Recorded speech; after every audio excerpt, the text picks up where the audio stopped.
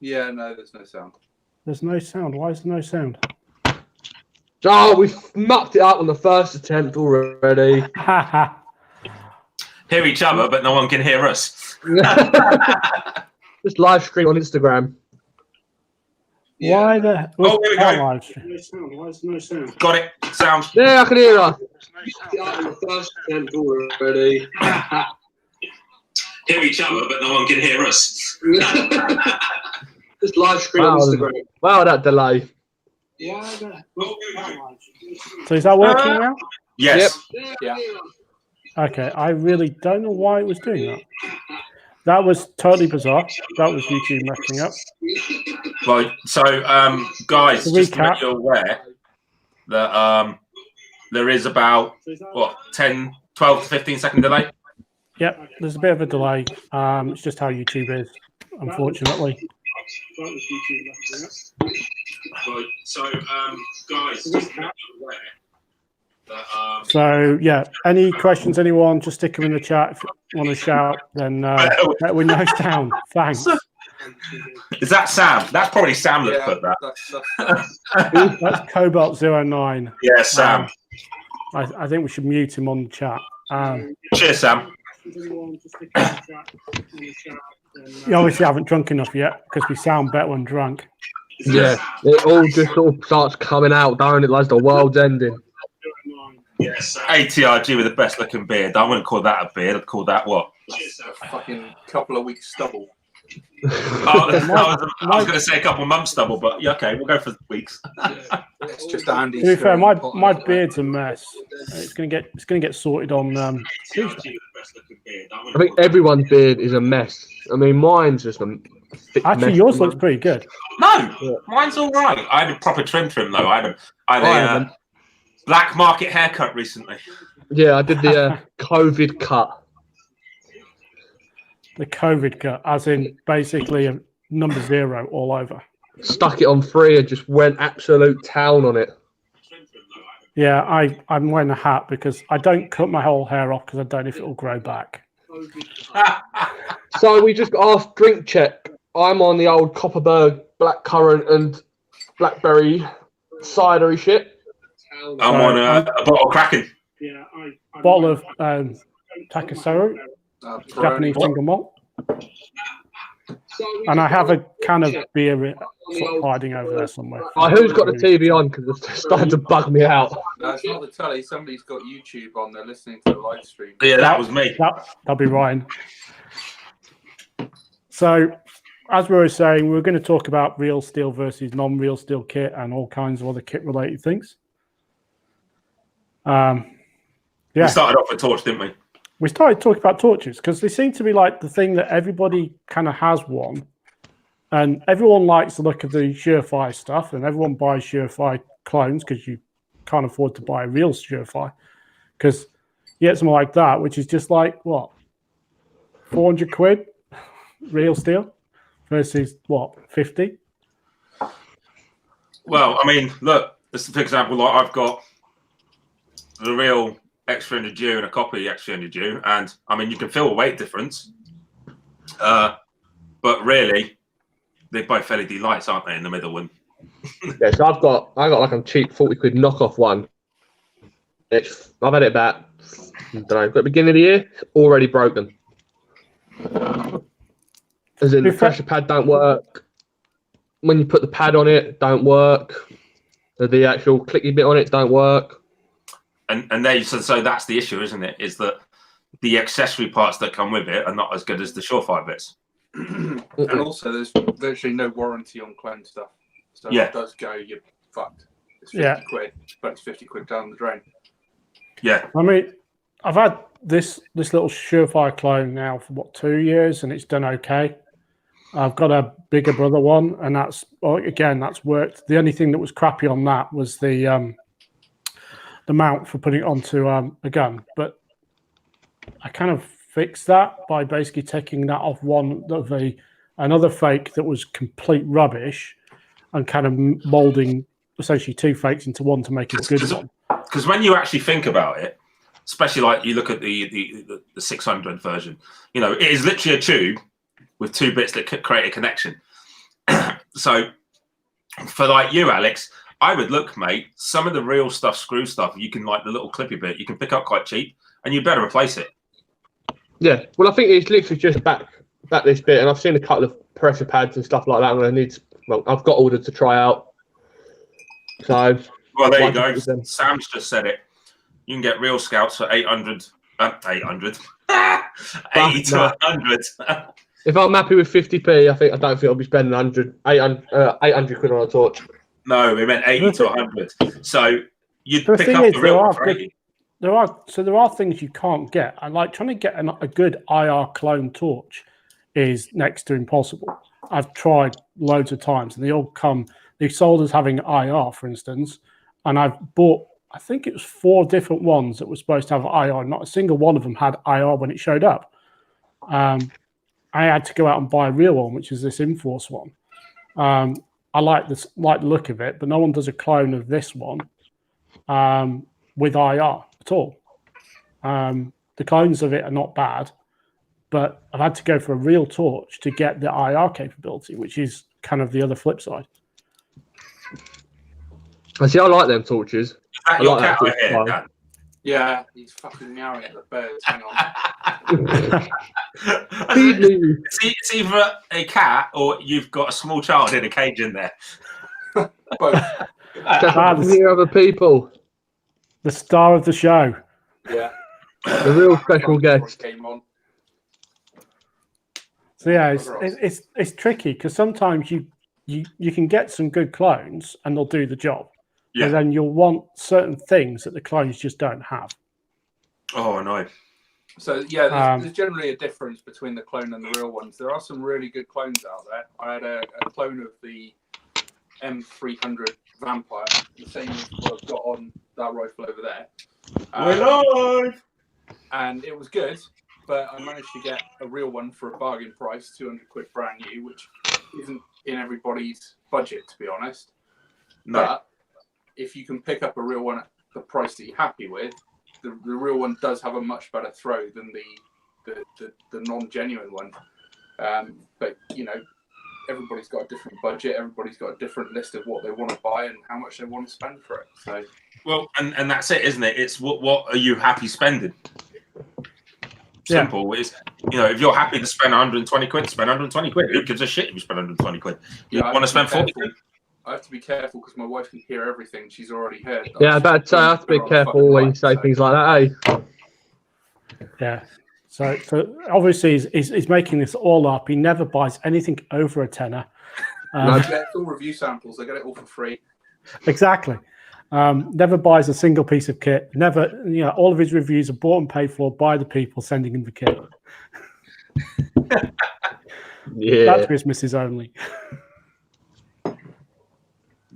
Disclaimer now. Disclaimer now. Any wives or partners that hearing it's not true, doesn't exist. It's all free. No, I've had it for ages. I don't know what you're talking about, love. Exactly. Yeah. I mean, this is the thing: is that when I was married, I basically hid stuff for at least 4 months before I showed my missus I got it. You know, I managed to hide an iPhone for 6 months before she actually noticed I had it, and I used it every day. Hey, Alex, you're being called out for not having a tactical cool background. I have a Cry shirt on the door. It's quite tactical and quite cool. See, I don't have a background. I just have stuff in front of me. I've got stuff all around me, it's just on the floor. Doesn't look nice. I've just got a helmet and my night vision, and yeah, just stuff. So Sam's just said it. He's like, if you're getting MV, then it's definitely, if you're going to spend money on MV, then you're going to spend the money on the IR toys as well. Yeah, I mean, I for instance, you know, MV is a classic example. You can have there's tons of different manufacturers of MV, and you can get, you know, various different quality MV kit. But then you start to get those little bits and pieces you need to work with it. So Element with their PEC 15 boxes, you've got so many different PEC 15 boxes, but there's such a wide variety of quality on them that you can have ones that will have the laser, which will zero, and the IR laser will not zero at the same time, and you know they can be both out. You can have one or the other. One of the things I started doing, I had an element for a long time, and it was crap. When I first started using it properly with a recoil gun, it would lose its zero every other shot, kind of thing. And then I got a GMP debel, which are not cheap. The GMP debels are what, depending on which one you get, up to like 200 quid. I think mine was like 135, 140. Yeah. And I've got both the GMP one, and I've also got the Black Cat, and they were both 135 on eBay. So for instance, I got two GMPs. I've got the small compact one and the larger one. But then I picked up because one of the annoyances with the GMP one is if I take this off, of course, it won't come off. So the hole for the PTT, I'd say the momentary switch is like kind of shitty. Yeah. The switch is like the worst ever. It's a little square blob with a round button, and it's awful. Is that a Black Cat one? Sorry. No, this is the GMP one. Oh, okay. It holds zero quite well, and it's got two sets of zeros for the two different lasers. Yeah. So that's good. So you can independently zero them.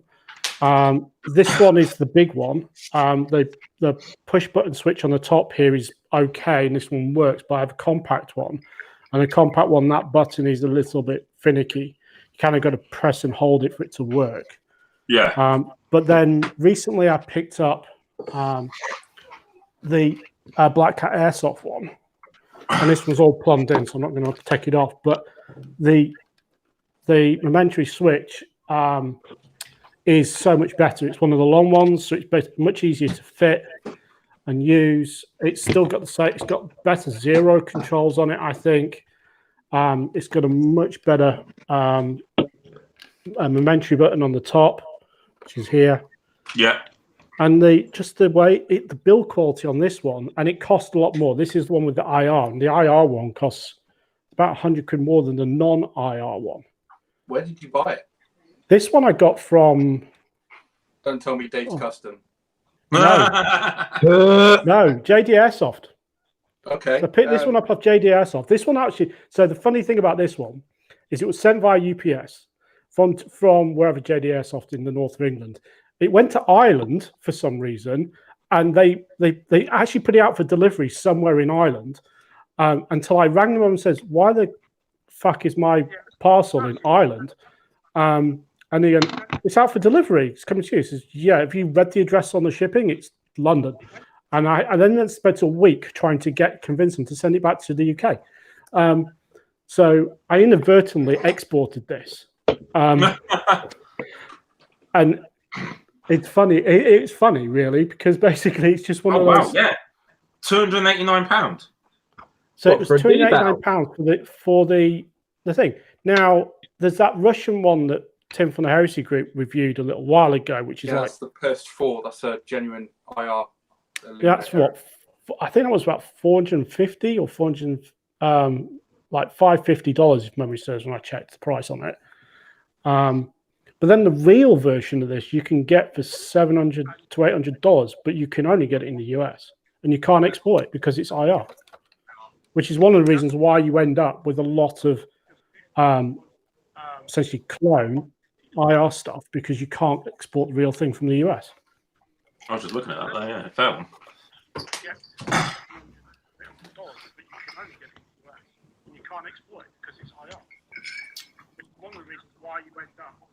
Who's I can hear someone talking. It's great. Might have been my phone. Might be my phone, just checking it. Let's see. Fair one.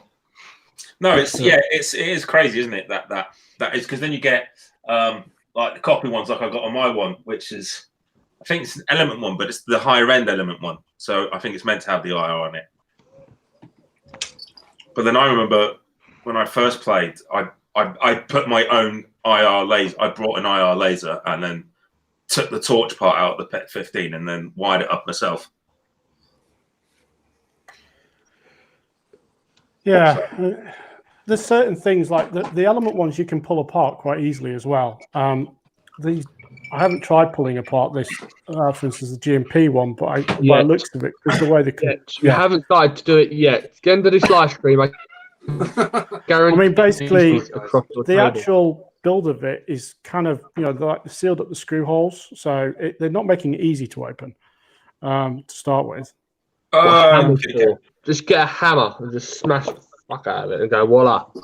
So as we're talking about like repo versus kind of real steel, if you want to call it real steel, I mean, so what do you class as real steel? What companies class to you as a real steel company, as the airsoft market likes to use the word? Obviously, for clothing wise, it was people say like Cryer, Patagonia as real stuff. But I'd throw Claw into that as well. Claw gear. What, as a real company? Yeah. What about UF? Not cheap. UF Pro? Yeah, but cost isn't. It's irrespective of cost, whether it's real steel or not. Real steel for me would be something that's commonly used by real military people who actually shoot. So if it's a copy or a very, very close copy, say for example like Viper's trousers, they're similar to Cry, too similar to be regarded as real steel, and the quality just isn't there.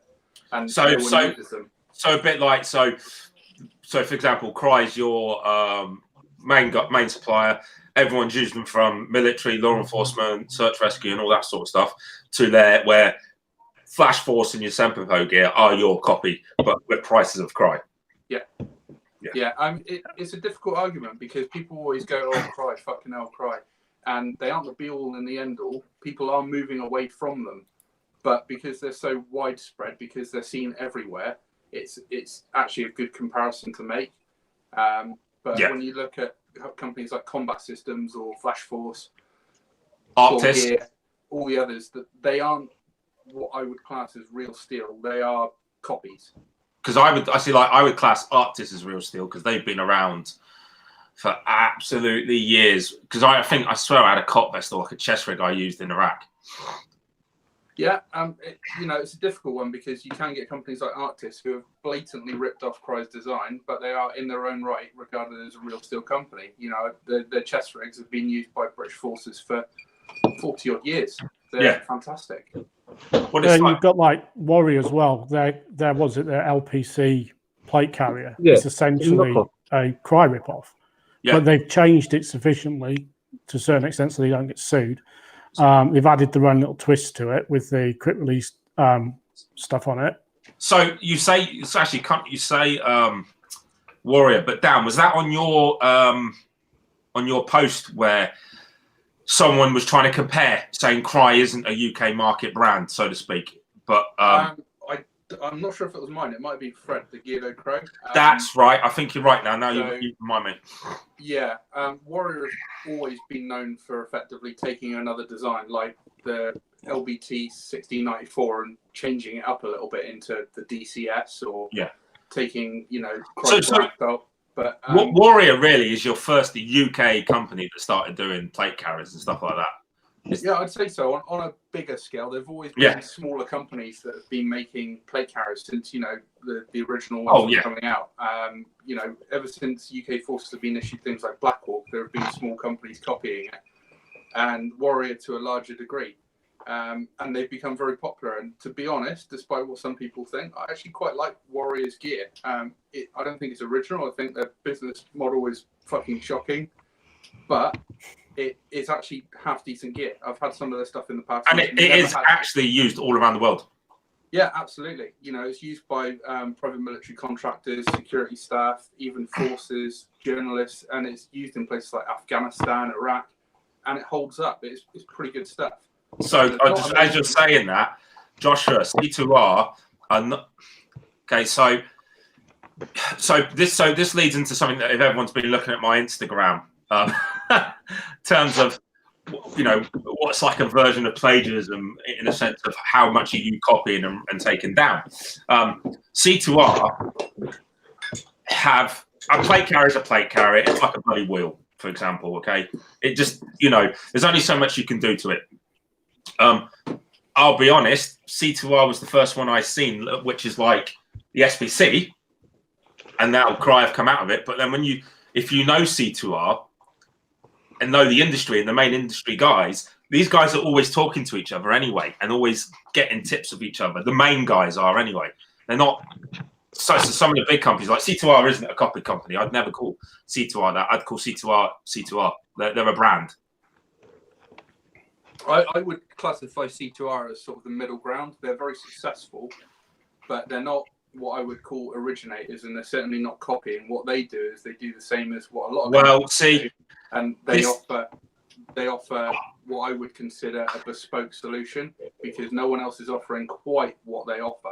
Well, the thing is we only see as a thing what the UK would use.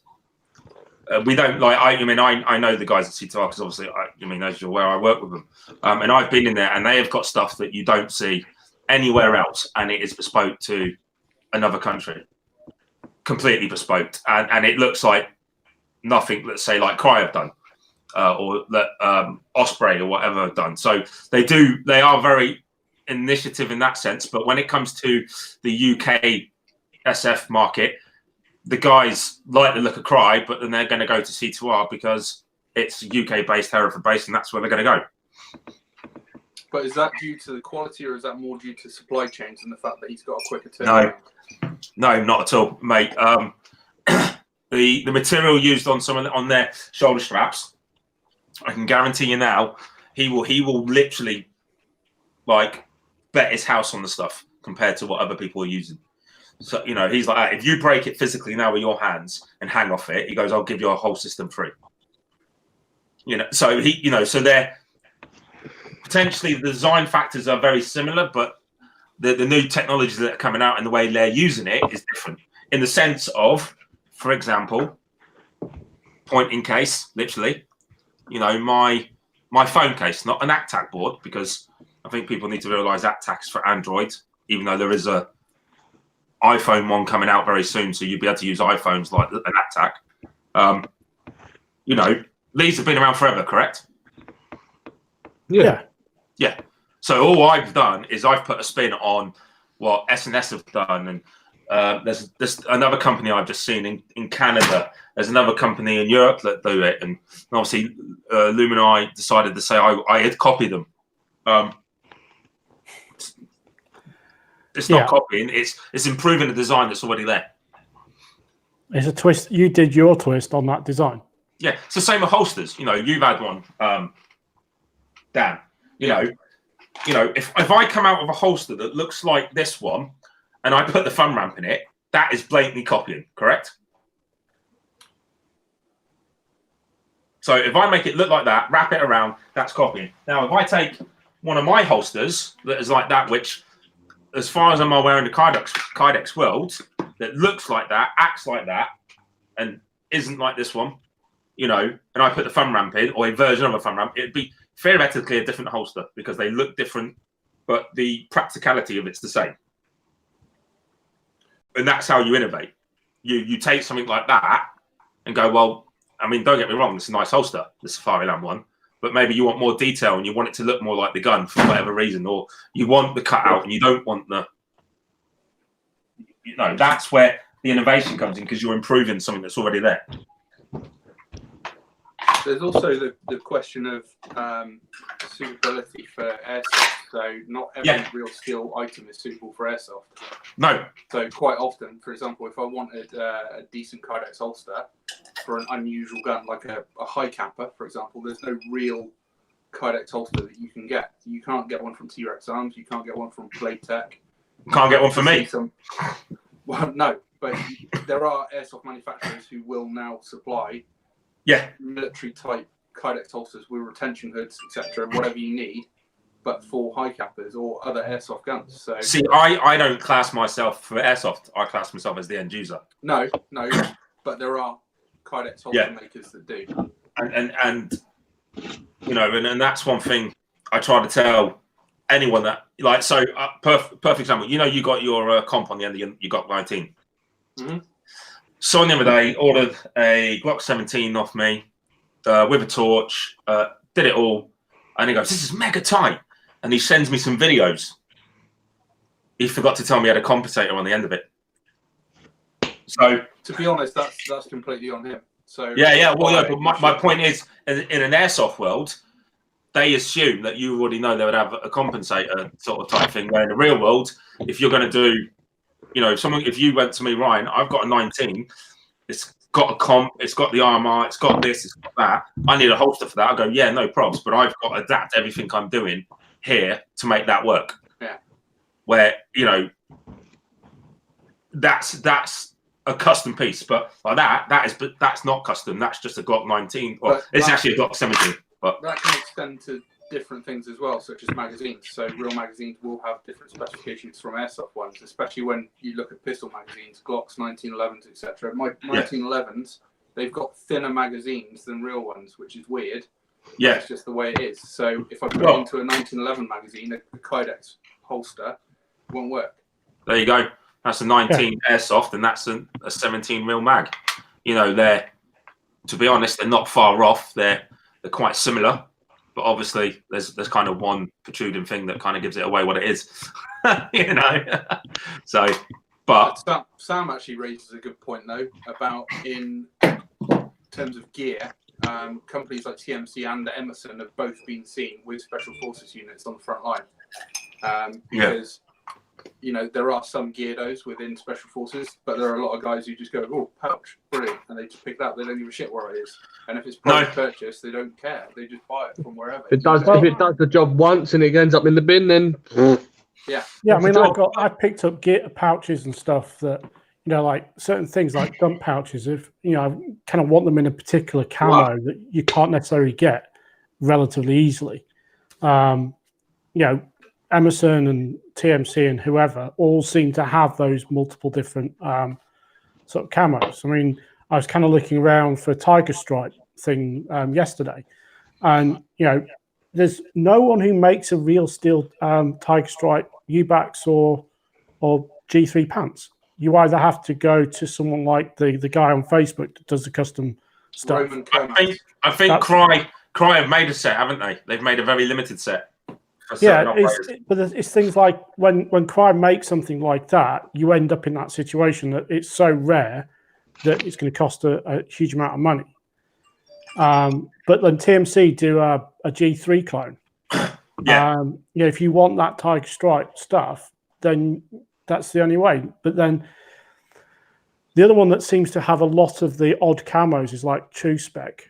The American outfit, they kind of buy themselves as a real steel outfit, and they supply police forces and so on. So here's one. To put a twist on what you're saying. If the material's real, do you class that as a copy item, even though it's not made? It's just cut in the same way. Yeah, I still would. The material alone doesn't make it real steel. No. TMC and Emerson both use genuine multicam material. It's still replica. It's not real steel. Yeah. And it's like their OR1 and OR2 stuff as well. What they do is they buy the stuff that doesn't meet QC for the Navy, because those companies that make it for them, they have those contracts to get. Sometimes you get lumbered with huge amounts of OR1 and OR2 that they can't use. So they sell it. So basically, if the camo's real, we all know that, because. I mean, when I would say copy in the early days, it was fake AR1, correct? Yeah, I used to have. I actually got rid of it. But what it is now is it's the QC side of it and the company itself that makes it that puts it into that little bracket of being a copy version. You're not going to say the IR1 shirt you gave to me, are you, Steve? Because it's right behind me. No, because that one, if memory serves, is the one I gave you was. Actually, an issue shirt, if memory serves. So that was actually made under Navy contract. Yeah. So, you know, funny old thing. Andy from Tap Belts has just said the exact same thing. It's the QC and who puts it together that makes it a copy item. Would you agree with that?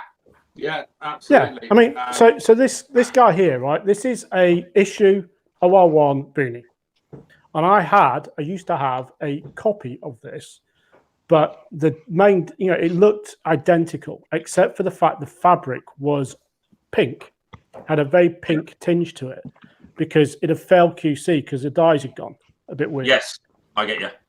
So if for example, we're talking about that now. So I mean, so Kydex itself. So I'm going to go into my little industry for the first 2 seconds. The Kydex holsters, pretty much, there is no. If I'm, the only thing, I mean, they use, I mean, obviously Safariland make Kydex, but theirs is more that, they've honed the thing. But everyone else that makes Kydex, even T-Rex Arms, you could potentially say, or GN Tactical, or even me, we're all copiers, but we have our, so in the UK, there's very few people that make Kydex holsters. So therefore, how would you look at that market? It's a difficult one. I mean, I'd classify what you do as real steel because you're primarily supplying to law enforcement and military. Yep. And part of your business is supplying to Airsoft, the same as T-Rex Arms, the same as Safariland. I've got Safariland holster on, not military, but I've got one. It doesn't mean that it's an Airsoft item. No. I think the real definition between fake and real steel is that the real steel item is the first, and the copies, the clones, are exactly that. They're just copies and clones. Yeah. And the thing is, it's the same with that, Len, because I just completely lost train of thought. You were just saying it there. Yes, I don't admit that that's not a copy. Mm-hmm. I don't admit that. All I'm trying to do is, like I said before, and I said to you, Dan, and I've said to everybody, is I'm trying to improve and put my spin on it. That's all we have. So people that are really in the industry, okay, that's all you're doing is you're looking at something going, you know what, I can make that better, or I can make it look better. But then it doesn't matter if tomorrow someone else comes out with a better design. To me, that doesn't matter. So I was talking to Steve the other day, like for Lumini to get that shirty over that, it just shows either two things: the arrogance of them in the sense of they think they're a massive player. Two, I don't even know. He must have been drinking, because why would you, if I mean, I'll say it here. He wants to take me to an IP lawyer, and it's like, well, the thing is, though, right? So obviously you talk about this. So obviously they posted something on social media again, and they were putting about Velcro hooks. I was just thinking, hang on, I'm making it sound like this is something that they've just thought of. Within about 30 seconds of them posting that, I was looking up and I was like, they've done it. Well, yeah. It's obviously something you've never thought of before, then, is it? Like you thought of it. Spiriters do one. I get these the Airsoft operators box. I think like 4 months ago, I think I got in one of the boxes.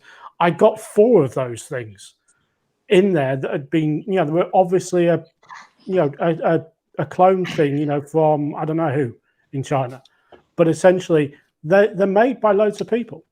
There's things that it's very rare to right now innovate, and so like if you were to look at the innovators, say in clothing, it's Cry Precision and the body armor and certain things that C2R are doing, especially like the new system they've put for the Royal Marines. I mean, I can't go into much detail, but like it is well thought out, and it is something that's kind of already out there, but they're improving it. And then that's great, because what that does is for that other company, it makes them have to improve, and that makes our market even better. I mean, there are companies, in my opinion, that are innovating a lot better than Cryer at the moment. They've kind of gone a little bit down in the water recently. The SPC isn't anything fantastically new or amazing. If you look at companies like Ferro, it's actually quite cheap. Sorry? It's actually quite cheap in comparison to everything else they do. Yeah, but if you look at other companies that not necessarily are expensive, Ferro has just released basically a whole new armor and belt system, and there isn't practically anything else on the market like it. Do you know what I like about Ferro? Is when Ferro started, and this is many years ago, they were classed as just copying everybody. And now copy LBT. They used to and now phone company. and now that started it. Who into skating in Canada, wasn't it? It is Canadian, isn't it? Yeah. And now he's, again, it's great because everyone else is. That's what I mean. It's like as as part of the industry, it's great to see other people doing stuff. So like for me to do that, Lumini should be like, that's great. That's going to push me to make my product better. Yeah. And instead, they got all stuck up on like the hinge and. Well, we don't like know. that. We don't know what it was, and I've messaged them, and like I said, he's trying to do an IP against me and the lawyer, but then he won't give me the form information. But do you know what? But I'm not fussed because I'm doing my thing. Guys, I'm going to invent a hat. I don't want any of you to copy it. It's going to be like Jonesy's hat, but it's going to be my hat. So don't copy me, please, guys. So it's not going to be like this one here at all, right? It's going to be exactly like both of yours, but you can't copy me. I mean, the thing is, it's like Andy's just said it. I love it. Sorry, most people in our industry that shouts at people about copying, they're copying themselves. Yeah, I mean, if you think about it, like a lot of the, like in case of the aforementioned people, we were having a discussion the other day when we were looking at their GPS holder, yes, and how they've made that. So the mounting system for the Molly that we looked at that and they looked like they're using a clone. Was it the Techlock? Well, no, but no, that was the compass one, the little tiny one. Oh, sorry, they use it for the clone fake Fortrex holder as well. Yeah, there you go. Yeah, the Fortrex holder looked like it was using a fake Techlock. Which, to be honest, if most of you guys here will know because you're all like me. You like, look, we got a couple of, I've got a copy of a few bits, and you've seen that this one, Dan, up quite well. The TMC copy Haley Heavy, which, like I said to you, I've got a copy Spiritus, and I've put it up against a real one. And sometimes you look at them, and actually, these guys that do this are getting better and better quality work out there. And it's a shame that these people are not putting it to better use in a sense, going out and creating. But it's a good copy. It works well. But I'll be honest, like everything here is real. I'm like you. I prefer to spend my money on something that I've got warranty and I've got credibility behind it. And I think that's where it comes from. Is that we want credibility. We want to know it will work. Remember when the first JPCs come out and ABSs? What was happening here? They were all starting to unstitch. Even from Cry, they were unstitching. And you're talking what back then? They're still £300-400 plate carriers. And the thing is, so like I got for my PM2.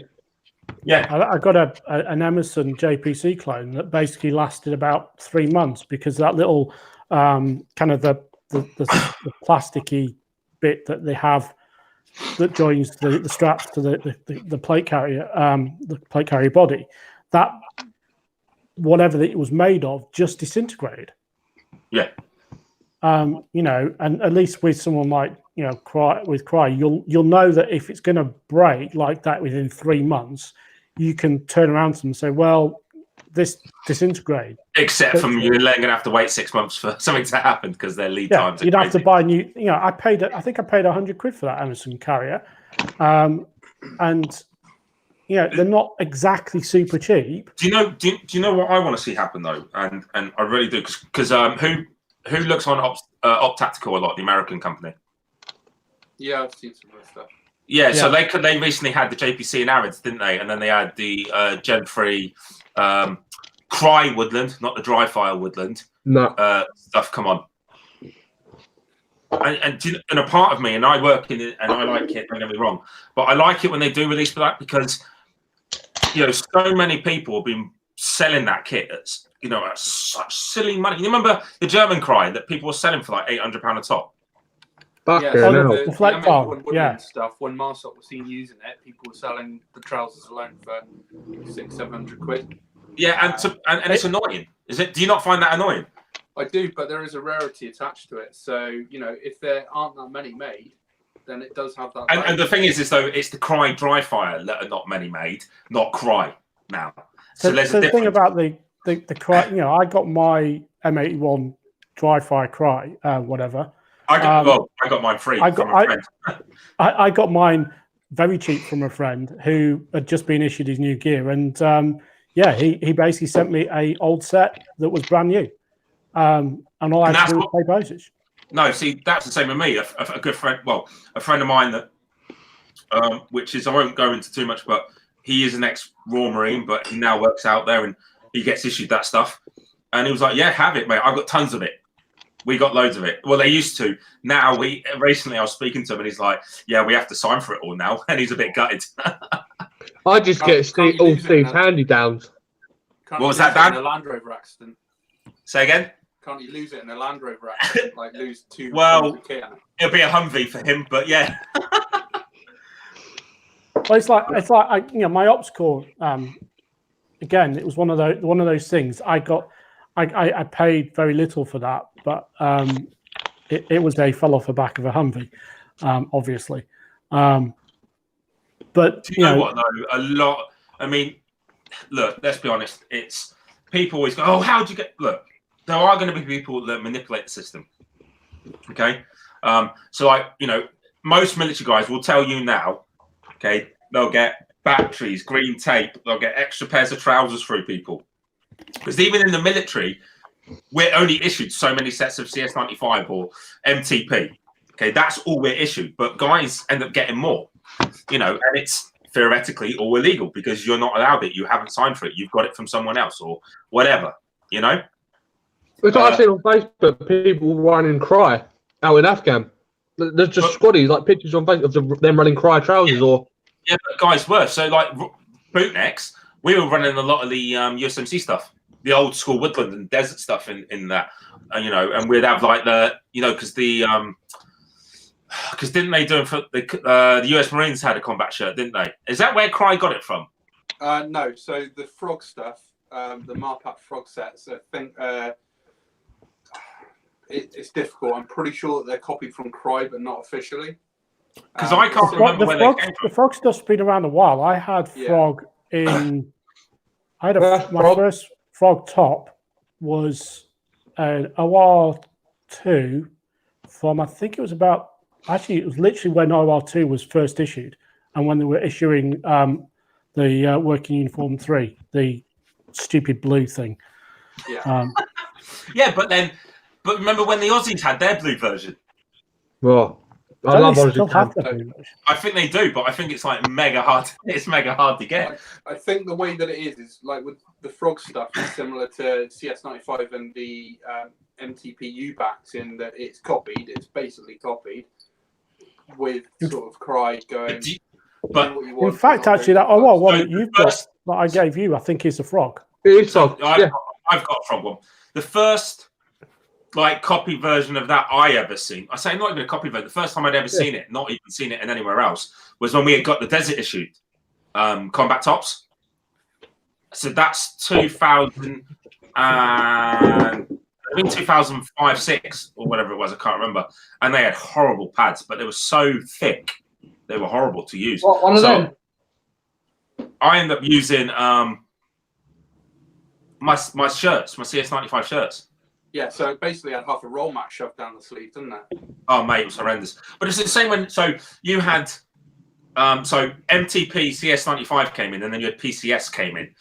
And when the PCS shirts came in that had the weird pockets down here, first thing I did, and I don't mind saying it, I literally got my knife and I cut them off, obviously nicely because you cut a hole in. And then I was walking around proper folded.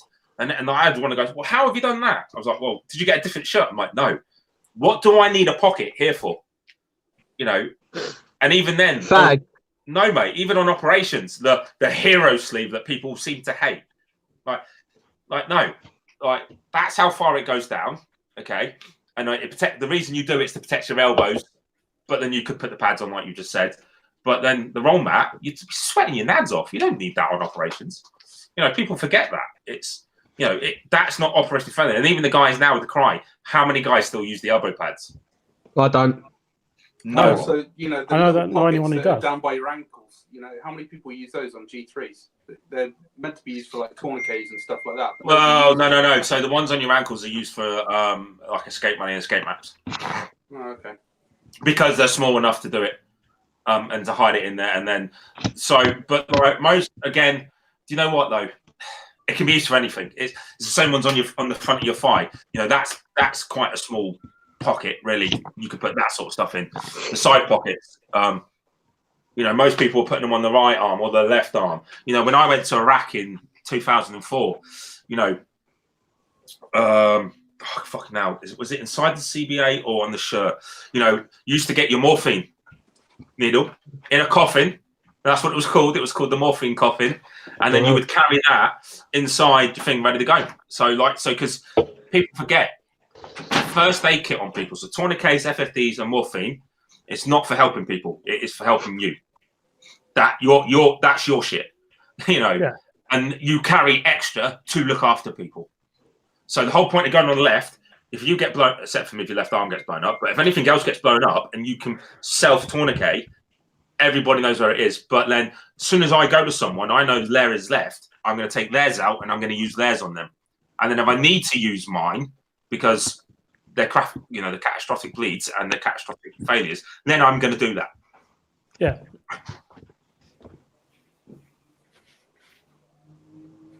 You know, so yeah. Sorry, I'm just going to read this. Yeah, Togus is paying out to buy. Yeah, but what people don't forget. So ITAR is American only, but you can get around it very easily. So ITAR is a funny thing because it relates to end user. As long as you can verify that the end user is authorized, you can export it. Basically, you just need an end user certificate and form. Absolutely, but it's a case of pain who in you the know. ass to get that unless you're in. So the thing. Yes, the exactly. thing about You're right. ITAR is it's the Wassenaar Agreement, which actually covers anyone who's NATO. There's a lot of things that are ITAR which you will kind of follow you anywhere within NATO countries as well. They are, but it's an American thing. So as in we don't have ITAR in the sense of we don't buy from France. ITAR is an implementation of the Wassenaar Agreement, and Wassenaar Agreement has an implementation here. So the Wassenaar Agreement actually covers a lot of things. It does. My normal day job, like for IT security stuff, a lot of the stuff that I do is covered by the Wassenaar Agreement, and I can't take certain things out of the UK to certain parts of the world on a laptop because they're covered by the Wassenaar Agreement. And ITAR is essentially an implementation of that in the US. Yeah, what I mean is it makes it harder for us where. That is for the rest of Europe as part of being part of NATO. Yeah. So you can go anywhere in Europe, but you can't go to maybe China with it. That's where America need to kind of relax that part because, let's be honest, we're their biggest ally there is anywhere else in the world. And, you know, who gives a shit behind your plates? Yeah, I think he's on about sticking stuff behind your plates, but I'm not sure whether or not that's a good idea. Well, as in armor plates? Yeah, as in sticking the morphine, etc., in behind your plates. No, yeah, I think no. It used to either be in there in the front, or it was. It wasn't even a pocket because we had CS95 shirts. I think it was in our shirt pockets that were in front of because when I went to Iraq, I had a CBA plate. Yeah. I had this thing that was covered here and the back, and I'm watching all these Yanks with huge body armors going, "What the hell?" And then obviously, with like the shoulder pads and everything else. Well, not even that, just a full plate. And we're like, what the hell? But not even just the Yanks, everybody. We were the only country, even the Iraqis had freaking, full body armor. And we're like going, because mate, there's pictures of me and I'm on a border in Iraq. I'm not going to say which one, doing operations. And we just ditched the CBA because actually in the end, it was a bit of a pain in the ass to use it. Probably weren't going to do anything anyway. And mate, do you know what? I mean, kits come on. Don't get me wrong. Kits come on great. I mean, look at the core. The core are getting ops cores. I mean, they've been using Team Wendy's. They've had the Maritime C2Rs kit, but in general, we're getting issue Cry now.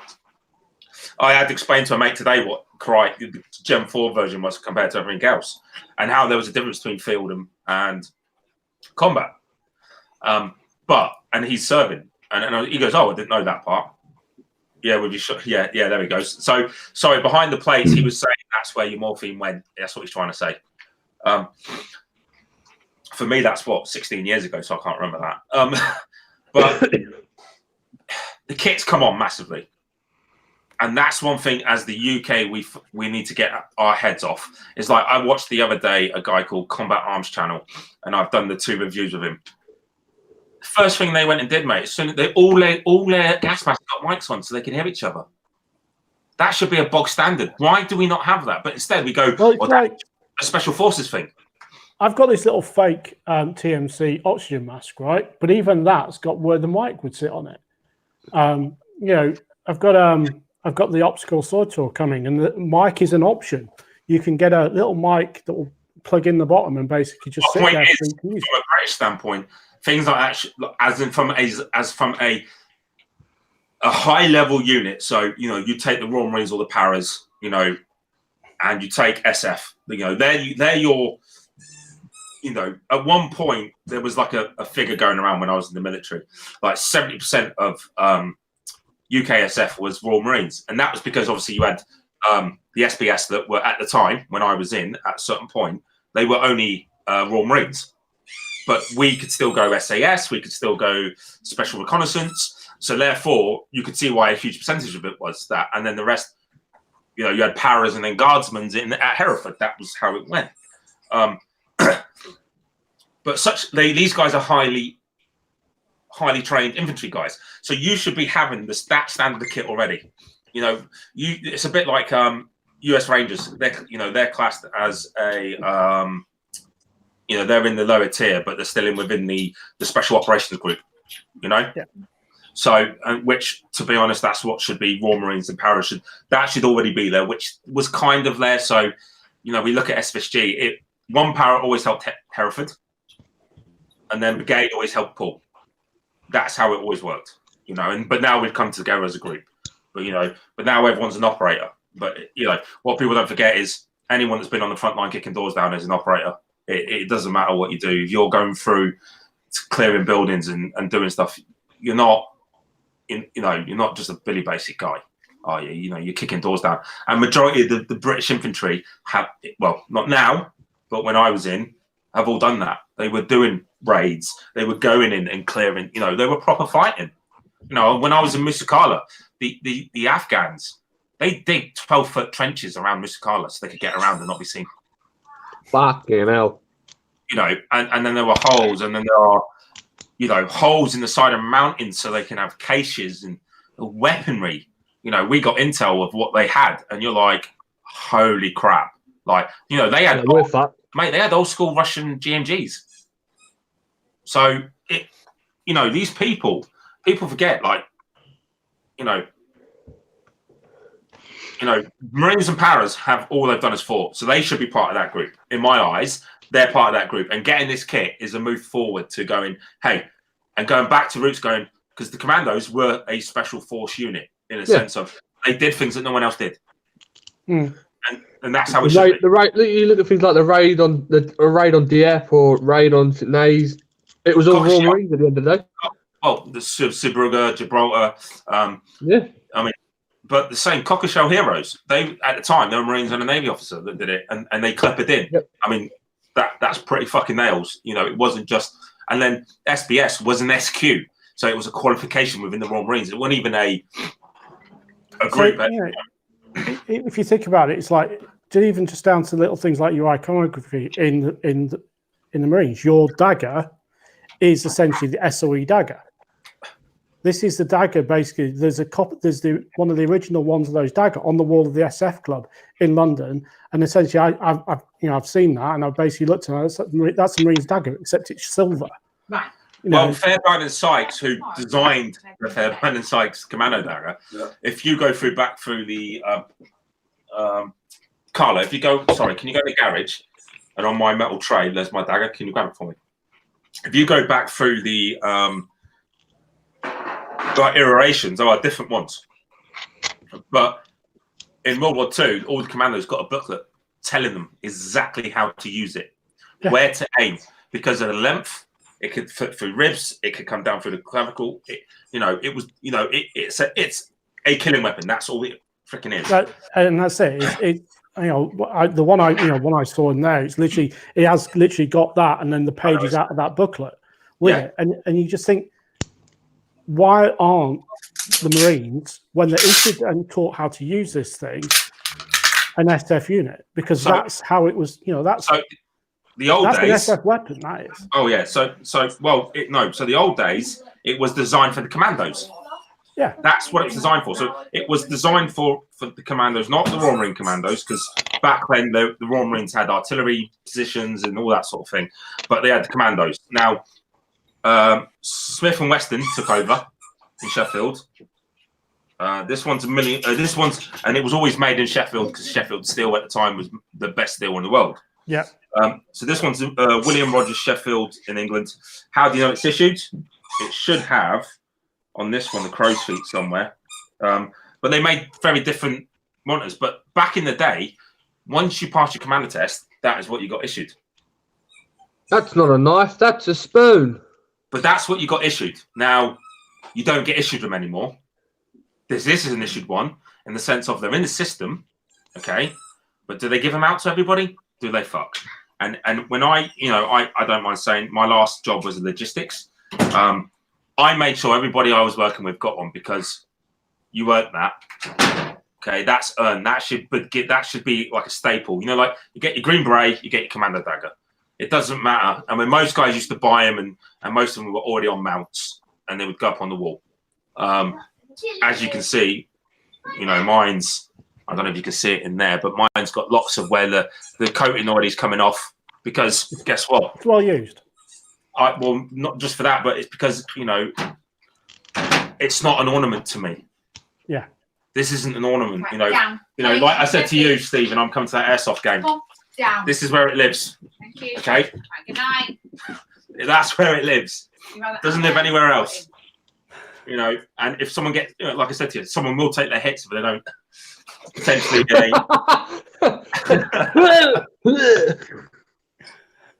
Behave. But yeah, during the night, he's going to be out with that night vision. Anyway, we won't see him for hours, but we'll hear. He's just gonna have that in his mouth, a nod on, and that's it. He's just gonna disappear. Look, that's a tangent. Anyway, coming from Dan, coming from your perspective as a reviewer, and mate, be brutally honest, please do, because I don't mind. As a UK company that's only, and I would class myself as one of 3 in the whole UK that actually make end user Kydex. Yeah. Where for me is how do we differ from the US? Because I know you've got some. So I think by the 3 you're talking about yourself, GM, and HW. Correct. Yeah. So. Because Kydex Customs is Airsoft. If I'm being honest. I'm not. I can't comment on the quality of what Kydex Customs does. I've never seen his work. Nor can I, or anyone else's. I'm not saying anyone else's. I can only go. I've seen GM. I've seen yours. I've seen HW. Obviously, I've done a lot of stuff with HW in the past, and his primary and your primary and GM's is primarily for forces, and in the case of GM, it's primarily police. I think the key thing between our market and the US market is the sheer scale. So and the civilian being an end user as well. Yeah. So in the US, you will have a bigger take up on the civilian end user. Well, because firearms are legal. I think just in general, I think their veteran community's a third of what the UK is in general. Yeah. So that's huge. You've also got the civilian shooter market. There's so much out there. I'm a member of a couple of shooting groups, Facebook groups on Facebook, and the communities are massive. Each major town or city, especially in state, will have their own go-to people for Kydex, their own go-to people for gun modifications, for ROR cutting, for Glocks and stuff like that, and for general gunsmithing. Oh, sure. So you're going to have a much bigger market, and some of these companies managed to go from being regional to national and global, like T-Rex and Blade Tech. But the great thing about T-Rex is they've innovated because they've gone out of just Kydex. They've started doing more. Yeah, but they don't actually make anything else. Everything else is made by Coyote Tactical. I thought they were doing weapon mounts. No, they're probably going to be made by a third party. So like the Haley stuff, it's made by Impact Weapon Components. They don't make hard weapon mounts or anything like that. They have them made for them. Yeah. So Well, I mean, they'll Haley get together do and their own Sorry, go on. torches, but they're made by Inforce. Yeah. Is it an example? Yeah, absolutely. So they know that they're not specialists within making lights. So what they do is they go, right, okay, we'll get Inforce to make it to our spec. So the Inforce Haley stuff doesn't have strobe, doesn't have IR. It's just literally momentary, and that's it. It doesn't even have push, tap to go on, tap to go off. It's just momentary. So you say that, and again, we're talking about light, and I hate to digress a little bit, but I've got the O-Light stuff. Yeah. And I've got is it the Valkyrie 2 that looks like the X200? There's one of them that looks very similar to an X200. To the X200, and also an Insight. Is it Insight that make another one, the TLR one? They make a TLR. I want to say copy, but it is different in its specification. Yes, it is. But I tell you what, the thing they have screwed up on is it's this end part here. So I find that they're actual. When let me just put it on this, just so I can explain it better. Because when we're out, okay, there I've got better movement on a Surefire, but I find on the O-Light one, because they've got strobe, but the problem is if you've got a proper grip on a pistol, which is like that,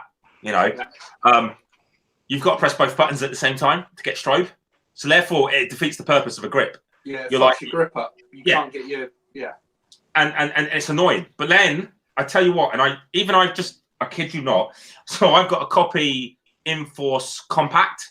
So it's is it the APLC, but then C for compact? It's like that big, isn't it? It's about half the size of this. Yeah, it's tight. No, it's even smaller than that. I'm on about the pistol one they do. Oh, the pistol. Inforce do a pistol one. Yes. And I know the one you're thinking of. Yeah. It's actually, like when you look at that compared to all the other lights, that is different. Okay, different shape. They contour the buttons into the actual to where the grip would be. I mean, I've got a Glock, but it doesn't matter what you're using. But so they come in. And the other day I found out even the copy one has strobe. I didn't know that, and I've had it for like 2 years. But I don't use strobe. And the reason is if you're going in already with lights and loud, the strobe's pointless. Also, you can't. I'm personally not a fan of strobe, especially with an airsoft, because airsoft. There's a lot of people with epilepsy nowadays as well, and you never know. I'm personally not a fan of it. Strobe's great for distraction in airsoft if you're coming from a different angle, because people concentrate on the strobe and not where you're coming from. But going back, to what I was saying with you, Dan, from the Kydex point, and I'm using Kydex because that's the industry more I know of. Dan disappeared and he's turned into a cat. How we look, mate, and again, like I said, how do you rate the three main Kydex? Because let's be honest, there are only 3 guys properly in the UK that do Kydex. How do you rate them to the Americans? Like what? I know I've seen on your blogs, but personally, what do you think? And be brutally honest, because if you're not honest, how can people improve? And if the cat answered then, I'd have been amazed. I would have Imagine on the internet. It would be a meme by the end of the night. Imagine if it had looked and gone, meow. Yeah, see you later. That's it. End of. Because look, I think this is a Blade Tech, and I don't even know what it's for. I don't know. I think I used to put my SIG in it, but I think it's for a Glock, but the SIG worked. That's my version. Very similar. But can you move it across? Because I can't see the top of it because of the. Does that work better? No, to your. Like that? No, I mean basically it's black on black, and I can't see it. I know, like that. I can't even do it, mate, because I've got a black t-shirt. White background above your head. Like that. Yeah, but further forward so we can actually focus. Oh my god, you're making this worse, mate. Jesus Christ, Steve. We're being a bit picky, aren't we? You're right, you can't see it. I'm just looking at it now on the YouTube and I can't even tell. It's like I'm looking at this and it's like I see his hand, but I don't see what's in it. But I'll be honest though, getting this to work was actually very hard. Like for me personally, to where I was happy with the thumb movement. It's kind of like reverse engineering. You're reverse engineering something because Yeah. you don't have a design. You've just got the original. You've got a made item, so you've got to pull it apart and figure out how it works. And Obviously, sometimes that's not that easy. I make Break it holsters. to make it. I do make holsters, but I'm impressed with this one. Now there is a bit of wobble, but I'm impressed with it. Like I know Safariland do this, and I brought it personally, and I'll be honest, to look at it, digest it. How does it do the thumb ramp? Okay, how could I make the thumb ramp better? How can I make it so it works for me in my holsters, potentially for a military client? Okay, and I'm not taking it apart yet, and I'm going to be bringing it with us. But I think people forget that is quite secure.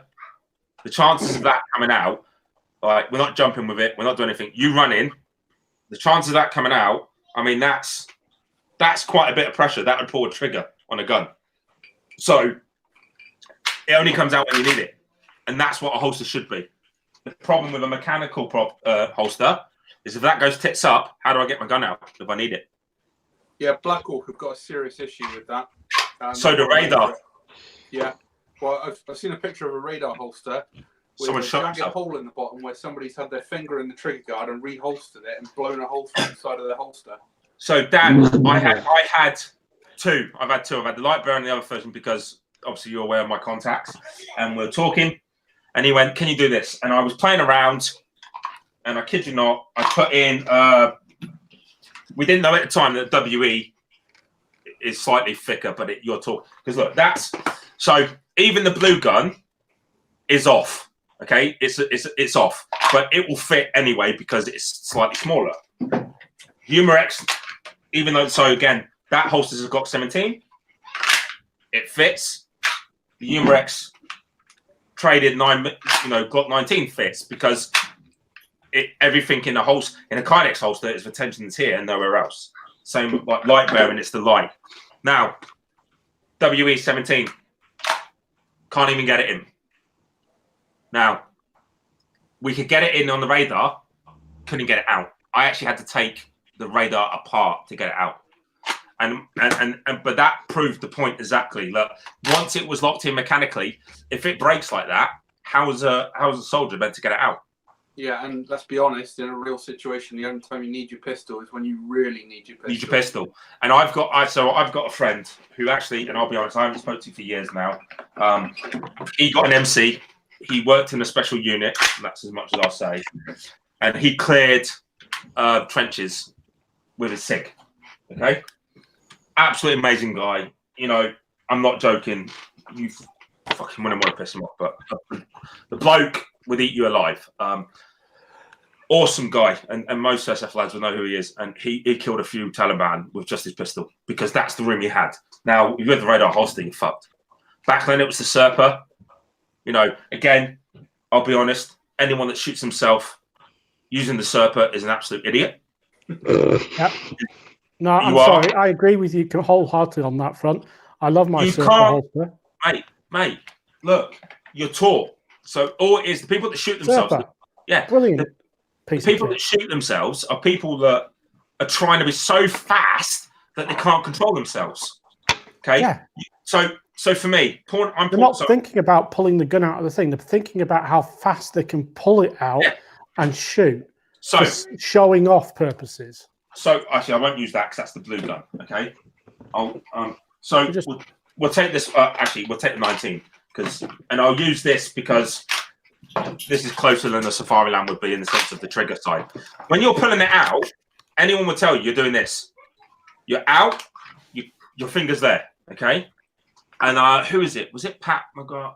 There was someone saying, as you're bringing up, as you're coming to target, that's when your finger's going in. Up until that point, your finger should never, ever touch the trigger. If you're touching the trigger, you're an idiot. The thing is, the whole point, the button on these things is in the right position. So when you actually push the button and slide it out, your finger should be on the frame. It's nowhere near the fucking trigger. You know what it is? And that's where free gun is a problem. Free gun has ruined it. Because It's designed to have your finger in order to activate in the position to be safe. Yeah, of course it is.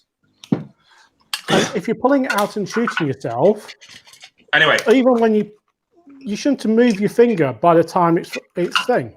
we digressed, and Dan, we were saying, how do you rate the British? Well, in terms of quality and innovation, I think there are some brilliant British companies out there. I haven't had much hands-on experience with some of them, like C2R, for example, but they have been known for the last decade and longer for being quite innovative, for supplying solutions to people who need it. Yeah. Where it would take an age to get it from elsewhere. Yeah. So, like the C2 Armor light stuff, there wasn't anything else like it. It was a very, very low profile, lightweight carrier, had no gimmicks on it. It was literally plates, mags, that's it.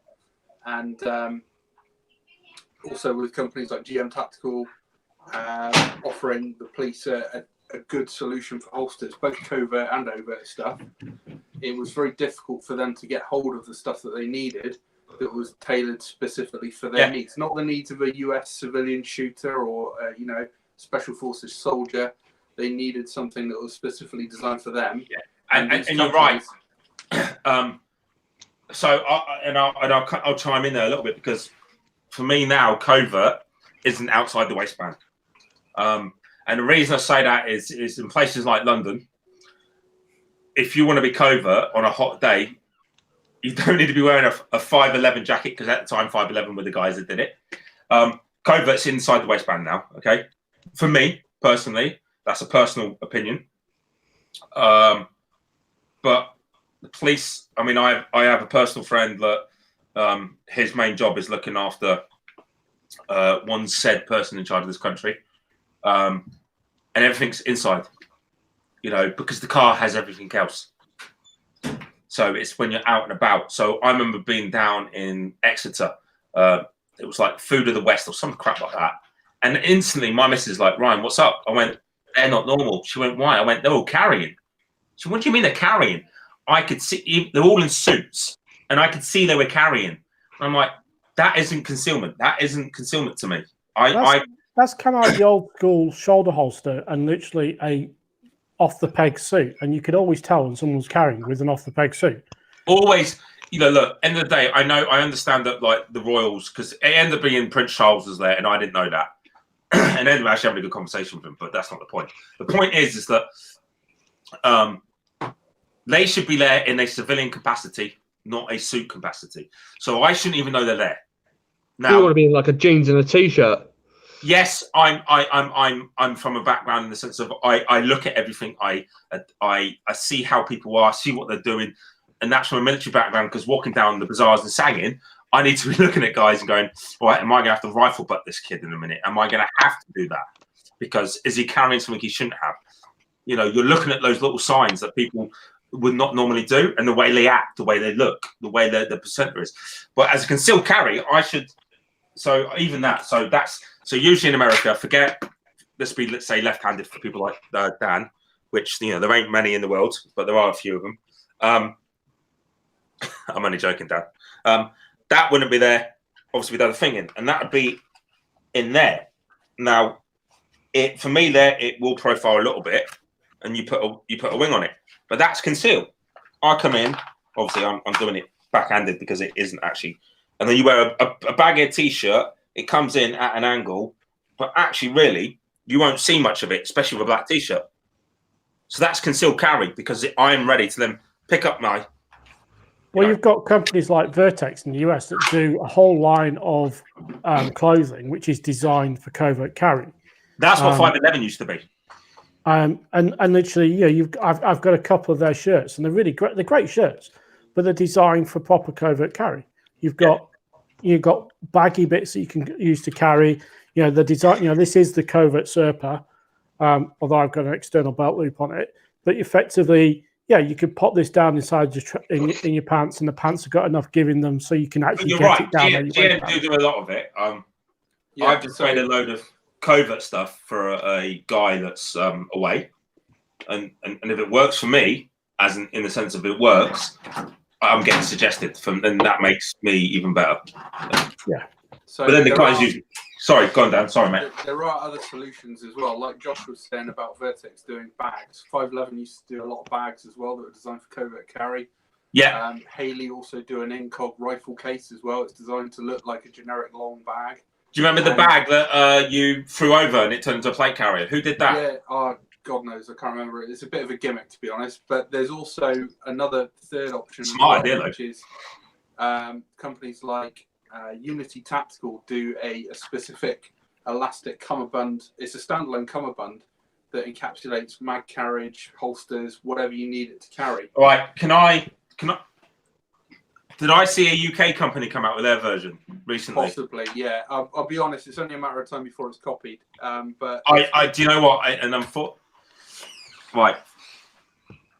It's No, actually, Unity I think- Tactical, and it's called the Clutch, and it's quite a good idea. Because yeah. it allows you to carry it slightly higher up, where you wouldn't potentially print it, and you could hide a lot of the bulk of a firearm under your arm. Yeah, and that's what it's about. I mean, UK, please. I mean, the thing is, look, they've been running them, but yeah. So, my stuff's gone out to UK. Like you said, Dan, I do. Look, I would say 75% to 80% of my stuff goes to end users, and then I get airsofters. But before, when I first started doing this, I was knife chief. I wasn't even bothered about Kydex holsters. It was only because at the time, I think when I've got a funny feeling like GM and HW and me all started at roughly the same time, but in the sense of Kydex works, but they went holsters and I went knife sheaths. Well, you started because you know Jimmy, don't you? So I started my first knife sheath 2014, 15. Like, and look, I have to say it and I'm gonna have to use it. So obviously I'll go back to this, okay. But I first made my compass holder in 2016. Okay, I could potentially go to the other company that we've already named and go, wait a minute, you're copying me. They've only did it last year. But actually the fact they've innovated and gone, oh, we could add this and this to it. I'm like, do you know what? I never thought about that. That's a great fucking idea. So I'm not negative because I don't need to be, because they're making me want to work better. So they're pushing me. Yeah. The same with the holsters, looking at TRX arms. You know, I look at their stuff and go, oh, you know what? I like how they do. And I think I did it recently. I did it on one holster for a guy in Australia where it come up a little bit more, because usually these type taco holsters, you always had to have this part clear because it got caught. But if you put spacing in, you don't have to put that there. So therefore you get that nice little angle and it makes it look a little bit different. But even then, you still got to make it a certain way so you can get a grip around it. I'm like, oh, I like that. But am I copying that design on that one? Of course I am.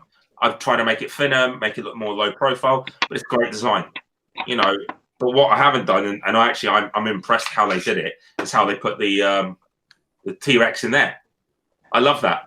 I've been asked for years. I've been asked for years, how can you do that on yours? And I've looked at it and gone, I don't know how I'd do it, but that's actually technically. No, I'm pretty sure. The holster's here, actually. Yeah, that's actually the best place to put it. It's a great idea. Wonderful. It doesn't affect the operation at all whatsoever. Yeah. I'm pretty sure how they do it. You're gonna have to bring it around, Dan. You have to come around for a cup of coffee and we'll talk about it. Yeah, when we're allowed to, eh? Well, you are now. Oh, am I? Yeah, as of today, we can now literally go out and get wankered anywhere we want. Yeah, I'm allowed. As long as we stay 2 meters apart from the person. So it's 1 meter plus. Yeah, but I'm allowed up to 6 meters from another household in my house. Right. But we got to keep 1 meter. So you're allowed to come around, mate. So pop down for a coffee and we'll have a chat anyway.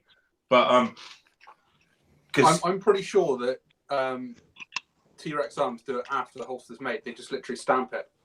I don't know. But the thing is like I said to Steve the other day, we were looking at another company, and I could tell by the picture that the Kydex had been burnt. Yeah. So looking at it, I'd be able to tell better. But yeah, you're more. Well, I could even come up to you, mate. It doesn't really matter, because I might be up Taunton soon anyway, because I'm going up to do some stuff. But I mean, well, saying that, I'm away from Thursday. To be fair, I've not seen what the T-Rex do on that, but I'm guessing if it's like a little indentation of a logo. I'll be back in a second. that's kind of like a little, leather stamp type idea where you kind of just heat the item and just imprint it. Just branding it. You heat the logo up and just stamp it in. Yeah, that's it. Not sure if you can see that. Yeah, it's just a heated stamp that is just stamped into the plastic. I'm pretty sure it's Kydex, isn't it? So it's basically everything with Kydex is heat. So you just have a little metal stamp of the logo, and that's just heated up, impressed in with a bit of force, a little clamp from a vice or whatever, and it's done. I mean, whether or not it's done during the forming process or it's done afterwards, I'm not 100% sure. I think it's probably done after, but it could be done. I would suspect it's done after as well. It's one of those kind of little things that you kind of do when you're finishing it off. Yeah. You'll have a machine that'll just do that imprint on the thing, and they'll just pop it. I think you'd be surprised. So some of these big companies, they're not that big. So STAC has got maybe 5-6 people working for it, and the same as T-Rex Arms. They're a very small company. A lot of it is done in-house, and it's literally they do it in massive batches of say 4,000-5,000 holsters, and that's it. They just send them out. I don't think they've got many people working for them. I wouldn't be surprised if. But they'll have a bunch of kit, a bunch of machinery that enable them to do that. So they'll have presses, they'll have forming kit and so on. And that'll be one of those, because they'll do it on every holster, right? So they'll have a piece of kit which is dedicated to that. One guy's going to take it from a bin of completed ones, stick it on, boom, done, move it into the next bin. You could get through 1,000 of those in probably an hour. It's one of those little menial little tasks that you just go boom, boom, boom. Great for production lines, and that's the thing. With plastic like the Serpa, that mold will be in the original mold that they do the form it. With Kydex, it's going to be an imprint, and they just have a machine that's going to go boom, done. It's kind of like printing a serial number on a metal case. With, for example, Safariland, they brand their stuff. So you can see a manufacturing date, and you can see what the actual holster's made for. And that's definitely done afterwards. And I'm pretty sure that's done with, just a normal hand stamp afterwards, and it's just branded into it. But it gives you everything you need to know. It tells you where it's made, it tells you the batch number, it tells you what it's for. Yeah, there's going to be with all this stuff. I mean, I've got some Eagle Industries stuff somewhere. I don't really use it anymore because it's all OR2 stuff, but like all of those, they have a little label on them, and on that label's got a little printed, and it's basically black ink that they just stamped onto it just to say this was made on this date by this. It was QC'd by this person, and it's from this batch. Sorry. I'm back.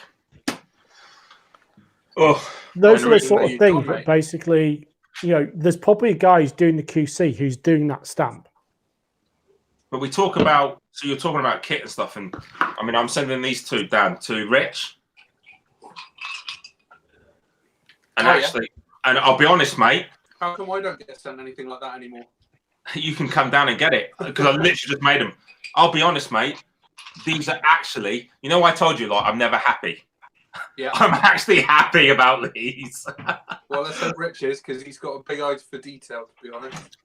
Mate, but do you know what? Like I told you when you came around that first time we met, I'm in there and I'm going, that shit. And I'm still looking at going, shit. But actually, from what my first M4 holder looked like, and the retention, I don't think you need the retention, but some people like it. The trick is, if you can look at it and go, yeah, I'd buy that, then you've got to be happy with it. So, and I'll be honest, I reckon, and I'm going to be brutally honest, in the UK market, that's the smallest concealed carry / on your belt M4 holder there is. Okay? That's a real, it's a PMAG. I've got some in your mags, the real ones. It's a PMAG. That's it there. That's good retention. If I can't pull it out, okay?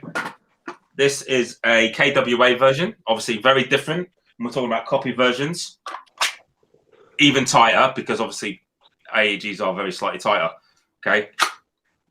I'm impressed, mate, and I mean that, and I say I'm impressed. It means I did a good job. I still think it needs that full MWS mag evaluation just to see if it will actually work. So I've put gas mags in, and it works. I can go and get one. I'll show you.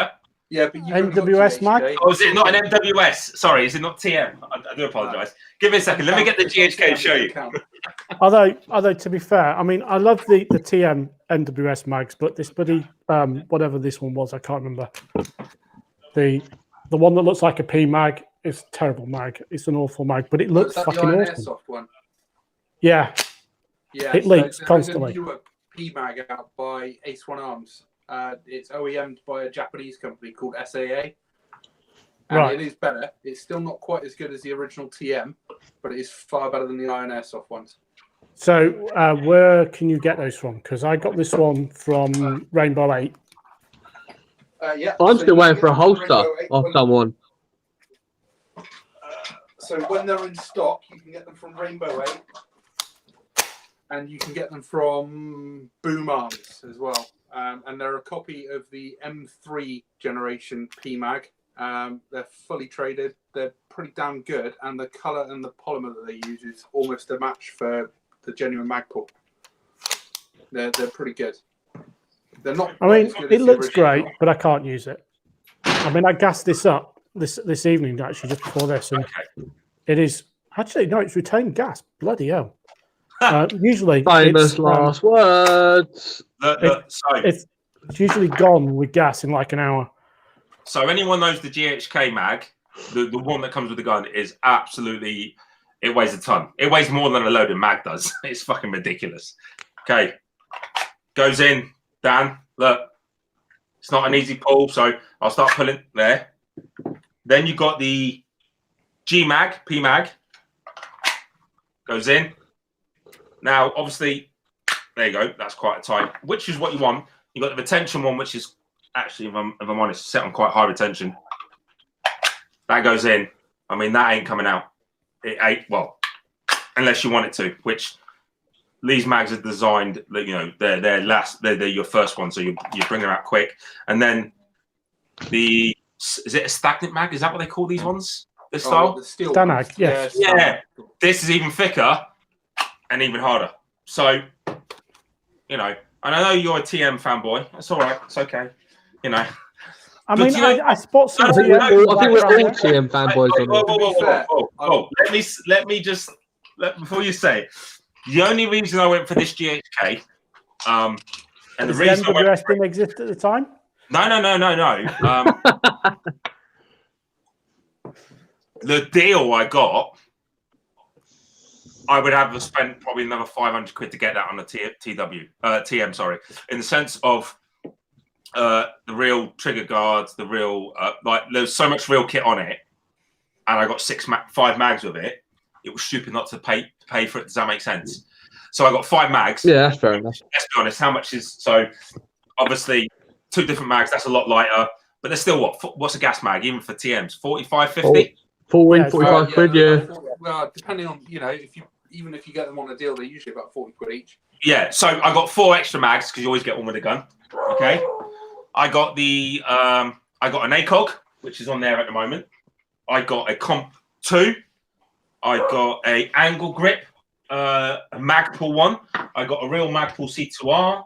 I got a real ergo grip. I got a real charging handle. I got a real like buffer tube. Like the amount of stuff I got for the value, I was not to get. And then I spoke to Gaz, and Gaz, who does my training but also works for Red Wolf, and I think he's a GHK fanboy, which is not. That doesn't matter. He's a GHK fucking is. But he's massive. He is. And he told me to go that way. It's the only reason I didn't go TM, because I wanted to go TM Delta. I wanted to get a TM. Okay, but to be honest, I already sold some of the stuff I got with the GHK, and it nearly paid for like a half of it anyway. But that's not the point. The point is that I went that way. But I tell you what, you've seen it, Dan. Obviously, I got the KWA ERG. Yeah. and you see it, and even you were like, actually, that's quite impressive in comparison, because really that's the only thing I would say that stands up to the TM in the electrical recoil world. So people think I'm a TM fanboy. I'm not. I'm a what works fanboy, and for me, 90% of the time it's TM. Yeah. Now I've had other guns. One of the best pistols that I've owned was a WE Glock Gen 4. It was brilliant. It worked. Now, I got lucky and I got a good one. I know people who've had bad ones, but it worked. And I've had other, manufacturers. I had a VFC 416 with a random mash of bits on the inside, but I loved that, and I liked it. It worked. Yeah, works great. But I'll be honest with you, TMs. I was always told from the first day I started, pistols just buy TM. Yeah, I was always told that, and I have. I mean, so in the old days, TM pistols were practically the only ones that were skirmishable. There are other skirmishable pistols out there now, but the TM ones have improved even beyond what the old ones have. The new, the Gen 4 Glock 17 that they've just released, this one, is that the one you just got the other day? Yeah. It's far above and beyond what the old Gen 3 was. And so, am I allowed to make you a holster then? Yeah, if you want to. Yeah, no worries. Come around and we'll do it again. Bring it around. Right. Are you keeping it? Am I keeping the pistol? Are you keeping the Glock? Yeah. Yeah, absolutely. Yeah, I mean, it's mine. I've paid for it. I don't get handed stuff for free. I generally. I'll tell you what I am going to buy. It's not just that. It's just that, I mean, I bought stuff that I would sell that I've reviewed and tested, because, at the end of the day, it's either not for me or it's just a shit. Sorry, I've just seen it. Obviously, I've just joined up. Us West Country boys have got to stick together. Correct, Andy. And I'll be honest, look, I'm not originally a West Country boy. I've North London, just saying. North London. No. I'm not part of these lot. Alex, I'm nowhere near from Wessex either. I'm, West London. West is best. East is. Did I not all tell you? I think on the last one, I was born in Germany while the war was up in West Germany. My old man was in the army. Like I don't know if I said it on the last one. Born in the exact same hospital as my mum and auntie because my granddad was in the army. You know what I mean? But I have only ever spent, and I kid you not, I'm about to count it now, 6 years out of my life as a civilian, because the rest of it was all in military camps. And majority of it now has been in the southwest. So even though I'm married to a tractor loving rugby lady over there in Cider, she likes her tractors and stuff, mate. I'm not being funny. The West Country is an absolute great place to live, and it's beautiful. And I would never change it for the world, to be honest. No, mate. I'm 45 minutes from the beaches in North Devon. I'm half an hour from Exmouth. I mean, I got beaches that you just wouldn't, And if I want to drive down to Cornwall and get even more blue beaches, it's another half an hour. Yeah. So, look, I mean, did you see the picture today, Dan, of Taunton Dean? Oh, no, mate. Is that the one with the sign telling people to fuck off back home? No. Taunton Dean coming south. Truck drivers couldn't park for that many caravans. There were like 30, 40, 50 caravans. Mate, if I'm perfectly honest, coming from Somerset, I don't mind if they carry on going as long as they fucking stop. Grockles need to stay away. Definitely. You know what Grockles means, Alex and Steve? I have no frigging idea. It means that you ain't from the country, so yeah, you ain't from round here. You ain't from round here, yeah. No, Colbot, Sam, mate, there ain't, bro. Mate, I'm away. Most people think that Hot Fuzz is a comedy. It's not. It's a fucking documentary. It's based on real life. Not being funny though. That's more like Uffcombe than it is like Tiverton and Clumpton. So Hot Fuzz was only filmed about 10 minutes away from where I live. The funny thing is, lads, is Dan lives like 10 minutes from where I used to be based. He only up the road from me. Saying that though, I had a guy message me today going, "Oh, I really like what you're doing," and he works for Artist, by the way. Oh yeah. Out of all the things, he goes, "Oh, I work for Artist." I was like, "Mate, you're from Tiffy," and he went, "Fuck off, you're not from Tiffy, are you?" Like, yes, and he was like, "How?" And he's an airsofter as well. Yeah, because it was from the UK. Well, like, you know what? I know who you're talking about there, and I've had a chat with him, and he's like, "Fucking hell, we're friends on Facebook," and I'm like, "Yeah, of course we are, you dick." Yeah, but that's the problem with Southwest. We haven't got any good airsoft sites. We've got a couple, but you have to travel at least to Bristol to get to them. I tell you what, though, and I'm gutted. And if they hadn't have made it so much money, I would have owned Southwest Airsoft at the time. Yeah, that was good. Down at they used to play down at Scrayston Fort. Well, no, they also had the warehouse. And the warehouse, well, mate, the warehouse. So again, ex-bootneck, ex-marine, because they had the commando dagger outside. They were idiots, and I say this nicely because they used half the warehouse. Why? And, well, you tell me. But they were really clever, so they were even better than the Strike Force because they built a lot of 2 tiers in there and put cars in there, which made it more kind of realistic, so to speak. Now, to be honest, the industrial state they were in, you actually, if they were smart, they probably could have used outside as well and brought you inside, outside. I rang them up when they went out of business. And I was like, you know what, fuck it, I'm going to have an airsoft site in the Southwest. There's no good indoor airsoft sites, you know, especially where me and Dan are. There's no good inside airsoft sites anywhere these days. Mate, there used to be a place out in Whitechapel which was frigging awesome, but that closed. The bunker they wanted to charge me £3,000 a month. $3,000 a month? Yeah, for this site. Okay. Damn, that's cheap. Mate, well, not down here, it isn't. You got to remember. You got to remember. Your flat may cost you $600,000 there, but down here you'll buy a mansion with 2 acres. You know what I mean? Yeah. So my flat is 1.2 million. So well, there you go, mate. You could buy a house with about 25 million acres down here. I remember a few years ago I went up to Hull for a job. With a scum. Fucking hell. I went up to Hull for a job a few years ago, and Sam, it isn't. They were selling a line of terrace houses, and there was like 15 of them, and each house was basically like £1,500 a piece. Bloody hell. And the funniest thing is, I literally almost, because it would be like great just to go in, buy them all, and turn them into a data center. Because one of the weirdest things about Hull is it had great internet connectivity because of their telecom situation, because it doesn't have BT. And I could have literally bought on a credit card the entire street of houses. So, digress from houses to airsoft site. I wanted it, but the problem was I would, to make it physically possible, I worked out what I needed. So, and at the time I didn't know the geography, like I didn't know Dan, I didn't know the geography of players around here. I needed 65 minimum on a weekend, on a Sunday, and 35 minimum on a Wednesday to cover costs. You know, and have a bit of cash, and which isn't that bad. There isn't massive numbers, but when you're new, it doesn't matter if you take over an old airsoft site. You've got to establish yourself. There's just only a certain amount of goodwill you'll keep. Yes, and I was like, holy crap! I don't know anyone, so how am I going to get marshals? You know, how am I going to Wembley? How am I going to do this? How am I going to do that? And I wish I had, because if I'm honest, and like Sam just said, Strike Force isn't hard to beat. And if you've been to Strike Force recently, is that the place we did the training at? Yes. Yeah. So you know the little room you went into, the little bit at the end where we let you guys go in and do a bit of CQB properly. By the range.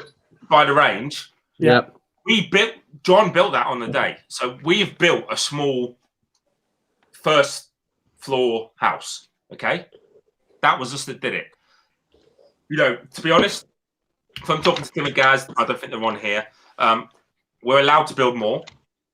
I think if I'm honest, Paul that owns it, I'd love to speak to him properly and I don't know him enough to be able to put a bit of my thought process into it, but I bloody would, because I'm an idiot and that's what I do. He's got the ability to put cars in there. You know, the ability to do so much in there is amazing. The property itself is like 50,000 square feet. Like, I mean, it's absolutely massive. Oh, sorry, Dan was saying. Sorry, Alex. So I played at Strike Force quite a lot when it first opened, and the idea was that it was going to continuously evolve, and it just never happened. No. And you know, with all due respect, if Paul is listening, it just fucking went downhill. And well, speed's off now, isn't it? Well, it's not even that. It's to the point now where it's used as kind of a magnet for cunts, so that everybody else can have a nice game.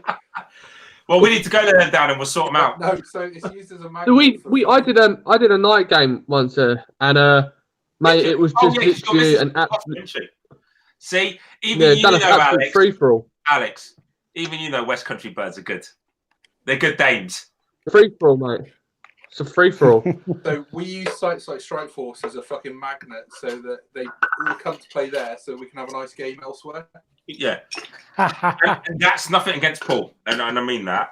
No, absolutely, but he needs to get a grip because some of the rules. Mate, on he site does, and actually, I spoke to Tim and to Gaz, and Paul isn't adverse to us adding more to what we've already done. Because realistically, we turned it into like a bottom floor house, as Alex and Steve are aware, and you know, it makes it more playable. You know, it's annoying because when you anyone see the Leicester? You've seen it, Alex, didn't you? I tagged you in it. The Leicester Airsoft site where they got the farm and then they got the outside and they got the woods. That's what I sent you in the what? It's the one I sent you in the WhatsApp. Yeah. No, I've not seen that one. Dan, that's the one you sent everyone today. Yeah, that's the one Dan, I'm not joking, mate. They've obviously taken outside barns, turned it into an inside. They've got then built trenches on the outside, and they've got a woodland. Looks phenomenal. I mean, like they're trenches, isn't they? They're done with a proper 360 excavator trench. They're like 7 feet long. You know what? I have actually seen a couple of shots of that. I've been fucking busy over the last couple of weeks, but I've seen that they've like completely landscaped the whole ground. Joshua Cowap, if you're Exeter, mate, I've never played there. By the sounds of it, because the way he's put the comment in, going certain large of Exeter site is a shithole. I've never been there. Magnet for the southwest. So assuming he's a big. I know exactly which site he's on about. There's actually more than one in Exeter. Because there's the one you see from the motorway, and there's the one if you go to back road, isn't there? You see. Yeah. So they're both pretty shit. I'm actually banned from one, which is a long and interesting story. No, you know why you're banned? Yeah, I do know exactly why. No. Do you know why, though? Really? Well, because I'm a free thinker. Yeah, you actually mean that. It means that you've done something good, and they don't like it. Well, I shot somebody in the face. If that counts as being good. Mate, I always shoot people in the face. Hey, if you shoot in the face, get shot in the face is better than second place. The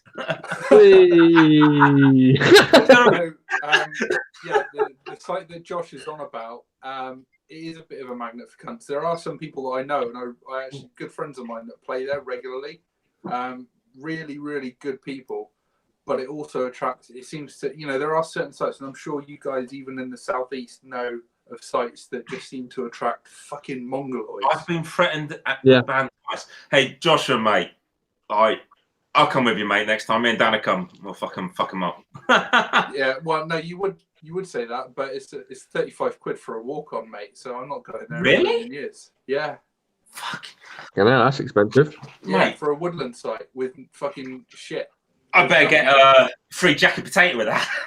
Free jacket potato. Get a free hand job. No, £22. It's only 22 quid for woodlands. Yeah, so Spartan, where I usually play, is 20 quid. Their CQB site, which is actually fucking fantastic. Which we might be doing more off there, by the way. Yeah, so I didn't go to that training event that you guys did there. No, I was in the south of France at the time, but Gaz and Tim did a really good job. But it's quite an organic site because it was a college. You don't have like a fake building set up. It's a real building. So that's what you want. Did you ever play UCAP Virus, anyone? No. Okay. Which UCAP one? Virus, the one down that was in the old mental hospital. No, so I've played the UCAP prison in Portsmouth and the bunker. No, it's Gloucester. The bunker's in Portsmouth. So the prisoner, the original prison was in Redemption. Yeah. So the original prison one was in Portsmouth that they did, and then they did the Gloucester prison one as well after. So look, right. I'm not going to go through UCAP. I know Andy Stevens. Yeah, we're not. It's sore subject. Anyway, let's not fuck around with that. But I'll give you in the sense of the bunker was amazing because there was nothing else like that at the time. Yeah. Okay. Virus was my first proper CQB site. tiny as it was, I tell you what, if you want to, at the time, man, for CQB, getting your blood pumping, fucking, I loved it. Like, I tell you what, I'll tell you a story about that place before it got knocked, because it got knocked down. But there was a few doors that were never opened because they were locked, physically locked. And we're in there one day and we're playing a game. At the end of the day, everyone wanted, because they knew it was going to get knocked down. They wanted to know what was in this doorway. Okay, so they're like this, right? I'm stood there watching people and they're kicking it. No one could break through. And I'm kid you not, and it's not me trying to. I was like, look, fucking move out of the way, you bunch of tosspots. I went, if you're going to go through a door, let's go through it properly, okay? So going through a door that is locked, use your body weight if you haven't got an enforcer. So use everything, but you've got to contact everything at the same time. It's not a case of hitting it with your shoulder. You've got a shoulder, elbow, knee. Mate, I smashed through the door. I actually ripped, you know, obviously on any doorway, you've got the inside, you've got a fall completely in, I don't know what it's called. Yeah, you got the frame. Yeah, I ripped the inside frame off the wall. I got through it, okay? And I was like, it was a cupboard in the end. It was nothing in there, but I stood there watching for about 10 minutes, watching people trying to kick it like as hard as they could. And big guys kick it, as in, you know, they're going, I'm like, fucking move. And I took 2 steps back and I went through the fucking door. I was like, look. But the site itself was amazing. It was tiny. It had little hideaways. It had, like, I mean, you couldn't beat it. And that's where, like, Strike Force are without, and it's a great site, are fucked because they've you know, it's like they put a thing in the middle and everyone can get to it 360. Well, you shouldn't be able to get it from 360. You need to make it so it's like 2 angles. Yeah, so and the plan, they could do with a little bit of tweaking in the way that they got it set up, and also the immersion's completely gone because you're literally shooting against curtains and pallets. Yeah, and do you know what would be really good? Some of those boards, and I kid you not, you could put them on wheels and lock them down and move them. So every weekend. So that was the original plan. They were going to do that, but they just never got around to it. They got complacent and lazy. By the way, I'm going to buy it. If Dave Skinner's watching this, mate, I'll have the large T-shirt off you. I do like the 30-second out T-shirt flag behind you. I'll tell you what, I'm a massive fan of 30 Seconds Out. I've got Terex do a very similar design. But I will say this now. You may see very soon, potentially, a misfit or a bearded hat in SEAL Team in America. You may not. It's I'll not look out for it. I'm sure I'll get asked 20 fucking million questions on it. But have you actually sent the parcel yet? No, I'm waiting for your shit.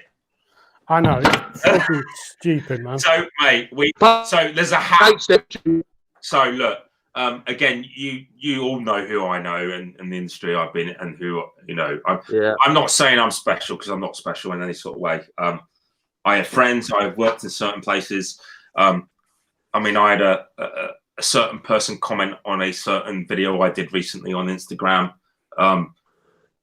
Look, I know people. I know people in America. I know people that have done shit, you know, that people we all wish we had done or I've been lucky to be a part of. You know, I've got friends who are part of certain agencies that actually no longer exist now. And that's very true on one of them. But he's still doing the exact same job, which cracks me up. But I gave a hat to a guy which you're special in some ways, right? Sam, come down, mate. We'll have a West Country special. Fucking rub your beards together. We can, but he's a lot more fucking ginger. I know. He's a lot more West Country. Yeah, he is. But honestly, like, and it's not big enough. I don't need to big up. You know, I know people in the sense of because of where I lived and what I did. You go into it's inevitable, you know. And I sorted out a guy, and I don't mind saying it. Justin, mate, I think you've made Alex jealous. Yeah. He's just walked off. Yeah, Justin, who's Brock in SEAL Team. Me and him have actually been chatting a while, and actually, I have, and I kid you not, I have followed that guy before he became where he is now. He used to put masks on these pictures on Instagram. So you're talking, and you might have followed him, Dan. You're talking that's like 7 years ago, sort of. So I didn't follow him. I actually followed. I followed Dieter. Yeah. Before I followed Justin, I had no idea who the guy was, and I followed Tyler A. Gray. Yeah. Who's the other guy who plays. He's got a nice fucked up arm. Yeah, so he's always said that he's ex-Ranger, 75th Ranger Regiment, but he's actually also ex-Delta as well. So people don't realise, you know, I know a few Green Berets, okay? It's mega weird. So within the Ranger community, you obviously you can either join straight up as a Ranger, or you go Army and then you go and get your scroll. And then you join the 75th Regiment. Just because you have a tab doesn't make you a Ranger. It just means you've done the course, which, again, people may not know. So, like Matt Best, who does Article 15, I think he literally went in as a Ranger and did a Ranger, and that was it for like 4 or 5 years. Like, where you got, I think, Vincent Vargas. He may have gone in, but he did something like stupid years. The old school way used to be that you'd be Army, then Airborne, then Ranger. So you had to be a triple volunteer, and that was the whole thing. As a Ranger, in the Army world, you never went Green Beret. Yeah. You went CAG. Obviously, everyone knows what CAG is. CAG's Delta, Delta's CAG, and everyone knows where they come from in the sense of what they were, where they've come from in the sense of they copied the SAS. Everybody copied the SAS. But what people don't realise is the Green Berets they are special forces. Now, I've got a friend that I know that's a special forces guy. He's actually quite big on YouTube. That's someone actually. I think someone's asking me a Facebook question while we're live. He's a Ranger from start, but he went Green Beret. Now, the Green Berets are famous from Vietnam. Yep. Obviously, fucking, what's his name? What's the actor? John Wayne. Oh, John Wayne. John Wayne. But if you go Ranger and go Green Berets, it's looked down on. Okay? It's actually looked down on in that industry, which is crazy. Because like, I've got mates. I've got a very good mate of mine, actually one of my best mates, who was on the live stream with me, Scooter, who's ex K9 specialist, worked with 7 Special Forces Group, you know, and we got friends that are, you know, CAG, Special 7, who are Green Berets. And it's like these, you know, and it's amazing how you look at them as the Special Forces and as we all, but as the outside world, but within the CAG, in the SOG group, they looked not down, but like they looked like, well, you could go Delta, why have you gone Green Beret attitude? Does that make sense? Well, it's kind of like the SEAL teams. You've got the normal teams, and then you've got Dev Crew. Yeah, well, the thing is, people don't realise you can go SEAL from a civilian. Yeah. And the thing is kind of one of the major differences. Tier 1. But when you look at like the ODAs, like the Green Berets, they have a very different mission set than, you know, CAG. Green Berets, and I'll be honest, are like the bootnecks of the US. Yeah, so even though the Marines are Marines, they're not. They're not. If that makes sense. So they more specialise in what they call foreign internal defence, which is training local forces. Yeah, which we would call. So, if anyone that's watching this, British, it's like an omelette team. You'd call it an omelette because that's an augmented operational mentoring and liaison team. Yeah, so it's exactly the same. But don't get me wrong; it's just not just Marines that do it or SOS in its own. But my point is that's very similar because they go into country and they embed themselves within a unit, and then they crack on. Whereas for the most part, you're sort of tier 1 teams like DevGru and CAG, they're more door kickers. They're what's the word I'm looking for? They are what's the word? Direct action. Thank you. Yes, exactly what I was looking for. So they do the things that basically you don't necessarily want normals troops to do. But do you know what? You say that, but guess what? 4-2 Commando on, I think it was Herrick 12 or 11. Okay, that's all they were doing. Direct action. But do you know why? Because there were so many people needing to do it They couldn't just rely on one UKSF group to do it. But you got look. But I mean, if you think about it, that's kind of almost a failing of organisation. Yeah, of course it is. Up until about 2010, and I'm going to say 2010, 2011, the SES were not in Iraq, in Afghan. They were doing Iraq, and they were doing what were they called? Task Force. Someone might else might know. That's what they were doing. The counterparts, which I don't know who they are. Alex is basically being loud. And it's echoing. Alex, what are you doing? Hang on. So, and obviously the counterparts were doing the stuff in Afghan. But even then, they were doing other jobs. And I can't go into it, and I'm not going to go into it, obviously, as you're aware of, because it's not right to do that. But you'll read about it in 5 years when Middleton releases another book. Look, and again, Dan, you might know, and Steve, you might. I work with Ant. Ant was in my section on Herrick 7. No, I know Ant.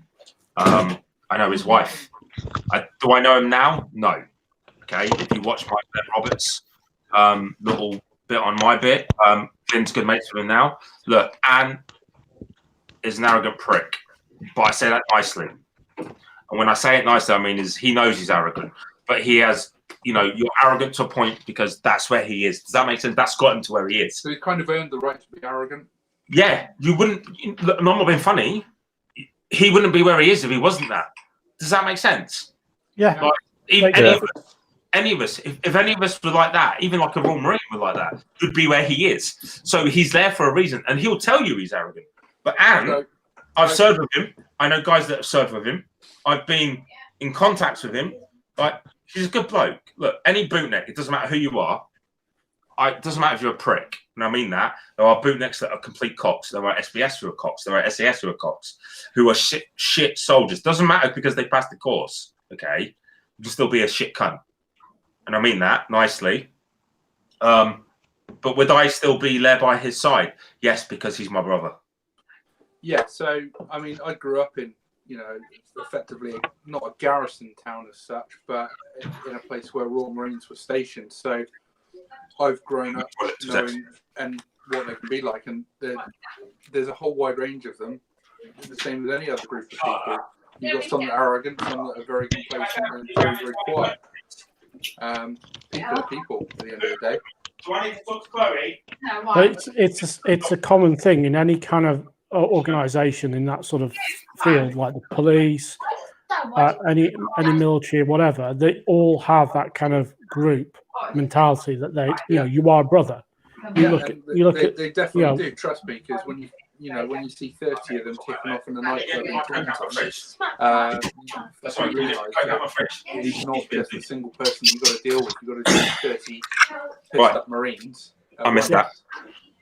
But then you look at in the Sorry, US, I'm going to interrupt. Dan, when you say garrison town, you mean Taunton? Yeah. Well, it's not a garrison town. It's very much a civilian town. But it's changed now, hasn't it, Lo? From when? Do you remember there's Shout? Not so many smashed up nightclubs anymore. Well, do you remember Shout though? When it used to be a nightclub.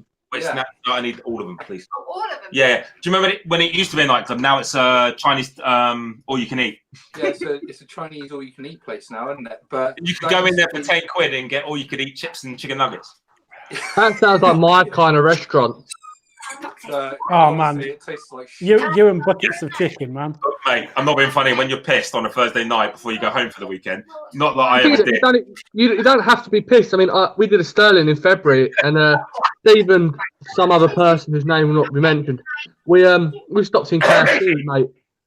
Prick. And I had a whole fucking family-sized bucket to myself, mate. These two looked at good disgust at me. Right. So, as we're on right now, I'm going to say it. We got Nick coming. I will say it. I don't give a fucking shit. I don't. I fucking don't care. This is why we love you. Boot me off. Wait. What is the nearest takeaway we got for Saturday night, boys? What? Let's get What's that? We're having Domino's or fucking KFC delivered. Come on, someone's got to deliver that shit. No. on Saturday They night. can technically deliver Domino's to the site we're going to be at. Yes. Yes, let's get a Domino's fucking 5 Texas fucking large barbecue pizzas. Before And shall we get Op4 to pay for it? Because basically we'll be attacking them shortly after. before we fuck them up. Yes. No, mate. No, so you got it all wrong about Op4. Op4 is where it's at. Task Force is all about sitting in the fob, fucking taking pictures of each other, wanking each other off. No, Op4 is what? about asymmetrical warfare Yeah. and causing chaos and disruption. Sam, quick one. Sam, message me after, mate. Jen, So come down. I'll make you a holster, mate. Please. We're talking. We'll have a rum. What starter gun would you recommend? We'll get pistol or rifle? Do you know what? So, Alex, you're gone again. So, look, when I got my first rifle, I don't remember what it was. It's a bit like, what's his name in Del Boy? Had the same broom for 15 years, but a different head and handle every year. So, I've got an M4. I've got an M4 in the garage. Shell's the same, but anything else isn't the same. It might even be like a D-boy shell. But mate, kid you not, me and Mike Perrett, the work we did it before HR, our hops come out. Like we put big bits in it, mate. I kid you not, we were ranging the same as PTWs. We put at the time an ASCU MOSFET in it. Obviously now there's Titans, the main people to go to for MOSFETs, isn't it? Or Gate. Yeah. Is it Gate? Titan is the MOSFET of choice for the. So, and we're doing great. Okay, don't get me wrong. Like it was a fucking bastard. It was a Frankenstein of an airsoft gun. Then I bought a CTW, but then I again Frankensteined it from a DTW to a PTW. Again, made it great. Like to the point where shooting people and it wasn't an issue. And to be honest, the only gun I brought do you remember G&G came out with their combat arms? And that was like the first electric blowback. Oh, it was. So I had one of those and it was nice. But I'll be honest now, the first proper make gun I ever bought was the WEGG, the gas blowback. I got rid of it. Again, did everything else. Now, I'll be honest, if it wasn't for the fact that I have the KWA, I actually would have a TM. And I would. Yeah. But I mean, I used to play the US and I played there and I had Crytek and I can't remember what else I had whilst I was there. But I didn't have TM because you couldn't really get TM in the US. When I came back to the UK and I didn't play for a while and I bought a whole bunch of new guns, I looked around and was like, what gun do I want? And there's lots of guns out there. You've got your Aries, you've got your, all of the different people. Yeah. And at the end of the day, it came down to, well, how do I want it to feel like in terms of use? And I was used to using, because I shoot real steel in the US. I have my own AR platform in the US, and so I wanted an AR platform which was fairly real. So I went TM. It was kind of the obvious choice. So I started off. The first TM I bought was the 416 Dev Group. I now have all of the 416s, and others. You've got. Let's face it. You've got a small arsenal. I mean, if these were real, I could have my own PMC. So you know what the worst thing is? Let's be honest, okay? So look, I got the KWA that had all the PTS parts, not PTS Magpul, because they lost that license, but they kept the kind of design side. Do you know why they lost that license? No, I don't. So they lost the license because PTS parts were making their way into the US military supply chain, and they didn't like it. I did not know that. Okay, I did not know that, but I got all that.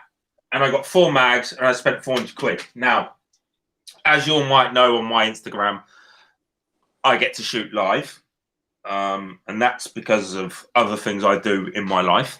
And the thing is we're talking earlier on about a guy that questioned my CQB capabilities and what I can do. Like, as a civilian now, I still get to shoot 50 cal, 5.56, .45 Magnums. That I'm not just an airsofter now. I still get to shoot in the civilian life. Okay. Yes, it's limited in the sense of in the UK it's limited. I go to the US, I do free guns. I shoot. I love shooting. I don't have a license at the moment because when you rent, it's harder to get someone to let you have a fucking gun cabinet in your house. Oh yeah, tell me about it. But that doesn't mean I'm not trying. And obviously I have a gas blowback and a gas blowback pistol because ergonomics is the same as a real rifle. Simple. Yeah, recoil's different, but you can manage recoil, and anyone that says you can't is a fucking idiot. But ergonomics, there's still a lot that you can train with gas blowback. Exactly. It's like dry fire. It's basically a dry fire version. So you can, and the ergonomics. So coming in from being whatever weapons thing you got, dropping it, bringing up your pistol, that mag change, the mag change on a gas blowback, it's all the same. Yeah, it gets spoken about quite a lot in a lot of live streams. But you look at Liku Tactical, the Japanese airsofter who went to T-Rex Arms with T-Rex with Luke, and within a day he was shooting maybe not quite as good as Lucas Botkin, but not fucking bad. Better than a lot his of people. Transitions were quick, and so he was doing stuff instinctively that people train years and years to do. That's where you can recall management quite easily. So look, I'm lucky, and Dan, I'll try and get you to one, mate. You can come along. Like that'd be lovely. And we'll use it as part of a review, say stage and everything else. But so recall management, like for me, a 2.2 is like firing a gas blowback. Okay. Yeah. 2.2 LR's gas blowback. Okay.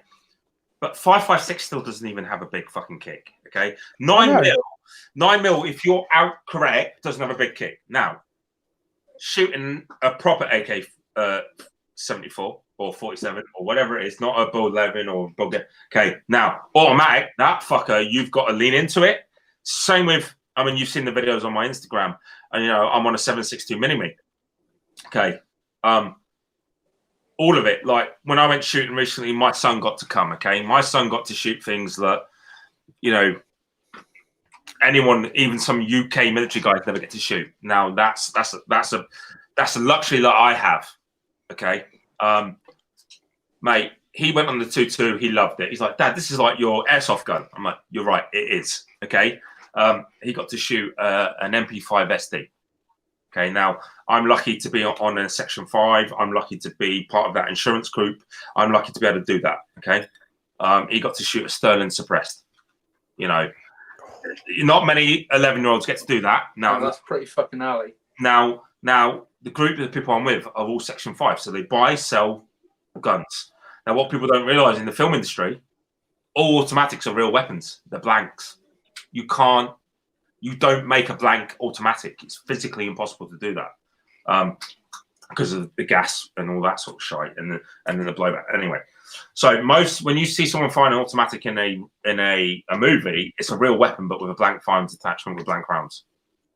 Now, usually the rounds are mega, they're loaded mega light, and they look like more than they are. Because if you take I think is it a UHT blank round compared to a UK military blank round, it's like firing an airsoft gun. But then you use the UK military blank, it's like firing a real gun. Yeah. Hence, you use it, obviously. Vickers Tactical, Larry Vickers did a couple of videos where he went to a blank workshop. Yeah. And he explained about the different loads that they use for different effects. And it is very true. Yeah. And so, my son comes with me, and he's lucky to know me. Now, I'll be honest, there is not any other 11-year-old in the UK that gets to do that. Okay. I'm lucky because I know the people right. And the reason I know it is because I'm efficient in it. I'm not this idiot that goes, I don't know what I'm doing about CQB, and I just go like, I'm efficient because I'm at home. I'm practicing. I'm taking my fucking Glock 19 airsoft. I don't care it's airsoft. I'm sitting there and I'm drawing. And for maybe 10 minutes, I'm practicing my draw. I've got my app. And I'm going, okay, I've got it wrong, because it's muscle memory. And where's it going? I'm bringing it in. So, for example, let's take the Glock, Obviously, it's empty. Right. So here's a And I'm question. taking it, and I will sit, and I kid you not, in my garage. Right, I've only got one Glock 19 mag. I haven't got any more. I'll sit there and I'll go like this, and then I'll go and I'll pull the trigger. It locks back, but I'll take the 17 mag, and I'm practicing pulling it up and bringing it in, and then putting my forward. Okay, so Right. it's muscle memory. It's about being So great. here's a question related to that. Yeah. In your opinion, what about the legitimacy of using airsoft as a training tool for, say, military units? So now, if Seminition didn't exist, then yes. Seminition is like paintball / BBs. Okay, It's so basically lipstick bullets, isn't it? yeah. And so if that didn't exist, yes, but Seminition is there. So again, for an SE80, Seminition is there. Okay, it's a bolt change. Now in America, when I say a bolt, so people need to realize. So SF, or if you get Seminition in the UK, it's usually a bolt change because they've got 5.56 Seminition. Now, when I trained with the US Marines in Bahrain, it wasn't 5.56 ammunition, it was 9mm ammunition. So you had to change the barrel. So therefore you changed the chamber. Okay. Now, other than that, that shit hits hard. Okay. Now we're out there training, doing anti-piracy, and we're going around with the M4s. And the instructors of the UMC are going, yeah, man, no headshots. And we're like, as soon as he pops his head around, he's a bad guy. I'm like, tap, tap.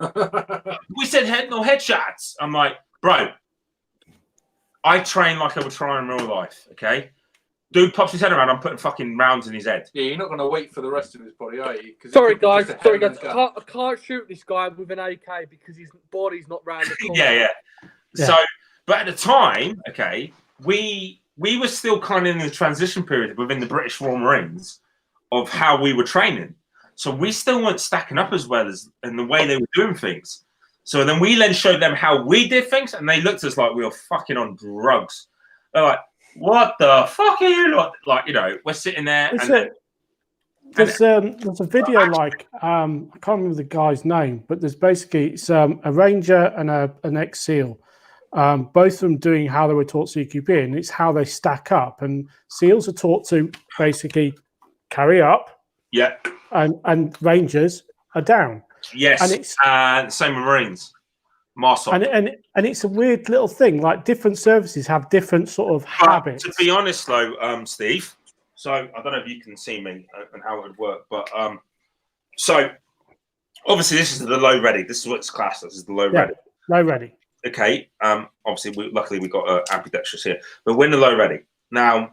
For the SA80, no matter how even on any live or blank CQBs, if I'm patrolling, the SA80 was always in my shoulder. Okay, always in my shoulder. As the SA80, obviously we all know it's everything's left-handed in the sense of how we work things. The only thing that's right-handed really was kind of the bolt catch. Wait a minute, where's the SA80 ag release? It might have been on the right. I can't remember.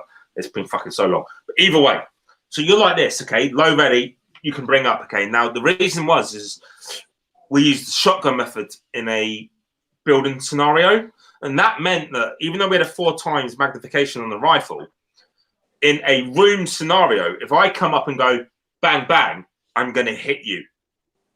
I physically can't miss you because in a normal room, you're lucky if a corner to corner at a diagonal is 5 meters. Yes, correct? Yeah. So therefore, me coming up and going bang bang, I'm going to hit you. So you never looked at your sights. It's called the shotgun method. It's like pulling the trigger and going bang. Hence, you're going to hit something soft and squishy at some point. Now, if I'm like this, now don't get me wrong, there are times for it. This isn't wrong. And when I taught the Colbert lads once at the courthouse in Bristol, okay, I always emphasized on this. And the reason I did is because we're coming into a room and we know. So in airsoft, even this, I'm bang, bang. I know I'm going to hit you at 4 or 5 meters. At this point, I've still got to push out like Roland teaches you on running tactical. Push out and bring it in. Here, I'm up. So what is quicker? For me, I'm like that. Bang, bang. Okay? If I'm like this, because that's how they do it. It's under the armpit. It's secure. You've then got to push and come in. Actually, So milliseconds. with a low ready, you've got those main 3 points of contact on the weapon that you'd have anyway. Whereas with a high ready, you've only got 2, and you've got to then shoulder it. But there's times for it. It doesn't mean it's wrong. And this is where people this is where people need to realize it's not wrong. It's not right or wrong. It is what's the word I'm looking for? It's the requirement you need for that set of specific to the scenario, isn't it? So I mean, when I was first taught CQB, I was high ready. That's how I basically did it, and I've always done it that way. But if you're outside, okay, if you're outside, realistically, you've got your first man is pointing straight, your second man is over his shoulder, pointing at half an angle because of the arcs you have, correct? Okay, and then the rest of the guys are either up, because depending on other features that you might need. Again, if you're in an urban environment and you're in an urban environment when you're down an alleyway, you've got guys going left and right. You have to have that option, especially if they've got roofs on them, because if you don't, you're going to get fucked. So that's where it all comes into play. And so, you know, again, and I like to say it, and I don't mean to be mean to the bloke who said it that time, but, you know, as a Royal Marine, we are taught CQB straight from basic training. That's what we do, okay? Because 9 out of 10 times, your job as a Marine is to basically board boats, and boats are CQB. Correct. So therefore, 9 out of 10 times, we are in a built-up, you know, we're fighting in someone else's building, or we're in operations in built-up areas, whatever you want to fucking call it, close quarter battle. You know, that's what we do, okay? So for someone to say to me, I don't have the authority, and I like the guy, and I've got a lot of time for the guy, he's wrong. Because that's all we do. We fight in close, you know, we come up the cliff, we then go into villages, and that's what we do, okay? And it's not being mean. It doesn't mean I'm better than him, or I'm worse than him, or I'm better than someone else. It just means that this, as a general rule, that's what we do, okay? It's your, I taught you guys. Your MO, basically. Yeah. When I taught the you MO guys, as a group. I prefer to be down, okay? One, I'm controlling the recoil. So if it's real, I'm controlling the recoil, because any rifle, once you start putting rounds down more than 2, the recoil starts going up. Okay. So if you're already up in that position and then you're coming down and shooting, you're already prepared to go up. Doesn't mean it's wrong. It just means that in certain environments, I need to be like that. Okay. Now we patrol like this. So it doesn't matter if you've got an S80 or an M4, we patrol like this. Okay. And that's so we can bring it in. Now, no matter what rifle system you use, I actually prefer to be low ready in the shoulder, because as I come up, if I've got an IA, so that means I've got to physically do something. I'm in, I'm looking, I can see everything I'm doing. So I'm still here. So when I put a mag in, even with the S80, I put the mag in, doesn't matter what your grip is, beer grip, freaking finger in, and all this crap, I'm there. Because as soon as it goes in, I bolt release. Guess what? Doesn't matter if I bolt release and got to put rounds down. I can still put rounds down and going bang, bang, bang, bang, bang, bang, and then put my grip in, if that makes sense. Yeah. So the only great thing about this weapon system is we can fire left. Now, no, it's all right. That's an obvious advantage for people like me who are left-handed. The S80 is basically designed to knock my teeth out. Yeah, but you know the funny thing about it is the S80 is that it does come in left-handed, but that's why they created the cocking handle like they did, so it would knock the round off. But actually, there is actually now with the new cocking handle, there's no difference. I know guys that come around the corners with left hand. I've always kind of been an ambi shooter. Do you know what I class as an ambi shooter? Someone that can shoot with both eyes open. Yeah, I mean, so the thing is, I'm left eye dominant predominantly. So a lot of people tell me I should learn to. I'm right-handed but left eye dominant. So people, I was when I first started shooting in the US, I was told to shoot left-handed. I was like, no, this is not natural for me. I'll shoot right-handed, but I'll adjust my fucking stance so I can actually shoot with my dominant eye. Yeah. And they were like, they looked at me like I was insane. Yes. It looked like I was a crazy person. Why are you shooting, not shooting left-handed? It's just like, I'm right-handed. I'm naturally right-handed. I know how to fucking shoot. I mean, I've shot since I was like fucking 13. And, you know, I've always been this way. And I've just figured it out and it works. Pistols, you know, my grip is slightly to the left and it works for me. You know, with rifles, basically, fucking red dots are awesome because you've got both eyes open, so you can basically do it that way. One of the funny things about rifles is, and I admit I learned this from an airsoft, is like an import comp, keep the front cover down. Yeah. So when you do open when you are shooting both eyes, because the cover's down, it makes your vision like it would be, like we look now, but you've got the red dot there. Now, so it superimposes the red dot onto the target. There's I can't remember the name of it, but it's a specific aiming technique.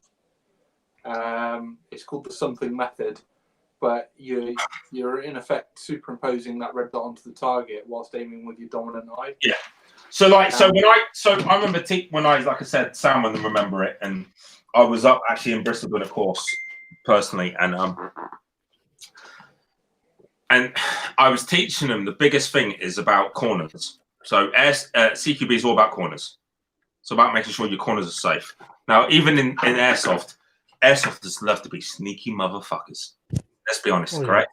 Right, like, we like to hide under the table. We like to be cunts when it comes to it, okay? And so what I did is for them is I made sure every corner they went around, even if it was, you know, half a meter in and you could basically see someone, I made them check it. Because that's how airsoft play. Now, with the CQB that Alex and Steve came to, exactly the same is luckily we had someone who teaches the most current up-to-date CQB stuff, but we formed it to airsoft because airsoft's a different environment. Like, I don't need to shoot an airsoft. I don't need to walk in and fucking tango down someone in the eye. And that means I take my thumb and I push it and I basically break their eyeball and push it into the skull. Like in airsoft, we don't need to do that, okay? Oh, it's kind of frowned upon. Oh, take your hit, you prick. Do you know what I mean? So much for the bang rule. Yeah, we don't need to do that. So what I did is like my CQB level's at a point. I learn off my mate, but then I adapt it to what we do in airsoft. So how are we going to do something in airsoft? Well, we're going to go through, we're going to kill them. If we kill them, we're going to search them. But if we keep them alive, it's a different story. Like, for example, a game we're going to, one of the HVTs, we can't kill. How do you catch them? You can't kill in airsoft. So it's that sort of attitude. He's so dead. Oh, yeah. He's getting a tag round to the face. No, sorry, he's getting a tag round to the vicinity. It's you know those 25-gram charges I've ordered. Yeah, they've been strapped to his gonads. So, by the way, Steve, and I mean it now. Anyone that wants to play with me, just make him say I did it.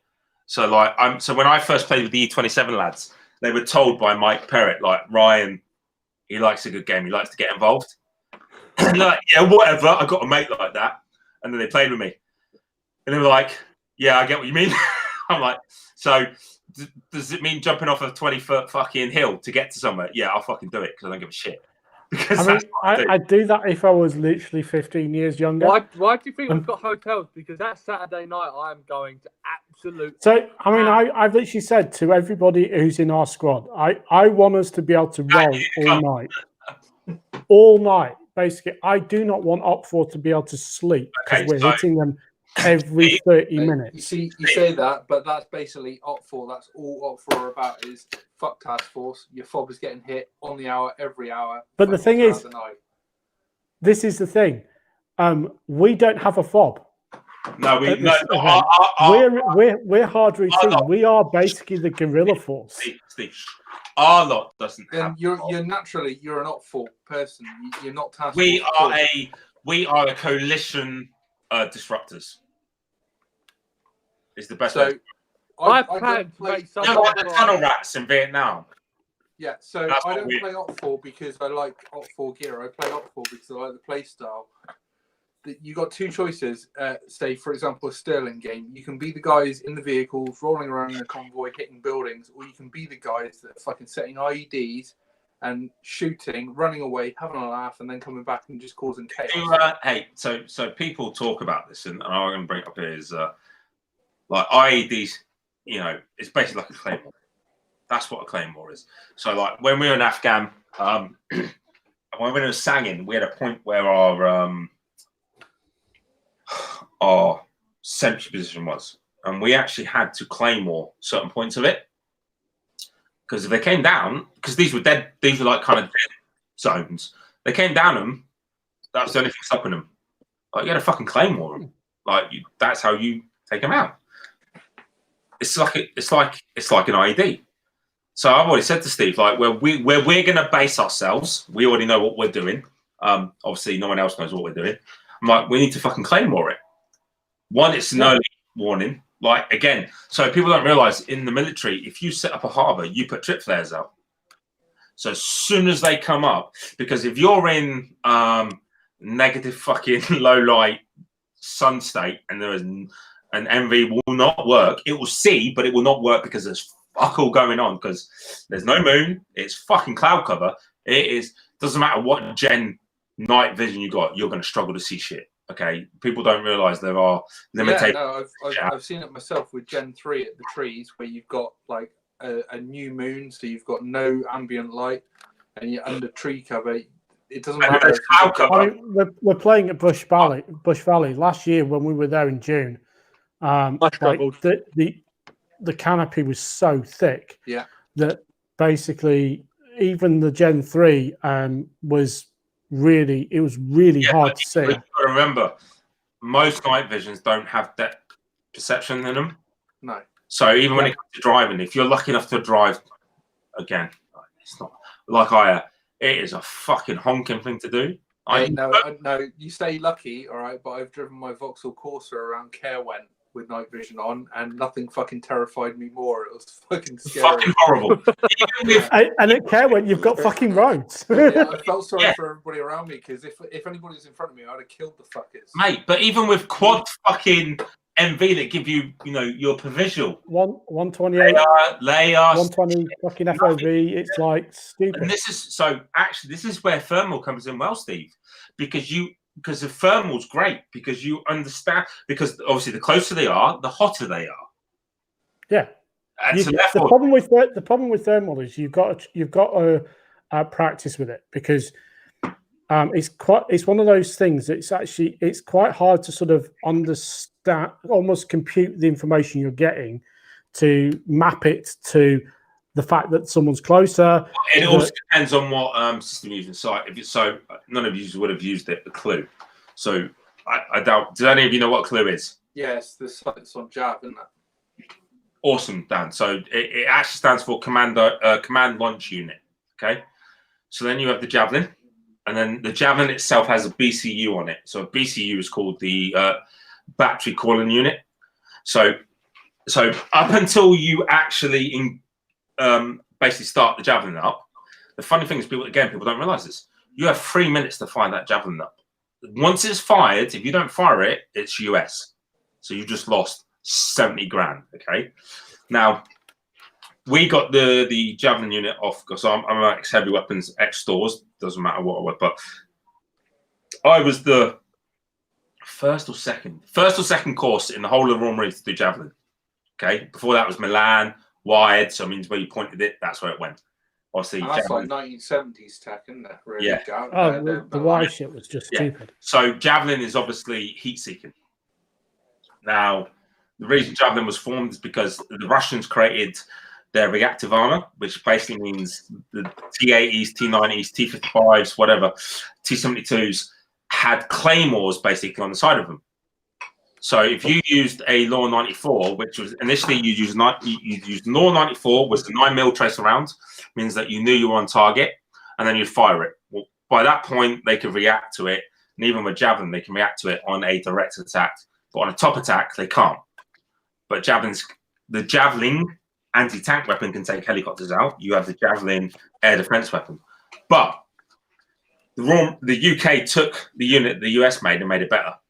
Okay, we went from, was it times 10 or times 8? So basically, it was called a daylight extender on it. We made it more accurate with magnification. Okay. Again, you all know if you've got MV or lasers, IR lasers can burn your retinals out and all that sort of bullshit. Well, the Javelin came out with a system again. You put a cover on it. So it doesn't matter what IR or green laser you point, it protects your eyes. Again, because and again with the Javelin, you can look during day period, a bit like your new camera, or you can have night vision.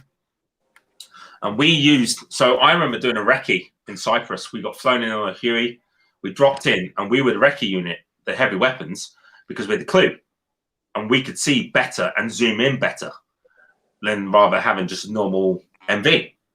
Okay. But the great thing about it is we can adjust. It's just a bit like a game. We can adjust how big we need the square to be to zoom in onto someone. And you know, when you play Call of Duty, you get the little square and it goes dee, and then it fires off. Well, in real life, we can adjust the size of that square. So we see a human, we can adjust to the size of a human, and we can then let it go. And that's the hottest thing. I watched the Javelin, mate. So we're taking. So Musakala was getting taken again in 2007. We're in this. We've taken over this compound. We know the enemy's about. We've already been in contact that day. Like I'm on the 338, the Acme International. I've got Dickers, you know, in my sight. I'm just waiting for the good to go to drop them. I'm on the top with a GPMG. And at the time I'm on the top of the GPMG, because where the posts were, there's ICOM chatter coming across.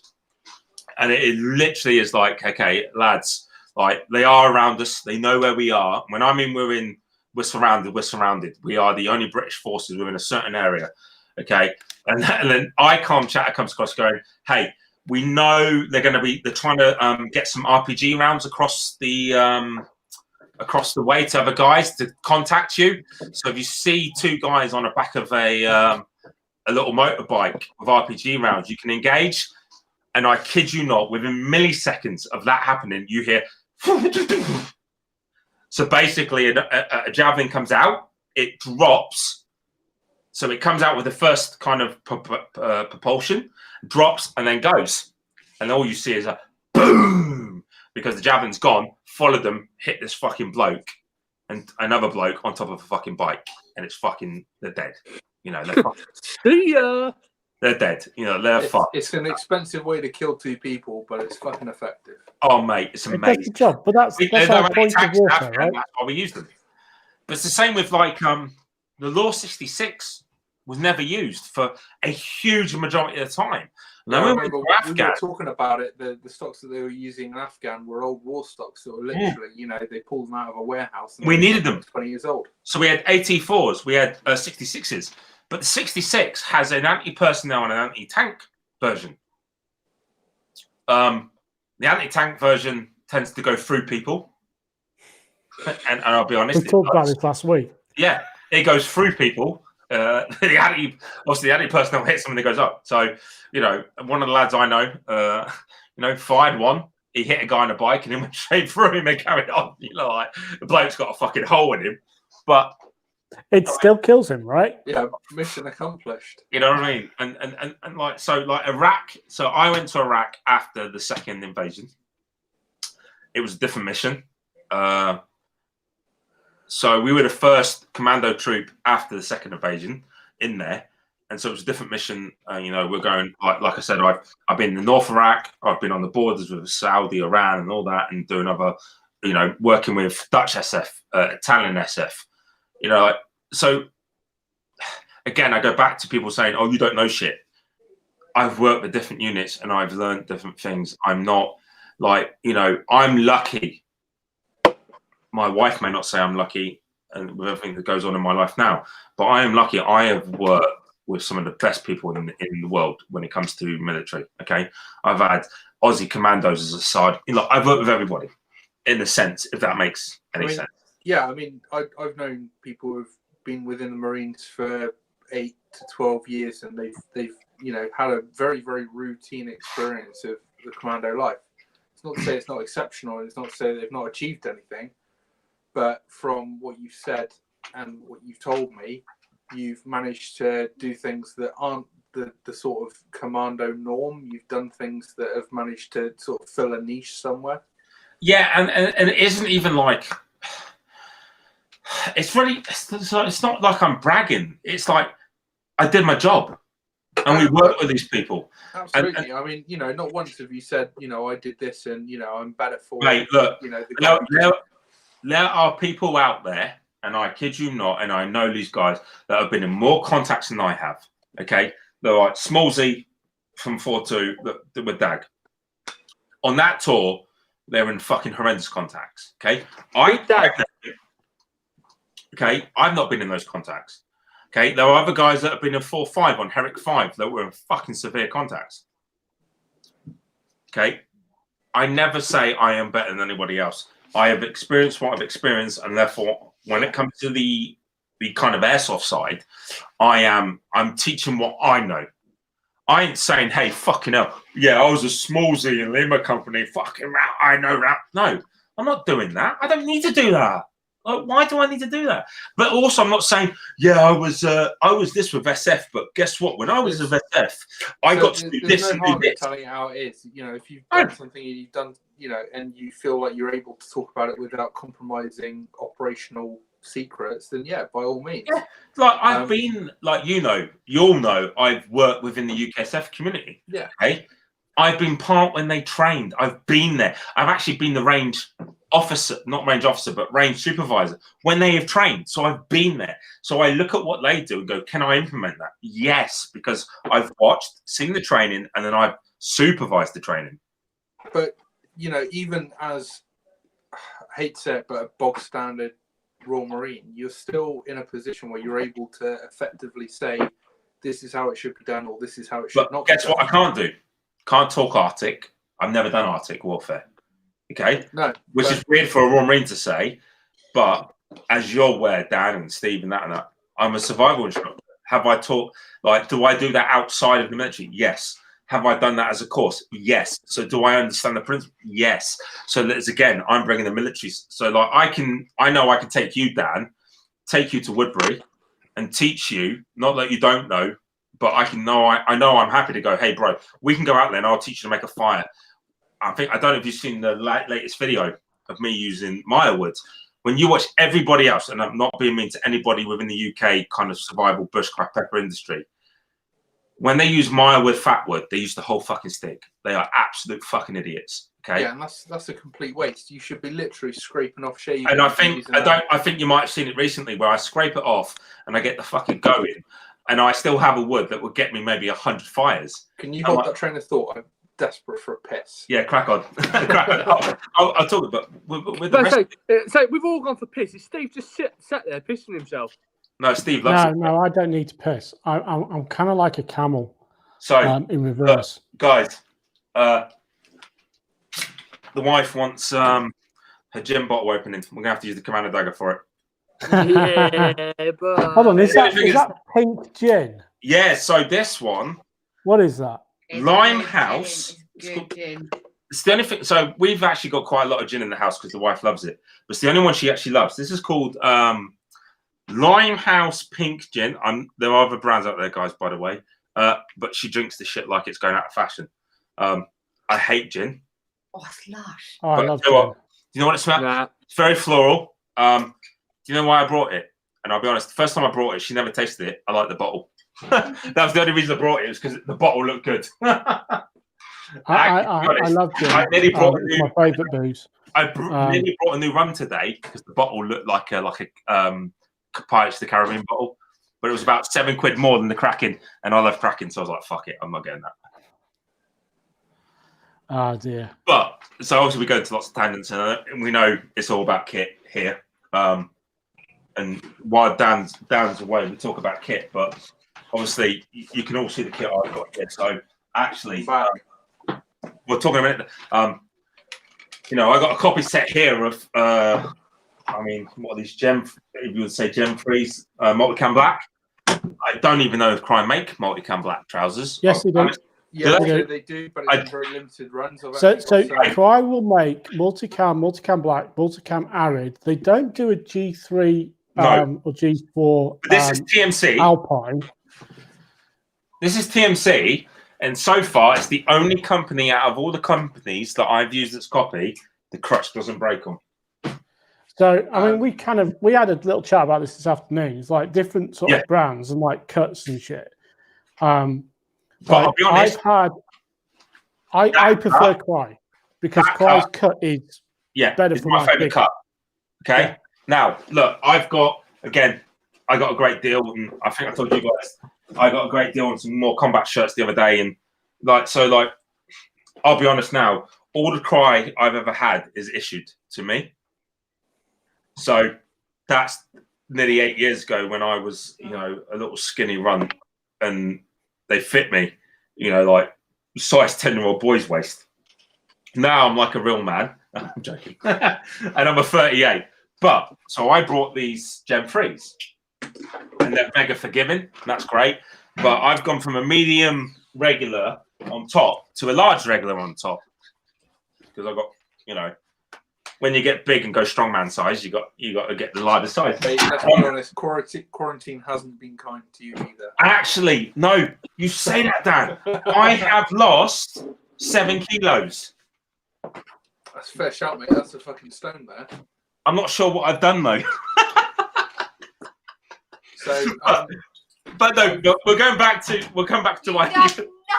Exactly, and I've lost 7 kilos. And the business is like, how the fuck? But obviously, you guys know me, and I have medication, and one of the medications I was taking nearly put on 3 kilos a month. So I've dropped it. But anyway, so we're talking about. So I know I'm happy. I can take you, Dan, into Dartmoor. Especially Dartmoor, because Dartmoor's mate, honestly, I love crazy Dartmoor. place. Dartmoor and Exmoor, either one, you name the date, we've got to go. We need a pretty. So Andy's put we need a pretty face on camera. It's not a lie, that Andy. It is true. So no, but I've been on Dartmoor where I've woke up to 2 feet of snow. Okay. I've been on Dartmoor where it is snowing. Nowhere else is snowing around where I live. I mean, the place that I did go was 30 miles as the crow flies. It's gone now because they've cut those woods down, but the wood, as in a whole, it's there. It's like fucking stupid acres. Yeah, anyway, Dartmoor's a weird place. So I went there when I was 14 with my dad, and we were going to walk from. I can't even remember where it was. I think it was on the very south. I think it was Buckfastleigh, and we were going to walk to Oakhampton in 3 days. Buckfast, the jocks like Buckfast. That's it, yeah. And we got 1 day in, and it snowed, and the whole landscape went white. And if we hadn't been any good at reading a map and a compass, we'd be fucked. Yeah. And again, compass, are you using degrees? Are you using mils? What map are you using? Are you using the ODS map? So, look, I know, and I mean this, Dan, and actually I think me and you need to do it as a YouTube video, plus for you, is what we're going to do. We need to do, okay? I mean, so if I was to ask you now, what is your outdoor camping survival experience like? So I'd say when you compare me to the population, I'd say I'm in the top 1%, and that sounds really big-headed, but... So compared to me? Compared to you, not on the same level. I can look after myself. I'm pretty confident that I want to do a thing in which I think you'd love to be involved. Actually, I think Alex would love to be involved. The same as Steve is that we'll take an assault pack, so like the T3 or the Eagle or the Haley, okay, and that's all we have for 2 days. Yeah, I'll be honest. I'd struggle if it was just the Haley pack for 2 days. No. Struggle. Food wise, you're good. Food, you can put most of the food in there because let's be honest. If you understand the law, you can't actually snare properly in the UK because most snares have to have the ability for it to come loose. Yeah. Well, let's be honest, we don't want that, and we can't go killing sheep on Dartmoor. But in terms of like comfort, keeping yourself warm and dry for 2 days, that's the key. So this is where I would teach you. That's my point. Is that you're allowed to carry whatever on clothing, but in the bag. So it's a bit like Alone on History. Have you watched that? Anyone watched it? What's that? History, Alone. No. Alone on History. I know a few of the people that have done it. It's something that I actually want to apply for. So you can have whatever you want. I know we're in a massive tangent here, but we're talking about kit. But then you have 10 items. But the same thing with you, Dan, is that we'll go on. You're allowed to bring 10 things with you. So that means a sleeping bag and a poncho and something else. But it's 10 Credit card, items. mobile phone, and Domino's number. Yeah, well, does not count because you won't get a signal on Dartmoor where I'm taking you. But I want to take a video where we'll leave. Say it. That phone. I leave on a Friday morning and we finish Sunday afternoon, and we have what we have. So if you have a knife or whatever, and I actually think that for us, YouTube and everything will make a great. You know what? That would be good. And Andy said in the comments about coming along. He's up for it as well. Honest, he's one of the guys that would definitely get a lot out of it. Yeah, and I'm the thing is again, I hate the word expert. Expert shouldn't exist. No, like we said, you said before, you know, when you say expert, it sounds like you don't think that you've got anything to learn, and everybody's a pupil to some degree. Exactly. So anyone that watched the YouTube video with me and Combat Arms, Project Gecko even commented and started following me. For me, that's a good thing because he knows what he's talking about. Israeli CQB is completely different to anyone in the world because, let's be honest, the Israelis, if you want to go back, well, no, they've been fighting since the Crusade. Okay, if you want to be honest, that they're a different. That's a different beast. Now they're constantly in a war fighting attitude, which can be a bad thing because they may never evolve as much as we do in the sense of, say, prosthetics or medical or engineering, like with the Germans did with engineering mechanically. Does that make sense? Yeah, so I mean, mechanically, we've done a fairly good job, though. Let's be honest, the Germans mechanically were fucking amazing. Okay. Well, so I was actually talking about this with my dad yesterday. Sorry, I'm going to go for the toilet. You carry on, Dan. Sorry. So the Germans, when you look at the way they used the unit structure of their World War II units, almost every contemporary modern war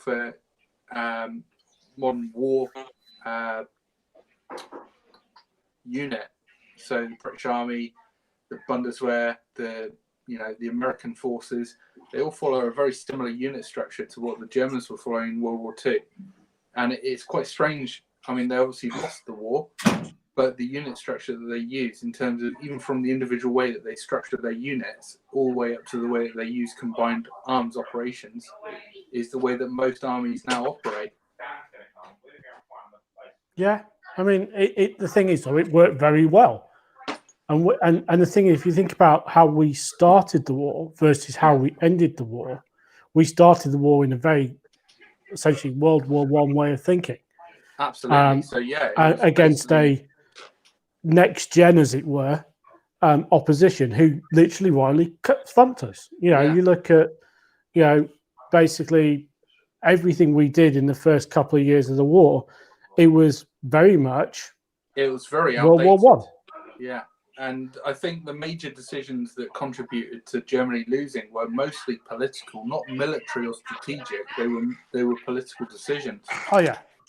I mean, things like attacking the Russians was a huge mistake. Yeah. We should have known. I used to be married to a Russian, and I went to Belarus. And one of the things that basically struck me about Belarus was there was of that country, 95% of that country was completely destroyed by the Germans because it was on the front line. And they had to destroy it so that when the Russians countered en masse, they had nothing to hide in. But again, Steve, the Russians, obviously during the war, it was very well known that even though Matey created the AK-47, they didn't have enough and they didn't have ammo. So some guys had ammo only. I mean, you look at the Battle of Stalingrad. It was like 1 in 14 soldiers had a rifle. Yeah, and once you died, you picked it up. But this is the thing. They basically pushed the Germans back based on pure numbers alone. Yeah. Yeah, and that was just sheer, not even rifle, just sheer numbers. But the Germans, when they pulled out of Belarus, for instance, they leveled the entire country, burnt the fucking lot. They didn't leave anything behind of theirs because they knew that basically the Russians would come along and pick it up. Actually, you know what? The Germans if you look at the war, were unlucky. It is sheer unluck because, so obviously when we did the landings, we did a lot of inflatables to pretend we were going a certain way. Yeah. So and therefore, but Hitler wasn't worried when we hit Normandy. He thought that wasn't going to be a great. He thought that was the. He thought that was the hope. And I mean, so therefore, but then the thing is, actually, from a let's all be honest, the Germans were winning the fucking war because of their technology, the sheer number they had compared to everybody else. Actually, they weren't bad soldiers. I mean, so I'm not sure if you heard this when you were away, Ryan, but I was talking about how the Germans, the unit tactics and the way that their units are structured is basically the way that every modern army now is structured. Yeah. The Germans are actually military engineering side were at the time a yard. Oh, absolutely. No one else. You just got to look at like the whole thing with the naval power as well.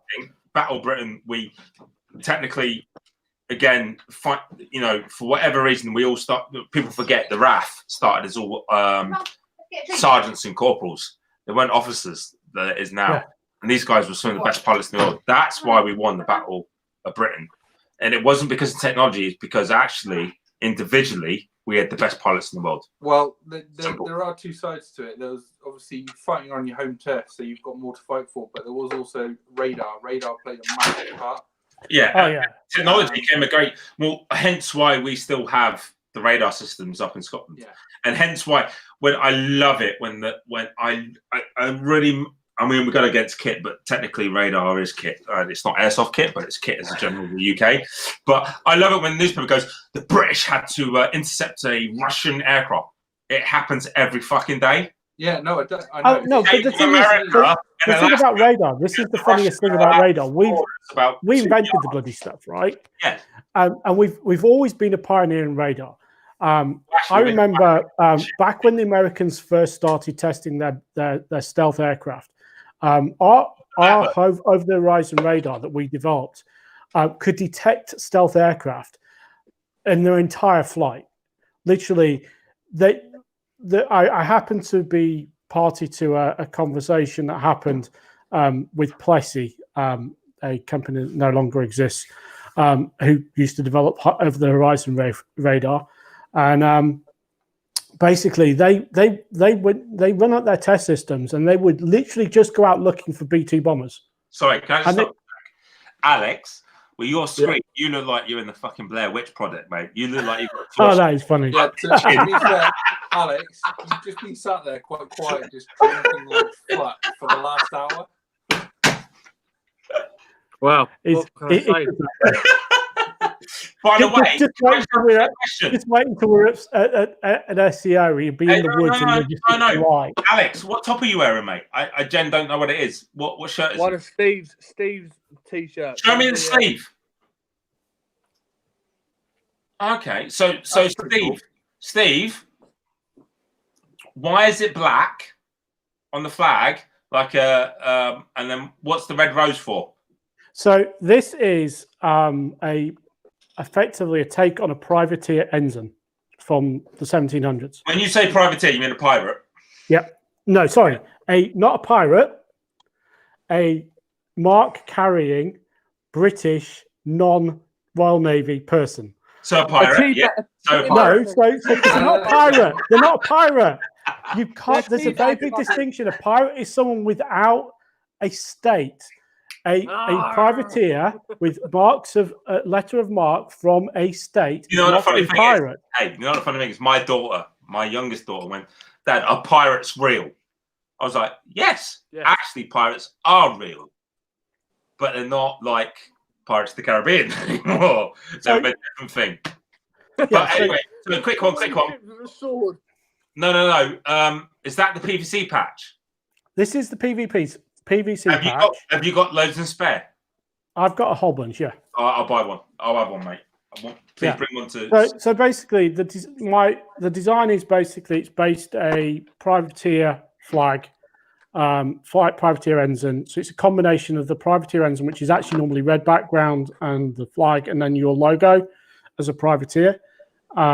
but I've gone black just because I like the Jolly Roger kind of style. And basically, I'm from Lancashire, so the red rose is a Lancashire rose, and then obviously cross swords because basically I just love cross swords. And it's that's basically it. And I've got it on my t-shirts and I've got it on patch and stuff. Yeah, mate, and I love it. It's great. I mean, anyone that doesn't like Pirates of the Caribbean is an idiot. You know, real pirates these days do not dress like that. I'll just let you know. Oh no, real pirates literally have no creativity whatsoever. They don't come up with flags. They just go around on fucking little boats and try. Well, that was a part of my life within the military and civilian world. So happens to be. Unfortunately, I didn't have the cover as we did in the military world. But you know, they just board a boat and then go, "I am the captain," and that's it. Mate, I tell you what. So I remember being on a ship. Okay, so we talk about it's divergent, but again, I think this is what makes this will make this great. This whole thing we're trying to do.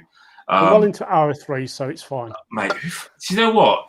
I mean, we're still. I'm not being funny. We're what? We've had 10 to 12 people the whole time. Yeah. Once it goes, look. Once people realise that we're not here just to talk shit. Even though we're talking shit, if that makes sense. And we are talking kit. Yeah, but we are talking kit. But then we're taking from experience. About trousers, literally, like, you know, these are a pair of Patagonia trousers, by the way, which are lovely fit, and I love these. They're my favourite. But my point is like with Dan. So like we got that, you know, Dan, mate. It was actually great to have you on because we were talking what we're going to talk about, and we're talking about kit. I'm like, actually, do you know what? Dan said he'll join. I'm like. Actually, Dan does reviews. Actually, that's the best thing. We need him on there because he already reviews kit. He's to a point he's biased, but he's not biased because he's looking at everything. I try and keep an open mind whenever I look at kit. I don't go in with an idea. If somebody sends me, and I work with tactical kit quite often where they'll send me stuff, sometimes for free, but quite often I'll pay for it. There's no expectation of a good review. They just ask me to look at it and give my thoughts. Sorry, Sam just put, I'm drunk and the clubs ain't open. You know what, Sam? We know that, mate. I've gone through probably. Hey, let's be honest though, Sam. I'll be honest. Sam has always been part of my live streams. He's always there. But so, like for example, we're talking about this, and Dan, you know, you asked. I don't know how I can't, you might remember. We just got on to buying kits, basically. Yeah, I slept since me and Dan last spoke. But me and Dan spoke, and I was like, "Fuck it, I'll make you a holster. You only live up the road. Why didn't you come down? Yeah, and do it." I mean, do you remember? I'll be honest, mate. I don't remember how it started. No. Well, to be honest, I can't either. But it was a good evening. You know, we had a good. And you came down. And I felt good, and I even told you, and again, I think you put it in your review that like Ryan wasn't happy, and I'm very much that. And I was speaking to Rich, and I've spoken. You know, me and Rich have spoke. We've known each other internet-wise for fucking years. Yeah. And I obviously physically got to meet him when me and you went to a game. Yeah. And I was like, Rich, mate, we've known each other for like 7 years, but we've never met. And I was speaking to him, and I was like, look, Rich, if I make these new M4 carriers, can you review them for me? He's like, yeah, happy. I mean, look, mate, be fucking brutally honest. I want you to be brutally honest. He goes, yeah, I've had guys come to me and go, well, if I give you this, but can you say this, this, and this? And he goes, but I don't do that. I'm like, well, why would I ask you to do that? I don't want you to do that. How could I be honest? You know, like I said to you, I generally think right now that there is the smallest, lightest. And now, and again, GM likes my stuff. I like GM stuff. That is better than what he produces in the sense of size-wise. Okay. Yeah. So now, with a lot of his is quite big. There's a lot of material that isn't necessary. Yeah. So for me, and me and Rich were talking the other one. I said, look, I'm going to send it to you. I mean, what do you want for Molly Bell? He's like, Malice clips are okay. Because like you get the Malice clips, but then you get the Blade Tech version, which is a solid piece instead of an adjustable piece. And look, I'll be honest, mate. Actually, and like I said to you when you came, for me to say I'm really happy with that is a fucking lot. Yeah, I've seen the bin full of like spares and Yeah, shit that you and don't I've like. said to you, like, I don't like what I send out.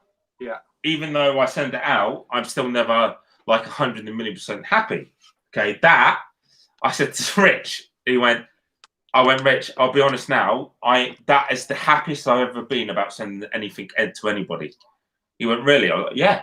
I've never been that happy. Never. Because that's a real PMag. Fits in nicely. Okay? I've said to you before. That's a gas mag. Fits in nicely. Okay? That's an AEG mag. Fits in nicely. I've never, ever been that fucking happy. All right? I'm still not happy because I think I can improve. So Andy has just literally put a very good point on, saying that the only thing to do as a manufacturer is to give your product as it is, and then whatever follows, you have to accept. Yes. And I think that when we're talking about genuine and clone, and then there's a big market in between of manufacturers like yourself and like Andy from Tack Belt. Yeah. Who offer a solution that isn't widely available by either the cloners or the real steel. But patches as a whole. But you have to focus on the quality. Yeah. As patches, so I talk about patches as a whole. Before Andy, the only person I'd ever go to is Brett Kit USA. Okay? Because there was no one anywhere else in the fucking Europe or world that did as patches as good as he did. Okay? And I think that's who Plat Attack even used. I'm not even sure. Anyway. But no, it was, yeah. Yeah. But laser cut wise, it's like I'll be honest. Patches as well. No, I mean, laser cut wise, the Ballistic Designs Isle of Man, and they've done a fucking amazing job. I won't use anyone but Andy. Okay. And yes, I think, look, and I'll be honest, Andy, you're watching it, mate. Are your prices a little bit higher than everybody else? Yes. But guess what? It's worth it. Fucking yeah. So there's a difference. There's a difference. It's like, hey, are you expensive? In comparison, yes, you fucking are. But actually, is your quality work really good? So have you got an Ed Lamb one there? No, 260. Have you got an Ed Lamb patch one there? A what? An Ed Lamb Fillmore. No, I don't. All right, 2 secs. I will get them, and I'll get them and prove it. So, I mean, PVC patches, I got the quality that you get from certain manufacturers within the UK who wouldn't be classed as either real steel or clone. They pride themselves on their quality, and like I said, Andy and Ryan are a couple of the manufacturers out there who don't necessarily come up with an idea. You know, they don't come up with the first prototype of that particular sling or that particular patch or whatever, but the quality that you get from them is outstanding. And there aren't many manufacturers out there that can take a patch idea from me literally with a text saying I want, you know, a piss take Nordic patch on splatter with a glow in the dark background, and within 24 hours it's landed on my doorstep. So I mean, I must admit, basically I was saying to Ryan yesterday, this is my current patch, which basically Andy did. Yeah, it's not very good. Clear there, mate. Hold on. It's probably because it's focused and shit, but I thought you did this amazing camera though, Steve. I'm joking. I know, because I basically came within like 2 feet of the camera. And I love it. Alex has pissed himself straight away. He's like, oh. Anyway, so my point is basically when I originally did this, I sent him effectively what is this design on the PVC patch, and he one is basically mine. I want it. Yeah, I'll get you one. Don't worry. But basically, said to him like, "This is what I want," and he turned around and says, "I can't really do that properly in a laser cut," which is fine. So he sent me some thing, sent me some feedback. I sent him another design, which I don't actually have one of because it wasn't suitable. He tried it. He literally, I think it was like, I sent it to him like in the evening one time, and he just like 10 minutes later, he sent me like, I've cut it. This is what it looks. It doesn't look quite right.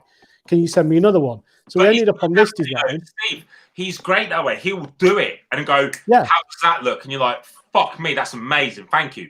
It's not like, so, and I don't mean to interrupt, but so Fillmore Ed Lamb did that one for me, okay? And if you can see it. Obviously, Dan, you recognise this one. I love a bit about that. So And the funny thing is, Dan, and I'll be brutally honest, this cracks me up because do you remember when I tried doing my kids range and I did the splatter version on my logo? Yeah. I didn't realize that Kadura was available. Now I know that's Kadura is available. Obviously, the other day I put up the pack to the group that me, Steve, and Nick and they're in. I'm like, actually, that would look quite cool as a patch. So I will say this much. Good luck getting hold of it. Can I just show you something? Sorry, I don't mean to be rude. So we look at the back Velcro already. It's not Velcro. It's that weird material that still goes onto hook. Yeah. I know the one you mean. But instantly, so I got these made and I got that made, and I've had actually, no, I need to speak to Andy because he made me a UK with my beard with a red on, and actually I don't even own that patch myself, and he made it for me. I've got it. You've got it, yeah. You've got my one. Dan's got my one. That one. Yeah, I don't even have it. I don't even own it. You gave it to me because I gave you one of the limited edition multi-cam black ones. Yeah, and but that one there, like I got from you, Dan, obviously. Yeah. It feels better than that, even though you got it upside down, mate. You know what I mean, mate? I've just got it in my hand. I don't shit. I mean, the thing is, with the PVC, what it means to me is that stuff, it's better. Like so my first ever run of the PVC patches was done by a different company, not Ballistic. I used the company in Latvia, designs. and effectively they were made in Latvia, but they couldn't get the detail in the rose. The rose detail is very different from the one that Ballistic Designs did. And I've got the pair of them, and you just look at them, and they look so much better. The colours are a little bit better. The detail in there, the rose design on the original patch that the other company did, they just did a white blob in the centre. But the Ballistic Design one, like the centre rose, has got like circles and little dots and everything, and it's like it's properly molded, if that makes sense. Yeah, and they've literally properly done that, and that's just like the kind of detail with certain people that with Andy basically going through the number of iterations to get my current design, was Well, do you know what Andy's just said? Iterations. It was when great. It comes to PVC, Ballistic Designs are in the UK probably the best one to go for. They are the best. Literally, there's there's a couple of others that are sort of UK based, but I don't think they use UK based manufacturers. Well, no. It's UK based in the sense of they are a UK website, but not a fucking UK based actual physical. So that's also something to do with obviously people who are very good at what they do generally don't stray outside of it too much unless they take a big gamble. Yeah. So I spoke to because Ballistic Designs. Obviously, they CNC all their molds and stuff, and that CNC process, which is people don't realise again. CNC is fucking expensive. Yeah. Like if you own a CNC machine, depending on so I'm, as you're aware, Dan, I'm lucky enough to have access to a CNC machine which is bigger than my dining room table. Okay, so let's be honest. If I want to buy that, that's going to cost me £30,000 with the software. Oh yeah. Okay, so depending on what you're doing with the fucker. Depends how you get your money back. A small CNC, even a £300-400 will do so much what you need it to do, but it will never do as well as a 25 grand 4-axis. Or if you get a 5-axis CNC, then you're talking you can make literally fucking lowers and uppers like that. But then you're talking £50,000-60,000. But you've got to have that thing running non-stop to make exactly. And I mean, like you've got your 3D printer, and me and you spoke about it. I really need to get that thing running because at the moment I haven't used it for about 2-3 weeks. A 3D printer for me would be great for prototypes. Yes, definitely. For the sense of how could I? So, for example, we're talking about holsters again. Let me just grab it. I don't mean to be rude, but we talk about the front ramp on a safari land. Now, the front ramp, all it does, if you look at it, it actually just bites onto the ejection port of the pistol. So actually, the great thing about that, even though that's a Glock 17 holster, it will take a 19 because actually the only difference between a 17 and a 19 is mag size and barrel length. Pretty much. I was using my Safariland that was designed for a 17. I was using for a 19 for well over a year. Yeah, because pretty much when you look at them, there's fuck all in the sense of sizes. Actually, you could take a slide of a 19 and put it on a 17. You can do that. It doesn't mean it worked great. No, it doesn't mean it worked great. But what I mean is the point is that that's the 17 holster. I can work it great. Okay. Again, that's a 17 blue gun on my holster. Okay. Can I put my 19 in? Yeah. Okay. Now, when it comes to other things with the CNC machine, that's where you've got to think about what works and what doesn't work. And the CNC machines is what makes your life easy. Like this, you've got my MP5 rail, which is basically 3D printed. Can I ask you, how big is your 3D printer for that to happen? Is it lengthways or height? Because I was talking to Dan about the resin stuff. So basically, my 3D printer's got a bed. I can do 400mm by 400mm by, I think it's 350. So which printer have you got, Steve? I've got the Anycubic Chiron. Okay. Well, I've also got I've got two actually. I've got a Flash Forge as well. Yeah, but is that a Creality Ender 5? So I can do 230 by 230 by 300. But you know what the funny thing is? You know what do you call it? Sorry, I don't mean to be rude. Polar, that make the cameras. Polar, they've got a 3D printer now. Never heard of them. You know when you do you get a polarized picture. So the old Polaroid. Yeah, they make their own 3D printer now. Oh yeah, and that's what me and you were talking about, Dan. 300 quid. And guys, can I just Steve? When we're talking about kit tonight, it isn't just tactical kit. It's about everything that we do. So like Dan can do 3D printing, Steve can do 3D printing. When we're talking about kit, it's general. It's not just a case of, oh, it's tactical. No, we're not trying to do that. We're trying to talk about everything that would come into a tactical world. Okay.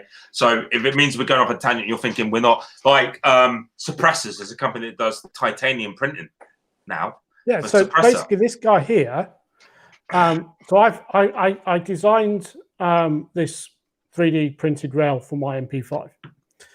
And is that the good one? Is that the final product? This is the final one that I'm actually going to have done. So I'm going to go to a third party to print this. Why is that though, Steve? So just for if you don't mind me asking, finishing material basically. But so I understand it better, and the reason I'm saying it is because you've designed that yourself, correct? Yeah. Is your 3D printer not capable of what you want? No. So I'm just trying to find the. Because I know again, me and Dan have spoke about because Dan did like an inner for the little tracer unit for his SD5. Hey Alex, are you still there? Yeah, I'm still here. All right. So basically, I printed this and I used a material called PETG. Yeah, it's a pretty strong material. So I did a couple of test designs, and this is one of the ones that I threw away because it's not long enough. It's too long, and there's a piece in the middle which was just not working. But then I've got I don't know where I think I threw it actually.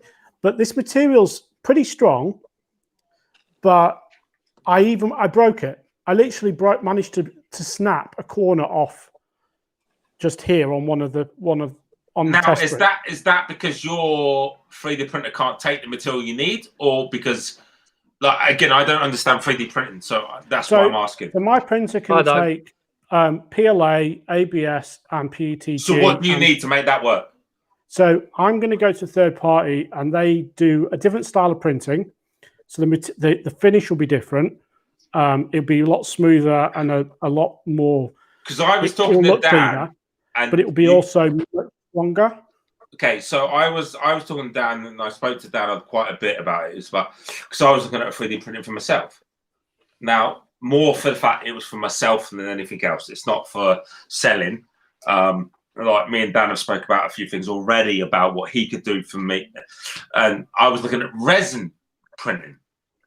Now, yeah, that's a completely different ballgame. Beast, it is, isn't it? And yeah, I didn't realize that because again, me and you spoke about it. Yeah. And I was like, well, I can get a resin printer off Amazon for whatever it was. And again, it was for me, again, like I was saying to Ron about when it comes to the Safari Land, it was for me to create products that I could create without going to the big spenders, so I could create a prototype. There's two sides to think about when you look at 3D printing. There's the design aspect, because you have to design it in a way that can be easily printed without deformation or errors. Yeah. And also you have to take into account the mechanical strength of those materials that you're going to be printing in. But you've also got the actual technical aspect of setting up a 3D printer. And as Steve will probably know, it's not easy. It's not a case of going, bang, press a button, and then it prints. Yeah. There's so much calibration that goes into it that you can be one setting out one by 1/1000th of whatever. So I don't know if he's actually watching the stream, but a friend of mine also has the same printer I have, and essentially I set mine up, and I've literally set it up. I set it up last October when I first got it, and I haven't moved it. It just sits there and it works. But he got his, and literally I told him my settings to get it set up, and his would have issues printing because literally environment plays a part. Have you got a cross draft that alters the cooling of the materials, the level, especially when you move away from basic materials like PLA, which is not really suitable for most items. If you start with PETG or ABS, so this is PETG. So I printed this first time I printed it like that, horizontally, and all these edges melted up. Oh, really? Yeah, so basically what happened is that basically the heat from the bed basically caused this just to sort of bow upwards. So the current prints are all done like that. So little things like that can... So how long did that take you to do? This was 5 hours printing. Oh, really? Wow. Not that long, actually. So again, I'm going to say it because obviously people are coming on here for Airsoft. They're coming on for tactical kit, either real or not real. And again, guys, I've got to remind you that the whole point of what we are doing as a whole, so me, Steve, Alex, and I mean, Dan showed you what he did with his, is that we're showing you stuff. And kit isn't just tactical kit, it's printing kit. So like I have the ability to sublimate onto my Kydex, but in black, not in color. So actually I'll get it for you. And Steve, you talk for 2 seconds about what you're doing. I'll show you. So, I mean, effectively, this design basically went through a bunch of iterations, testing different ways to print it. And what I'm actually ultimately going to do is the material that's going to be in this is going to be one that's a bit stronger. I have a different finish. This is really kind of rough. You can tell that this is basically being done in lines. You can see the print on this, but this is a prototype, and that's most printing that you do at home is great for like low volume use or whatever. And the materials, PLA is absolutely rubbish for it. Anything, if you want impact, that stuff breaks so easy. Like that won't take a BB hit. A bit of PLA, if you shoot it, it's on a gun and it gets hit, it will literally break. I can't remember. I printed something in PLA a while back, and literally we tested it. A friend of mine, actually, he also works for me, but also a friend. But basically, we tested it by basically just shooting it with an airsoft rifle just to see how it fared, and the BB shattered it. So we, this was with PLA, so we switched to PETG. It was a bit more resistant, but again, it could take a beating. But you drop the gun, it's going to break. Like this is the thing with the one that I was trying to find just a few minutes ago, where the corner broke. I basically dropped the gun. It hit the side. It hit the corner of the table, and it broke off a piece of the PETG. And in an airsoft game, you know, I've dropped guns, everyone's dropped guns, and at the end of the day, you kind of don't, although it, you know, it takes 5 hours to print it, it's a pain in the ass to reprint.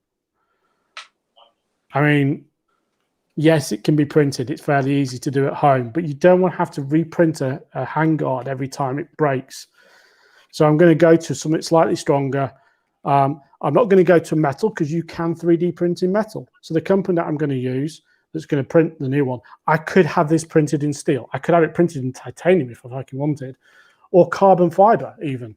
But I'm going to get it done in a harder plastic, a stronger plastic, with a different feel. And that's just, you know, how, you know, this is a great thing for if you are modding guns. I mean, what is it? My SRSA1, sniper mechanics who did the work on it, he 3D printed a nub. You know, there's little things like that. The basically little things you can basically just print out and use to try out, to just test. You know, if you've got a little thing you kind of it's niggling about a gun or whatever, you just want to, you know, print an add-on. Like on my 417,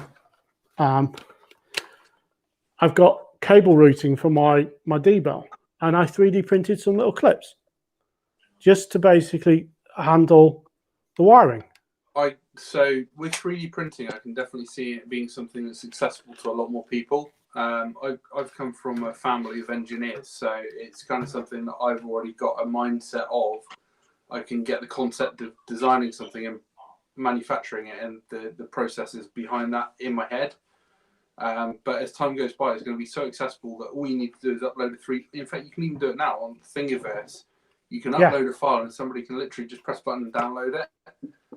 But even from designing things that you can't buy. So I started out a few months ago, I designed for my MP5 SD, I wanted to create a bracket to hold a tracer unit. So inside here, you'll see that there is actually a 3D printed bracket that holds a Cortex 301 tracer unit. And it holds it in there behind the baffle so that there's no flash coming out of the barrel at all, even when it's firing. And it didn't cost me anything, it just cost me time. Yeah. It cost me the cost of a 3D printer, but I can then go on to make other things. And then you've got people like Bruno Carvalho and Rick Rickles, who are making 3D printed suppressors like this one. And they are very accurate. They're not something that's commercially available at the moment. It's a UKSF L119A2 spec suppressor in FDE that you just can't buy. You know, no one makes it. So you can actually buy that and you can have an up-to-date replica. So there are obviously mechanical limits on what 3D printing will do. And like you were saying, Steve, sometimes you need to outsource for a specialist material. But once you've designed it, you can go, here you go, here's the file, print it, and you can have it sent to you. So it's a fantastic resource. It's definitely the future of the way that things are going. So this is a 3D SD rail. I actually pulled off Thingiverse. Yeah. And it was kind of the inspiration. You know, I pulled this down looking to see if there's something that could do the job. You know, this guy, I printed it. It kind of fits on the gun. You know, it's a bit messy. I tested it out. Yeah, I'm gonna go back to this. But when I tried it out, and this is the thing with these things, you print it, you see how it feels, right? Yeah. And I felt that basically it didn't work, it didn't fit with how I want to use the gun. So basically, you know, I printed this. It's got cut out rails because all I want is enough space to put a torch or a D-bal.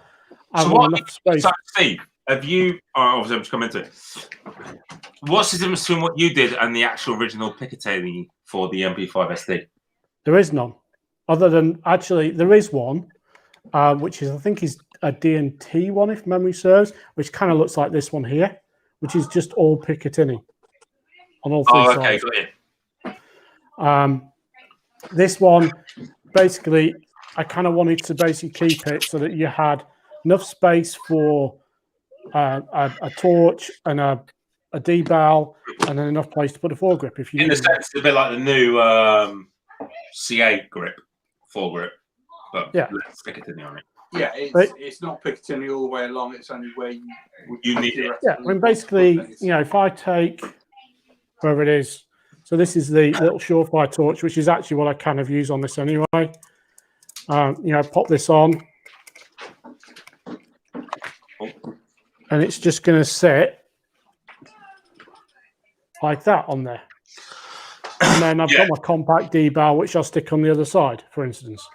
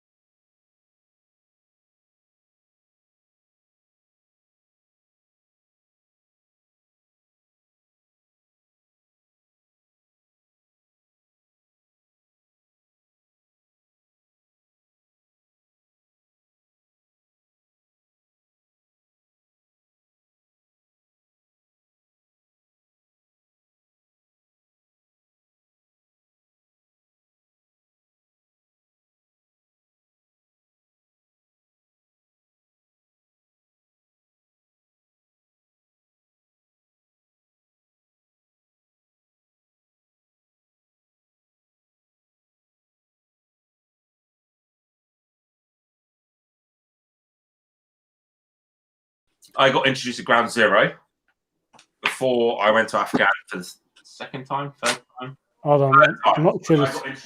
There we go. It's working now. Because I've just had it on the iPad. So third time I went to Afghan. I've been introduced to the Airsoft community, but I got introduced pretty much straight away to Milsim. Okay, and obviously Milsim was more attractive to me because it was like me doing my real job. Obviously, it makes fucking sense, doesn't it? Really.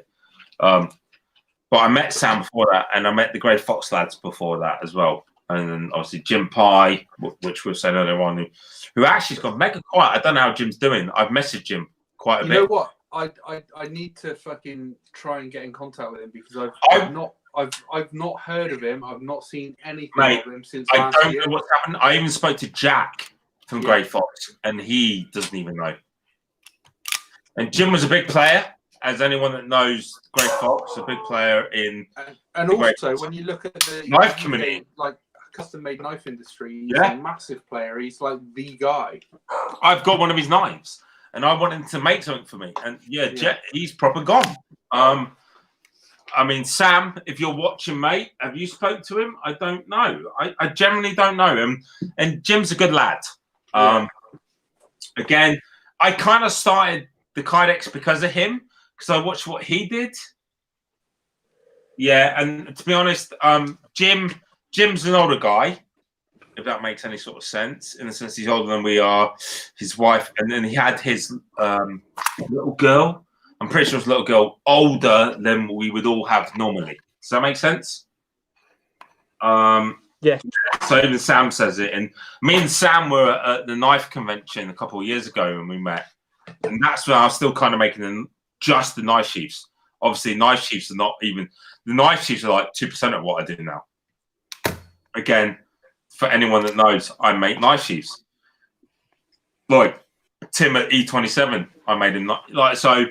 People don't realise I don't just make Kydex pistol or fucking holsters. I make everything. Like again, I'm gonna be really mean here, and I might be a cunt to some people, but Kydex Customs came out with. We've been testing for a year this tourniquet holster. I've been making them for 2 years. Like, how are you testing for a year though? Come on, it's a tourniquet holster. I'm not being so. I got invited, Dan. I got invited. I don't know if you did. I got invited to a charity game for pilgrims. Yeah, no, that was at Humber Airsoft, wasn't it? Yes. Did you get invited to that? No, I'm not famous enough. Mate, I don't even know how I got invited to that. I'll be honest. I got invited. It's the old Bootnet network. That's what it is. Mate, I don't know how I got invited to it because the only bloke I actually knew was Mike Perrett, and then I ended up knowing Paul Trickett because we were at 40 Commander together. Yeah, but Mike Perrett's like a god within the UKSF impression community. To be honest, Mike is I've known Mike since I joined it. Okay, I joined it. I've got Mike's original fucking suppressor. Okay, let's be honest. No one made an UKSF Surefire suppressor like Mike did. No, I mean, you know, when he was making it, no one else was doing stuff. No, one else was and he even made the recessed version. So he just made the recessed collar. So he was even that nice of a guy going, I'll make the recessed collar and I won't charge you the same price as a full fucking suppressor. And Mike's a fucking great, like me and Mike are good guys. I mean, me and Mike are good mates. Recently, Mike's gone away from, Mike's fucking gone CrossFit mad. He fucking loves CrossFit, you know, and he's like, I need to get back into Airsoft. And when I'm in CrossFit mad, he's like, Jen lost loads of weight and got fucking toned. I'm like, good effort, Mike. That's what I need to do, to be fair. I'm fucking mate, carrying way honest, too much. I have lost, since lockdown, I've lost 7 kilos. So I've lost a stone. I've lost 6. But I don't mean to be mean. Like me and Steve were talking earlier on, I wear 40 size waist nearly on trousers only because my thighs are fucking tree trunks. I have thighs like fucking Eddie Hall. Well, I'm not being funny. You've met me, Dave, and even though I'm 5'9", I'm not a small guy. And that's not saying I'm massive and I've got muscles. I'm generally built. I'm not a small guy. I'm built quite wide. You know, You're quite short compared to me, mate. Yeah, mate, but you'd have about 2 seconds and I'll put you on your ass. But that's not the point. My point is, mate, when I joined the Royal Marines, I was 6 foot tall. Now I'm 5'9". Yeah, that's all those heavy rucksack fucking walks that you went on. Well, mate, I keep telling people. All you need is a good chiropractor. You'll be 6 foot again, mate. Like, so look, like, I don't mean to be mean. Like, I played this year before lockdown happened. I played in a rugby match. Oh, so no. The club I play in, where I was playing in, is the oldest club in Devon. Like even Exeter Chiefs are not as old. Like, this is our whole. So Exeter Chiefs and Tiverton Rugby Club are like the biggest rivals in the world. But Exeter Chiefs now in the Premier League and fucking Tiverton in like non-league. That's how the best way to describe them. Okay, and we played it against over 30s versus under 30s. Well, all the over 30s are fucking backs, obviously forwards. And then all the under 30s are fucking backs because they're all with little snippets. And I didn't realise this, but one was going, fuck me, I didn't realise how stocky he was. But even though I used to wear medium longs, I'm literally like a meter. I've got a reach of a fucking 8. I've got a reach of nearly 80 to 82 fucking centimeters. I've got a reach of bigger than most fucking middleweights would have. But I'm same reach as a middleweight, but I'm shorter by a fucking, like a foot.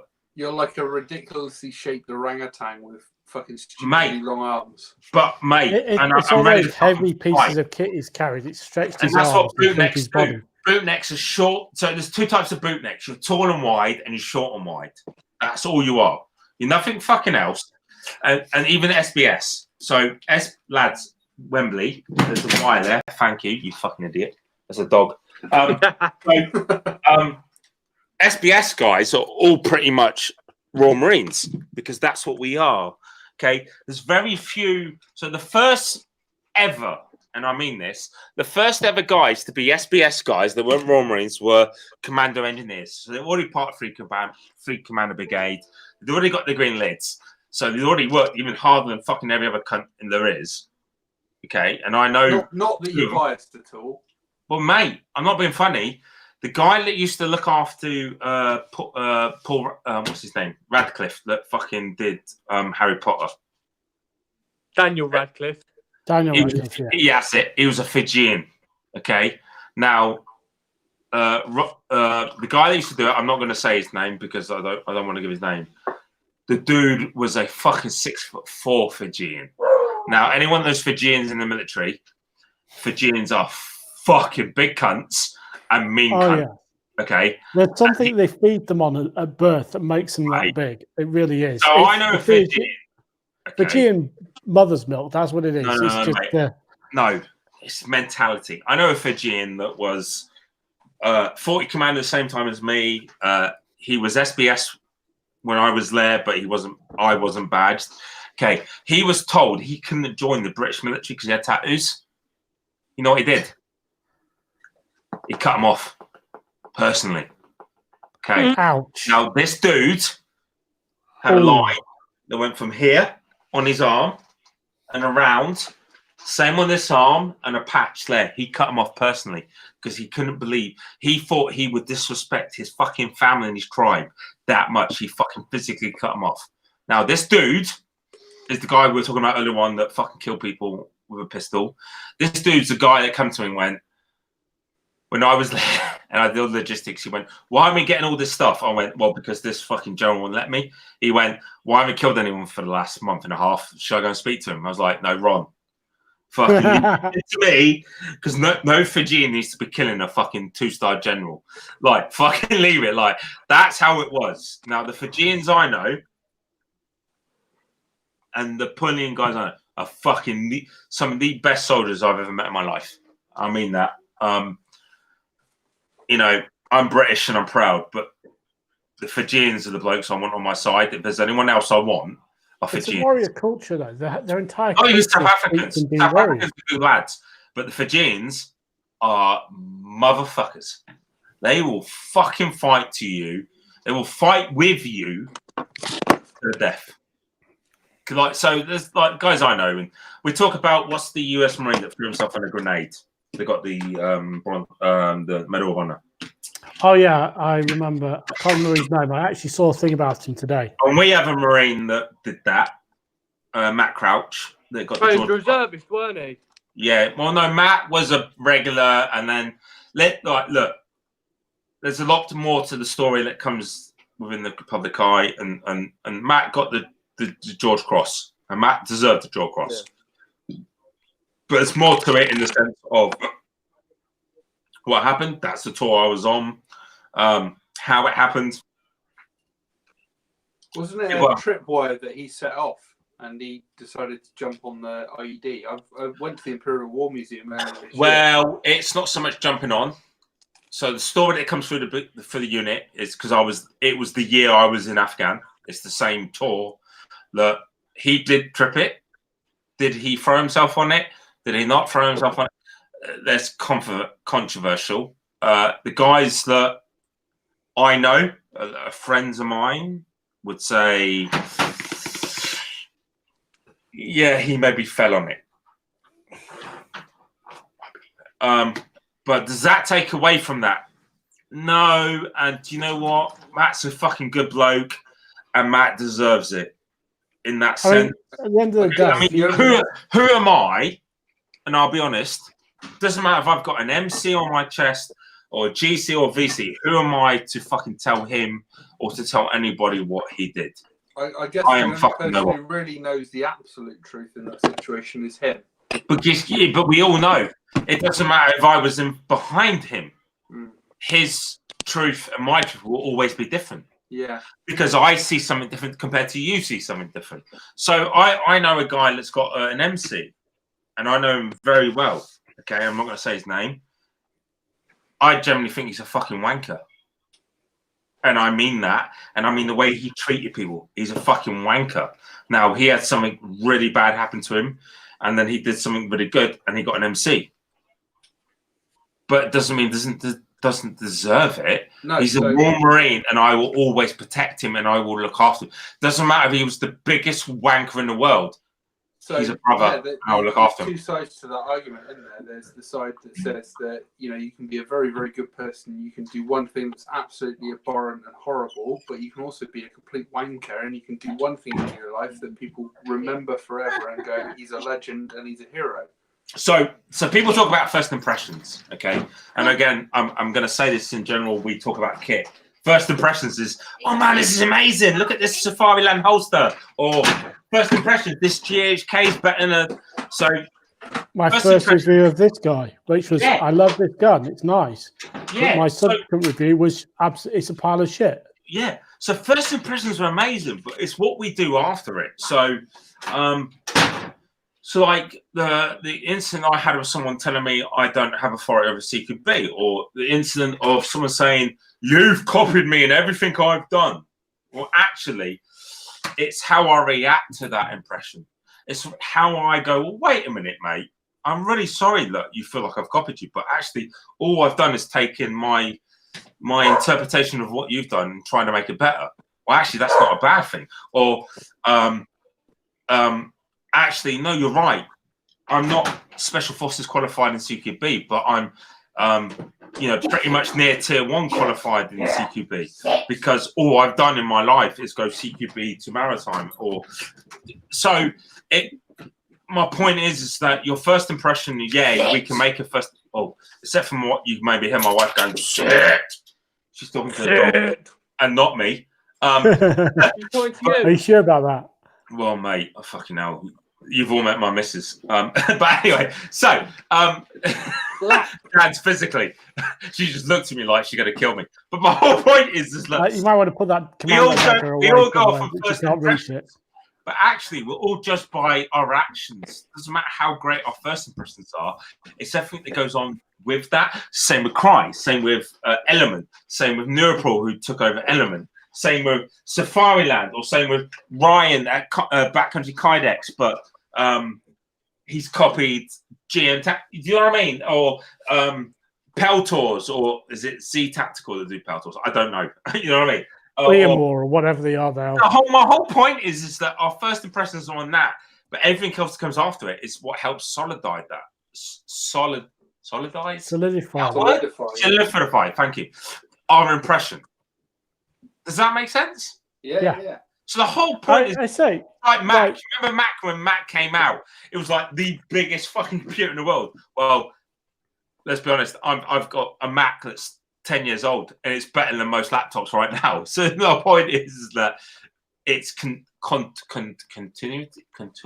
What's the word I'm looking for? I'm trying to make a word that's continue, but you continually do it. Does that make sense? Continually. Yeah. So you're continually making that impression even better, correct? I don't know what you've got in your hand. Is that like a 1911 Night Warrior? So this is the Novridge SSP-1. Fucking Novridge. And this is my first initial review of this gun was actually quite impressed. I was kind of nice about it. What, a 1911? Then I ran it for 3 months. And it literally, its first impression was good. But then the continued impression that I got with this was terrible. Yeah. So and literally after a few months of using it, I literally just put it on the shelf and this gun is a pile of crap.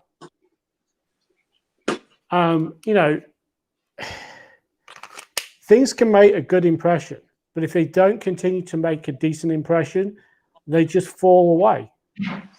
So it's very tough, Steve, as you'll know, being a reviewer yourself. You want to try and hit a product early and get a good review out there, whether it's good or bad on the product itself. I don't do early reviews. No, I play with it for as long as I can now. I try and do a review several months after something's been released, but there's always that pressure that you want to get something out there while it's still relevant. And you're right though, Dan. It's all about relevancy. It's about So look. So I did this No, review of sorry. this quite quickly Steve, after sorry, getting don't it. jump in. There's a guy on like Instagram. you were saying, getting your review out, your initial impressions might be good, but 3-4 months down the line, they might be completely different, and that's based upon the. So we all follow people for certain reasons, correct? Yeah. So I'm on Instagram, and I'll be honest. In the last year and a half, I've gone from 600 to nearly fucking 3,200, like crazy. Like as in the last year, I've gone up so quick, and I'm quite impressed with that for me. Now, and I'm going to use it as an expression, and I have to use it as an expression. So, I've got my gongs here. Can you see them all? Can I make sure you can see them? Yeah. Yeah.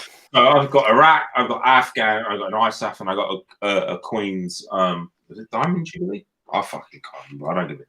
To be honest, I don't know. I don't wear them. I don't fucking show them around.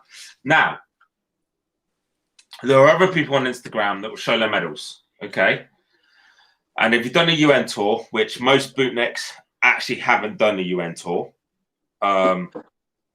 because we're too busy fighting the real wars. That's a joke for anyone that's. Please take it as a joke, because too many of you fucking hats are cunts and fucking take too much stuff serious. Okay, so that's Iraq. I've done 3 Afghans. Okay, you can't tell though I've done 3 Afghans, correct? Now, Correct. you had the Accumulated Service Medal. I'm a month short of it, and the reason I'm a month short is because on my second tour of Afghan, I was part of a unit where things were a lot easier to do, in the sense of my son was born 4 hours after I dropped on R&R. I literally landed, drove from Brisnot and got home, and my son Owen was born 4 hours after I got home. Because of the unit I was in and what I was doing, I was given a lot longer at home instead of 2 weeks. So basically that fucks me up, because I didn't do enough time away on operations, even though, let's be honest, I've done other things and they don't count. They don't count as operations, and it fucks me up even more. But the whole point is, if you do so many tours away in so much time on operations, you get a medal that says you've done so many times. Well, my uncle, who did Northern Ireland, the old GSM, you'd get bars for how many tours you've done in Northern Ireland. But they didn't do that for Iraq. So if you look at these medals here, on my uniform, if I don't have medals, I have a rosette here, but I don't have a rosette here. The rosette here means that I was in a conflict. It means I was fighting. The rosette here means I wasn't, even though I'm 8 months after the conflict, but even though potentially I'm on the border fighting. But that isn't the point. That's just the way. But those are all political decisions, not exactly, not mine. So I was actually on 2 occasions the first Westerners ever to go to Jordan. So if anyone remembers Jordan had a boat that came and blow up America, tried to blow up America's ship, correct? Do you remember that? Mm-hmm. I was part of the first UK forces ever to go back into there. Also, after this, I'm the first UK infantry / fighting. So my brother was in Iraq at the same. So my brother was in Iraq, and he was a fucking Royal High Fusiliers, which I think is the 3rd Regiment. So not a real infantry regiment. My brother won't tell me fucking otherwise. But he's not watching, right? Well, mate, the funny thing is, me and my brother were both in Iraq at the same time, and my mother was fucking obviously shitting fucking peanuts. She's like, what the fuck? Obviously, but the first Iraq tour, you got a bar, but old GSMs. So if anyone looks at Northern Ireland, the last Marines were 4-5 Commando. It's the old green and fucking whatever, and they got bars. But certain bars had little holes, like my one, Afghan one did. So every time you did a tour, you got an extra bar to say that you did a tour. But then obviously, once you did a tour, you got you. So basically, for me, that doesn't tell you how many tours I've been in. But even if you're SF, it doesn't tell you how many tours I've been in. Okay. Now this medal here, we all got an ISAF medal every time we went to Afghan. So I got 3 of these kicking around. but we're not allowed to show them because Her Majesty didn't give them to us. But once you become a civilian, you can show it, which I have, because at the end of the day, I have the right to wear that because I have the right to earn it. Now, there's a guy on Instagram who turned around, oh, you're just trying to be a wall. No, I'm not trying to be a wall. I have no reason to be a wall. One, I earned a green lid. Second, I'm part of Free Commander Brigade. Anyone that's part of Free Commander Brigade, you don't need to be a wall. You don't need to try to be a wall. We've all fought. Does that make sense? Yep. Yeah. That isn't me trying to big this up. I'm not trying to big it up. All I'm trying to do for my family is go. So, like, I have uncles. I have a great granddad that was in the war that has the French star, the World War II star, and then has a TA star because when he left, he joined the TA and did enough in the TA to get his good conduct. Like, for me, like, I got my uncle that's got 3 or 4. I got my cousin. She's 2 years younger than me. She's got 3 or 4.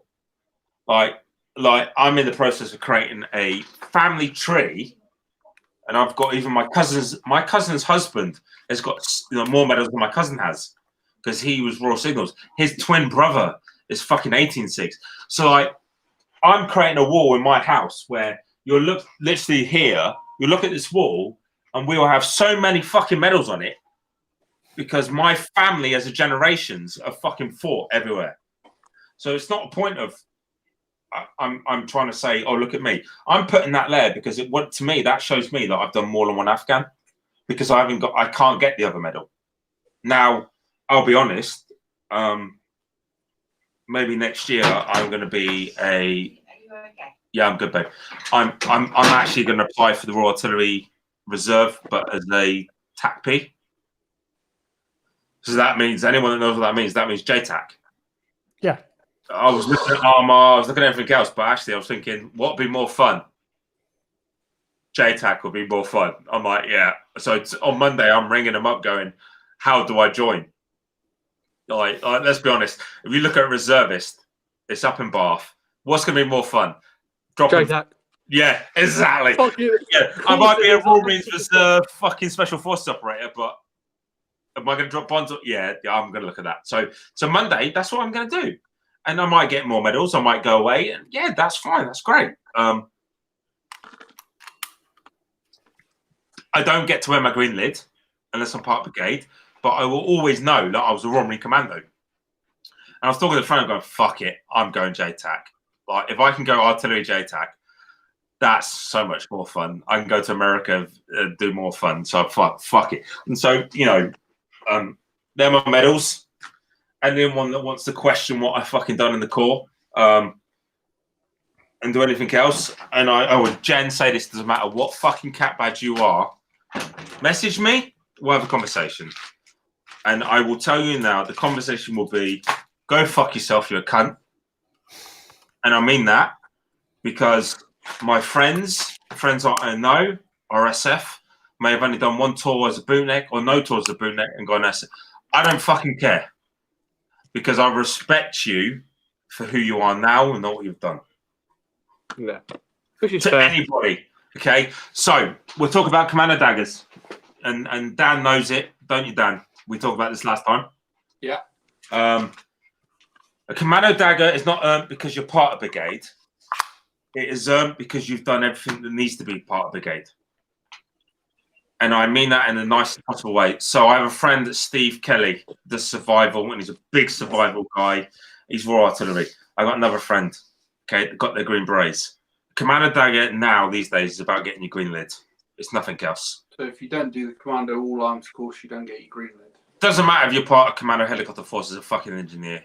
I knew it was coming. I knew it. I do not fucking care. Yeah.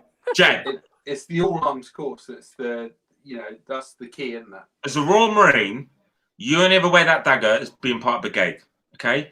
Just because you're part of brigade does not mean you deserve the dagger.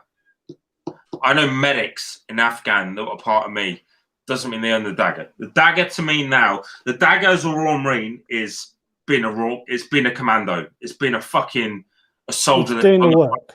Yeah. Just because you can fix helicopters, I don't fucking care. Yeah. And it was coming. Boys, Anyone that knows me. Every time we've had a live stream, it's always come up once. Anyone that knows me. Look, fucking hell, I'm going to say it. If you had more fucking to drink than I have, because I'm No, mate, I haven't. hammered right No, now. Dude, it's a look, topic that that was always full. comes up. That was full. Okay? Yeah. Okay? Yeah, he's look, had more that to was drink than full. you. no. That was That- full. Yeah, but That Dan, was full. Dan, That was full. I'm the same as I started tonight, Len, than I am now. That's nearly empty. No, I can take rum. I can drink a full litre of rum and fucking be the To be same. fair, he's a Royal Marine. He can definitely take rum because, like, Yeah, you know, he no, steals it off. yeah. He steals it off the sailors. Basically, that's his thing, So the wife's and he telling does me it with to the be careful. dagger.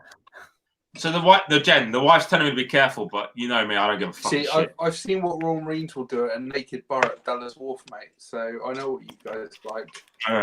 Look. You're sounding. See, my wife's like, you sound tipsy, but Mrs. Jones, you don't remember how you sounded the other night about four ciders, so I'm doing all right. She's like, So we've just hit hour 4, by the way. And I wasn't live feed, it was no shit. It was just you. yeah, but I'm the same no matter what. Be careful. Look, Yeah, anyone be that careful, knows, 'cause we're all on the verge of being shut down right now. I don't fucking damn.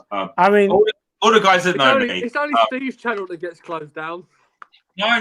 Yeah, it's all on Steve's channel. it's fine. This is marked. This stream has been marked as not kid friendly, and as long as we don't basically attack any other YouTubers, we're good. And he's not on YouTube, so we're I'm fine. just glad it's not on my YouTube channel because it'd probably get shut down. We've been on for 4 hours, okay, and we have kept 10 to 12 people for the whole 4 hours. So we're doing all right. We've lost someone. I know we've lost someone. Yeah, no, and Andy's gone. He's lightweight and he needs to go to bed. Oh, Andy's gone. Yeah. Why does he need to go to bed? Who needs sleep? I don't know. Let's be honest. He ain't got 11-year-old and 13-year-olds to worry about. So he's doing well. He can stay up all night. His kids have all grown up and left home. How old is Andy? I don't know. He's like the Oracle. I don't know. He can be 35. He could be 54. I have no idea. Has he actually got kids? Yeah, he's got an adult kid, like 18, 19 years old. Are you taking the piss? No. He's teaching his kid. It could be in his mid-40s. I'll be honest, Dan. I thought he was in our kind of age range. So to have an adult kid, I actually didn't think he would have an adult Mate, kid. I can't age you, so don't tell me that we're in the same age range. I'm Yeah, 36. How old are you? I'll be honest. How old are you? Horrendous. 36. Yeah, so you're older than me. So I can't help but look. It's not my fault. And as always, I'm always the oldest in the room. I'm 46 years old. Yeah. No. You look 40 anyway with your grey hair, so we're doing all right, love. What, me? No, my wife. Oh, that was dangerous. I put that dagger away somewhere safe. Yeah, she's a fucking nut. So, you know what? Most Marines, I love this woman, okay? Most Marines end up going with nurses, and that's what my wife is. My wife's been a nurse for 16 years. And how she puts up with me, I don't know. I actually generally don't fucking know. Patience of a saint. That's what it takes. All I'm going to say is she came on to me because she knew I was a Roman commando, and that's all I got to say. And she's still here, fucking 16 years later. Right. But no, honestly, look, I fuck around and I play around a lot, and Dan, everyone knows. Anyone that knows me, I actually don't give a shit who you are and what you've done and what your cat badge is. I gen don't, and the reason I don't is because we are what we do. Simple as that. Look, and I don't mind saying it. I became a Christian a couple of years ago. I'm not a true Christian in the sense of I follow it all the time, but I come off the point of how you act now. Doesn't matter if you acted different last year. It's how I need to take you. Okay, so the way you do things now, that's how I judge you. So me telling a fucking helicopter engineer that he thinks he's a fucking boot, he thinks he's a bootleg, he's done a course and got a dagger. I don't fucking care. I don't care. Okay, I generally thought he was a good guy. We all know who we're talking about, Beefy. And I don't give a shit. I don't give a shit. He ruined DAG. Simple as that. Because I wanted to join DAG. That's how good you guys were. I was like, oh, fucking hell, this will be amazing. I'm talking Nick, Smallsy. I'd love to join you guys. I invited Nick down. I obviously offered you sponsorship. We'll get you one of these patches. Oh yeah, mate. I mean, basically. Hold on, let me get mine. So, from an outside perspective, I think that he had good intentions.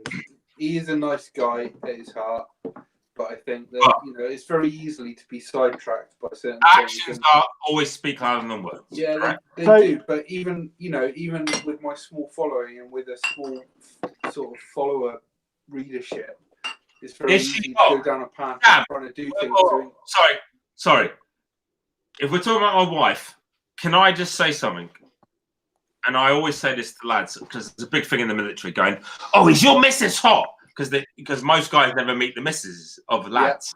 Yeah. Okay? No, she's ugly as fuck because that's why I'm going out of her. No, we all go out of our wives because they're beautiful. Fucking, it's the most. I'm waiting for that door to fly open now. Dude, she's already open. She's there. Got that fucking dagger to your head right The point now. is, it's like, are you Albert fucking Einstein? Are you generally asking me a question that you're like, is my wife hot? Yes, that's why the fuck I'm fucking her. That's why I'm married, and that's why I'm having children with her. Are you that fucking drugged up on drugs that you don't realize? Like, fuck off. Sam. Oh, no, he just said my comment was to Andy's kid. Oh, so, is Andy's kid's hot? So basically, you know what, I was married and I had a teenage stepdaughter, and basically, I'll see you in a minute. That's the kind of comment would have basically made me punch the guy in the face. Yeah, of course it is. Like, but let's be honest though. Anyone that goes, "Oh, is she hot?" What, my stepdaughter who's 20? How about I rip your fucking throat out of your neck, and then we'll fucking answer that question. Yeah. Look, guys. Anyone that's watching it, and I keep saying it, this isn't just about Kit. It's about fucking general having a good laugh and having a fucking laugh, and that's the sort of question. Like, is she hot? Sam, I didn't even know Andy was hot enough to have fucking kids. So if he's got a hot chick, I love him. Ooh. You know what I mean? My missus went, honey, it's called a joke. I love you. And of course, I want to cuddle you tonight when we go to bed. At 4 a.m. when we finish streaming. But that's the whole point of what we're doing is we're fucking normal people. We're having a joke. We're having a laugh. And we're enjoying. Like, Dan's coming because Nick's working. Nick's sorting all the idiots in Colchester tonight who are fucking getting smashed. Okay? And it just... the pub opens for the first time in 10 weeks. Places with him for anything. He's going to be busy until 4. Yeah, but Nick's not a real Roman commando because he's got a Spartan number. And if you're a bootneck and you know what a Spartan number is, you know what that means. So again, I'm taking the piss out of Nick, and you know, again. But Nick's more of a Royal Marine Commando than a certain other person. No, he's a real commando than a certain other person. Exactly. So like Smallsy was in for a small time, and Smallsy did whatever he did, and then Nick did what he did. But for someone to get shitty. Because the actual guys around him know what they're fucking doing.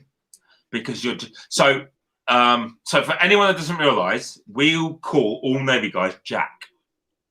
Okay? Mm-hmm. Jenny Wren is a female, Jack is a man. And the reason we call them Jack is because they are Jack. They're fucking cunts. Okay? Half the time they never think about what we think about. And I'm not being mean.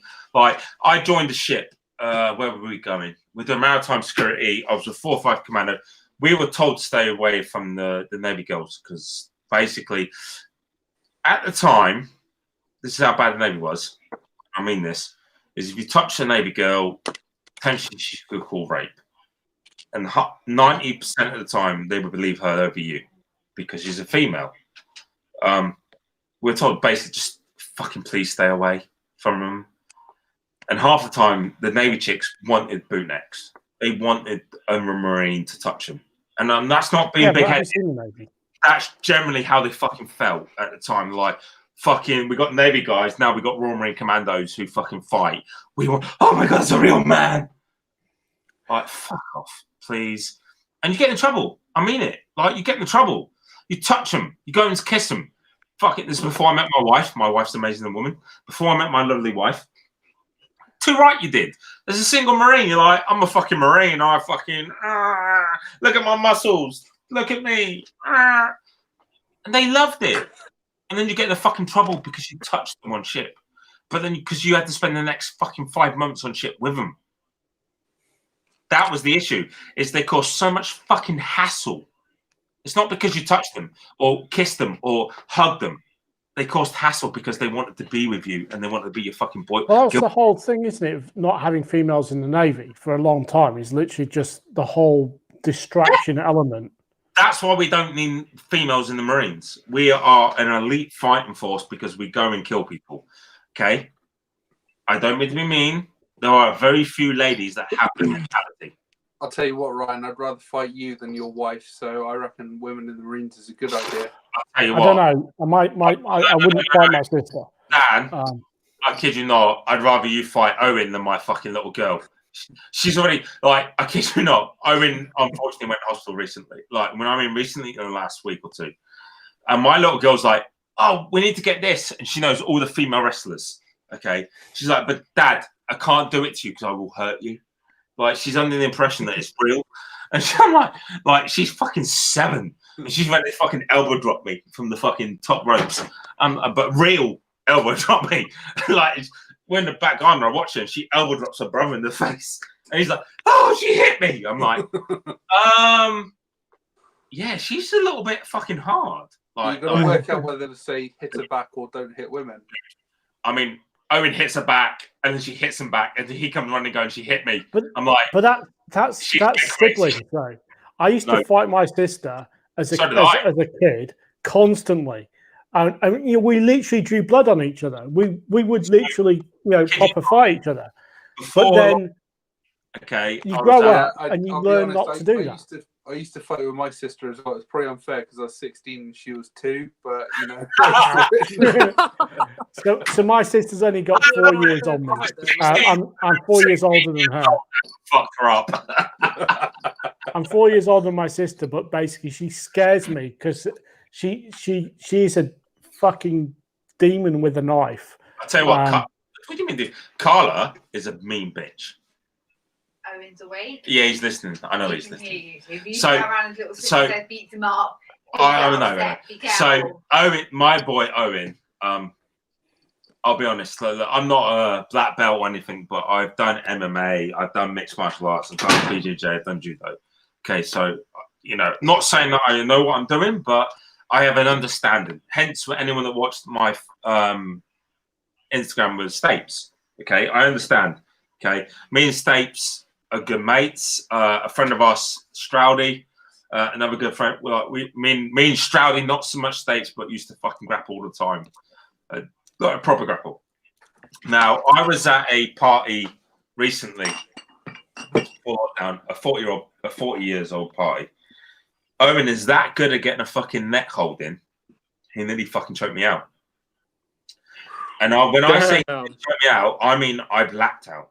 Okay, for a second. Oh, damn.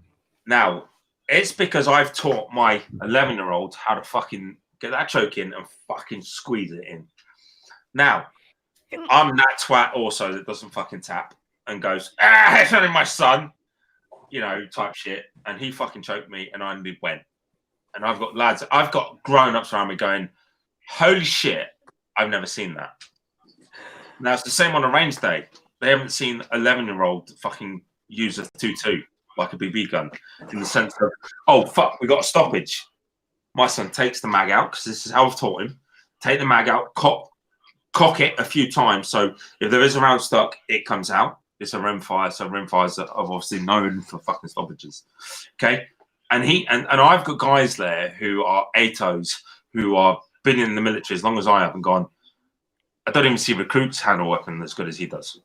So my son has autism and ADHD and has audio processing system, has a short-term memory loss. But when it comes to physically doing something, like for example, like you, Alex, I can guarantee you, he's 11 years old. He'll do better work than half the lads you work with. Oh, 1000%. As soon as you teach him a practical application, he's on you. He's fucking on it.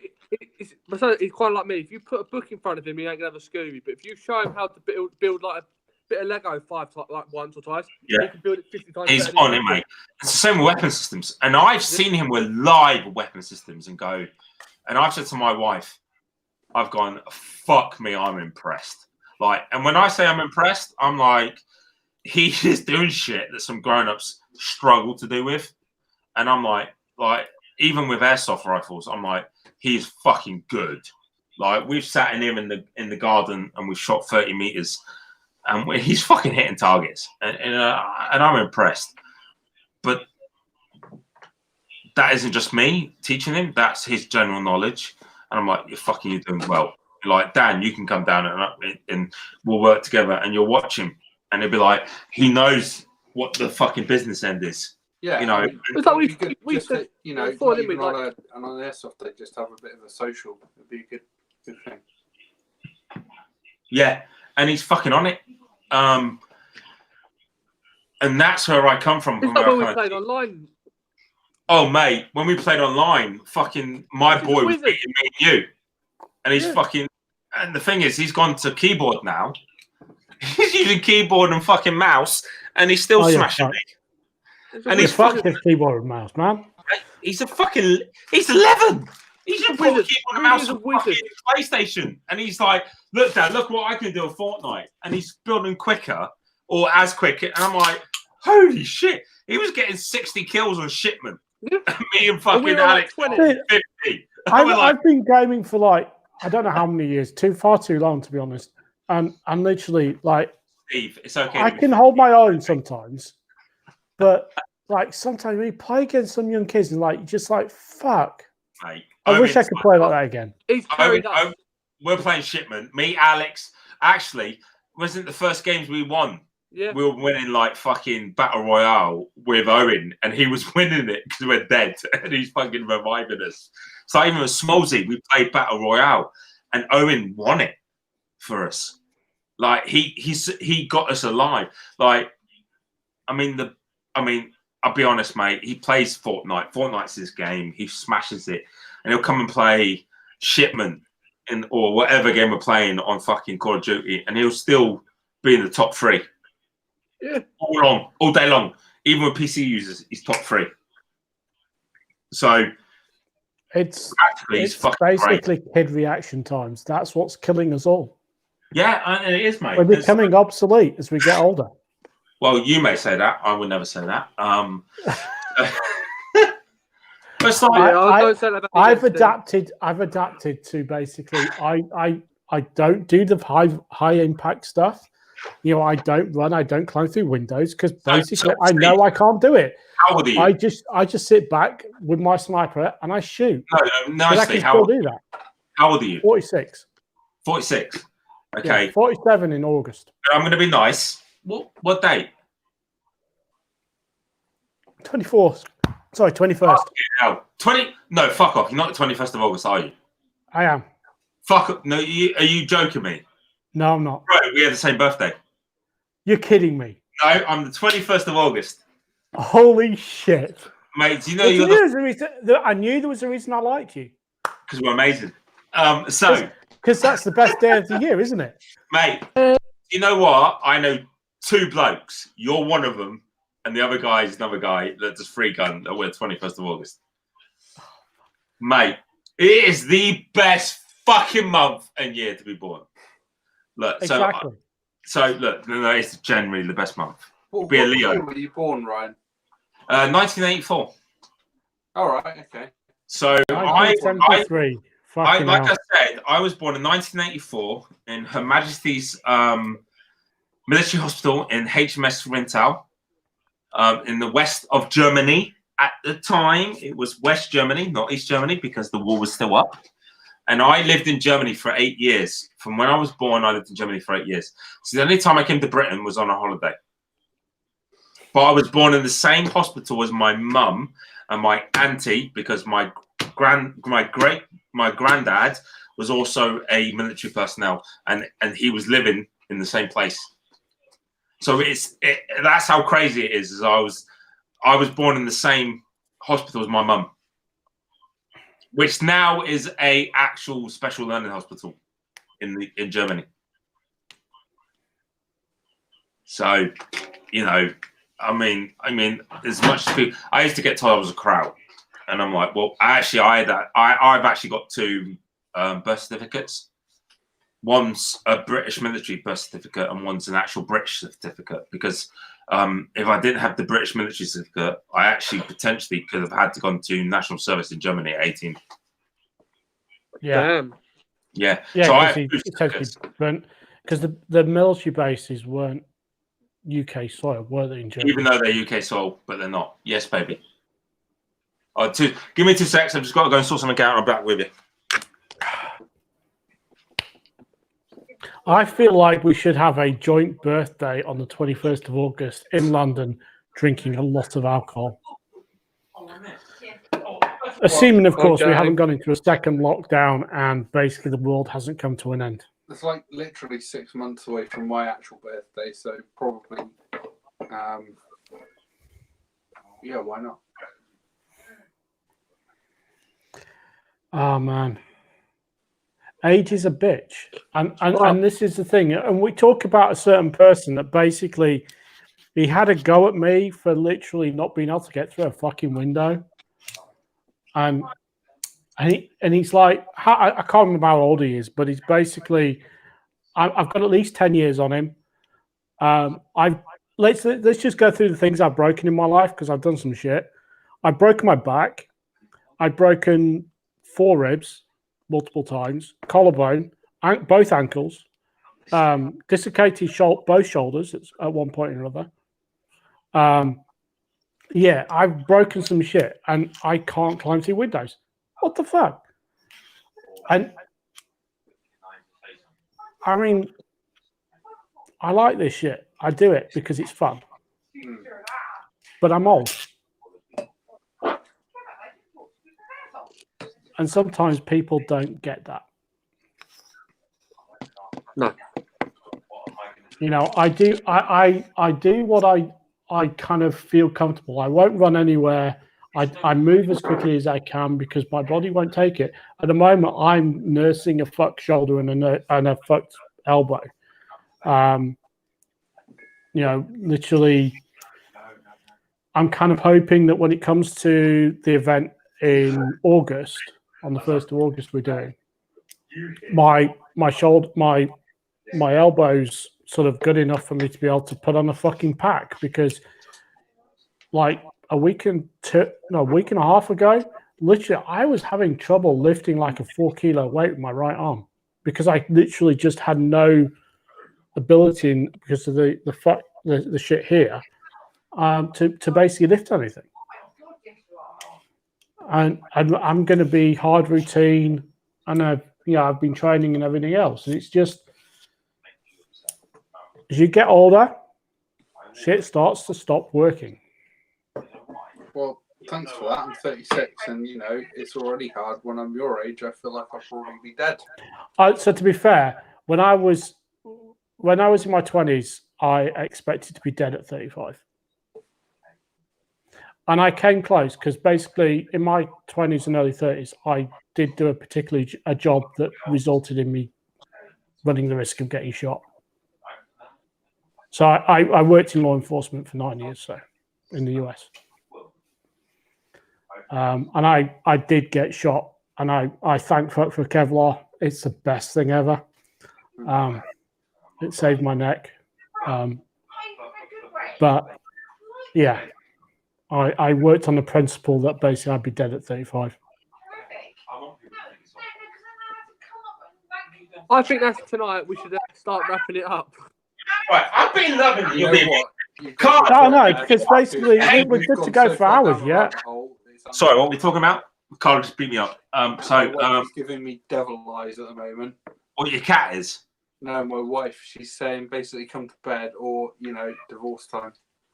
Oh, fuck well, it. I'm not being Divorce mean. is great, man. I mean, basically, as a divorced gentleman, Yeah. 26-year-olds are awesome. So Dan, Yeah. And as an older gentleman, this is they a have one-off. daddy issues and they just flock. No. This is a one-off. This is all about relaxing, getting your name out there. Tell her you love her, and you will see her in an hour. What am I doing? I don't know what you do with glasses. You can all. Mate, if I keep up the same pace of drinking that I've done for the last 4.5 hours that we've been online, I'll be dead. No, you'll be all right. Just tell her you No, love you'll be her. fine. You see her in an hour. So when I was 40, I started drinking with bartenders a lot. And sorry, I Steve. entered a bartending competition on Sunday. Steve. We've generally kept a good 8 to 10 people, okay? Yeah. You're part of that. You're part of that. Let's say what's half. Give yourself to half one, and then we'll call it a quits. No, One more gonna hour. Call it a night in a minute. No, you can't. You're not allowed to.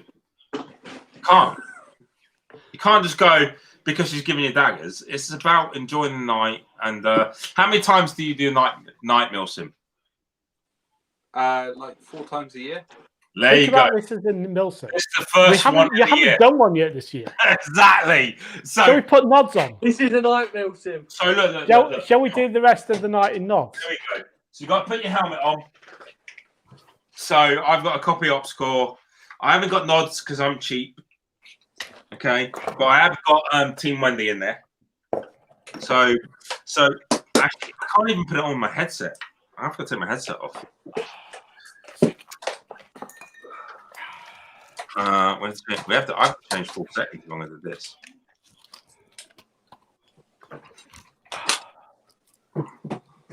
Okay, so we have our. Can you hear me all right now? Yeah. Can you hear me? I can hear you. I've gone full. So I can put in. There you go. So, oh mate, you got that mask on. So, look, Hold on. Dan. Yeah. Let's be honest, mate. We're having a good time. Relax, chill. You're not going to do it next weekend. This is Well, the most next weekend is sociable actually I've been. potentially This is the only most Nick. sociable I've been this year, actually. I've drunk a lot of Jack Daniels. I've had quite a few beers. The cats have literally clawed the shit out of me, and I've had a good laugh. But I'm probably going to need to call it a night in a minute. Mate, I'm playing with you. If you call it, you're going to be looking at me literally passed out in my chair, and I'm going to be saying a lot less than even Alex, and he's not had a lot to say this evening. I know, Alex. Alex is loving it. So what have we got here? We've got 7 o'clock to go and play. What the fuck are you doing there, fucking Steve? So we have the O2 mask. We have the mods. Yeah. So, This is my new mask. It's called the tea towel. I love. I haven't got night vision, so I'm not as Gucci as you guys. You don't need it. You're a marine. You just fucking kill us in the dark anyway. We're I got Mark fucking one eye vision, you motherfuckers. Saying that. I Can anybody guarantee see you. who actually is online and watching us when at you the get that moment? nod on, mate, that's it. so I'm gonna yeah. kill people. No, sorry, I'm gonna play people. Yeah. Have you got? Has any of you got the extra bando? So have you got a resi on? No, I don't. And I kind of want that, actually. I've actually got the proper OpScore one. I don't have an OpScore, so you can have it if you want it. Yeah, I'll have it. The thing is, so, and this is the amazing thing. It basically got shipped. Yes, was it today or yesterday? So, Steve, how many night vision have you got there? So, on my desk at the moment, I technically have 3. So we have my GSCI. So I have my GSCI Gen 3 night vision. I've got this one that I picked up this week, which is a Photonis Echo, which is effectively equivalent to a Gen 3. Hold on. Right, babe. Sorry. I have a Fleur DMVD. That's what I'm using. That's the one you're using. What is that like? Is that like a PS? Excuse me, PVS. What a D. It's Same as very this. similar to. It's a very similar to PVS 14, yeah. Oh fucking! I've got hiccups. So there's that guy, and then I have, which is new in this week, the Aurora Pro from Psionics. So what's the difference between the Euro Pro and the normal one? So these are using proper intensifier tubes. So they actually, No, isn't there a... Oh, excuse me. Fucking hell, I've got hiccups. Isn't there a one below the Euro Pro? Yeah, so there's the Aurora Sports, the Aurora Standard. This is their kind of top end one. The white one, isn't it? And then you've got the Aurora Pro. The Sport's the one the Heresy Group guys were pushing. And they reviewed and stuff, and then painted. The Pro is supposedly a slightly bigger sensor, a bit better software. I'm trying to remember if they actually released it before now, but basically I got the first or second batch. It arrived this week. I was kind of amazed it arrived so quickly, to be honest. It's not bad. I've tried it out. Is it a camcorder for night vision? It is a digital night vision. It can record video. Pretty much. It's nice. It's interesting. Like I put up the video on our chat the other day. Compared, like proper intensifier tubes are, they have their limitations, field of view, and everything else. It's got an amazing field of view. And I'll probably do a proper review of it as well, and compare it to the Gen 2. And also, I'll compare it to the Gen 3s as well. But the Gen 3s are like way up there. Steve, where did you get it from? Did you get it from Scott Country or did you get it from No? So I bought this direct from Psionics. I thought about getting it from Scott and Country, but I thought, fuck it, I'll just, they ain't got it in stock. They've got to wait for them to get to, they've got to get it from Psionics.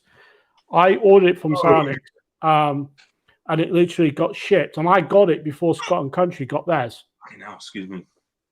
So mine arrived on Monday this week. Psionics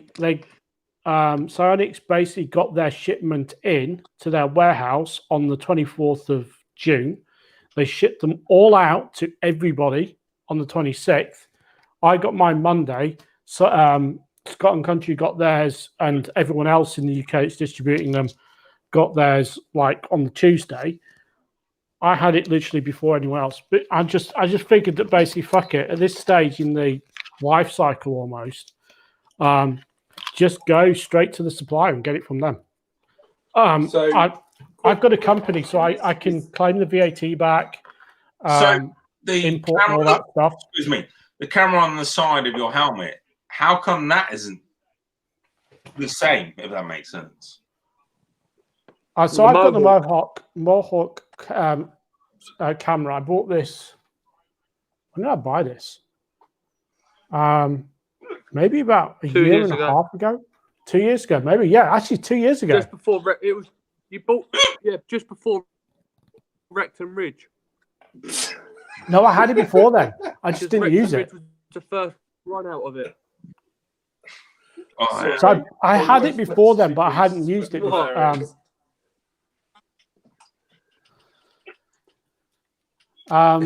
got hiccups? Me. Ryan. The hiccups are going through me. How much have you had to drink? Well, mate, I'll be honest. Tipsy. That was a full bottle before we started. Well, you've got shares in creaking, have you? So that's what, 3/4 of a bottle of fucking Kraken I've drank myself. I've run out of fucking alcohol. I've got this much JD left, and that's it to last me until I go shopping. I brought that today. You might want to put some light on as well, because it's pretty dark there as well. Yeah, no, I've turned it off to fucking be a bit more flattering because I'm fucked. No, don't worry, we're all fucked. You won't get much. I'll be honest. I I'm fucking gonna drink. pass out in a minute. There you go. that Hiccup. that live stream last weekend, I was fucked. Which one? I was last weekend when I fucking done Oh, all the Budweiser, fucking with the bottle of whiskey, the cider. The thing is like, look, that was a full fucking bottle tonight.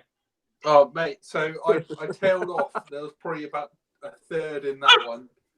I've downed about 4 bottles of Peroni, and this was about a third full as well. So I've had about 2/3 of a bottle of JD. That is why we're doing it. It's about fucking like when you watch Joe Rogan and he starts fucking smoking a spliff. That's the whole point. It's relaxation. Excuse me. Relaxation. I'm gonna sleep for a fucking week, mate. Fucking anyone who doesn't watch this and go, what are you? I'd be up at like hiccuping 6 tomorrow morning. I won't go to bed until 4. Do you know what? I'm getting in trouble by the wife in the next room because I'm hiccuping. Yeah, I know that feeling. My wife's literally said, "Is I'm anybody officially out of watching?" whiskey. And the honest answer is, I don't know. I'm getting in trouble. No. She tells me off, but it's only 2-1, so we're good. Well, I'm gonna have to be the first party pooper and back because, like I said, I've got to be up at 7 o'clock. Why? It's Sunday. Yeah, I'm playing tomorrow. Well, marshalling. Oh, fuck. Oh, for fuck's sake! All right, you don't need a marshal. There's only going to be like 20 of them anyway. Oh, excuse me. Fuck me. I can't. Look, tonight was the first. Oh my god, I'm fucking. Right, we'll be here to 1 o'clock. No, I think that's the key. That's the key. Look, Dan, thank you, mate, for fucking joining us. It was fun. Anyone that wants to talk before me, crack on because I'm fucking. Oh my god. He's gone. He's done. Thank you for joining us. Basically, it was the first proper, fully organised event that we did. I love it. My wife is going. Somebody call Ryan an ambulance. You sound like a fucking witch. Ouch. For those that are still watching us, thank you for watching us. We have we'll be here all night. Stop it. No, we're going to chat. We're going to chat. Look, we're live for So Point of Along, and my wife has joined me. And oh my god! Welcome to our stream. Say hello to everyone.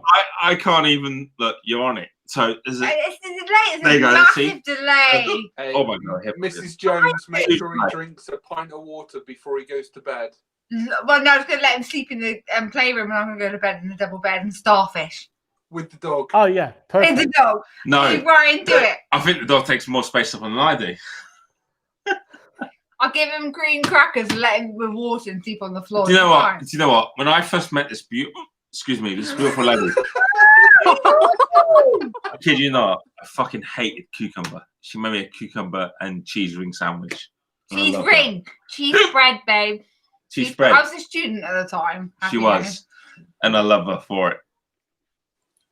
So that's when I did like pints, snake bite and black were like a £1.50 fucking walkabout. Oh, snake bite! Fuck me. I'm a classy lady as me. Snake bite and black was £1. That's what happens when you get with a West Country girl. I just want cider or snake bite and black. So there you go.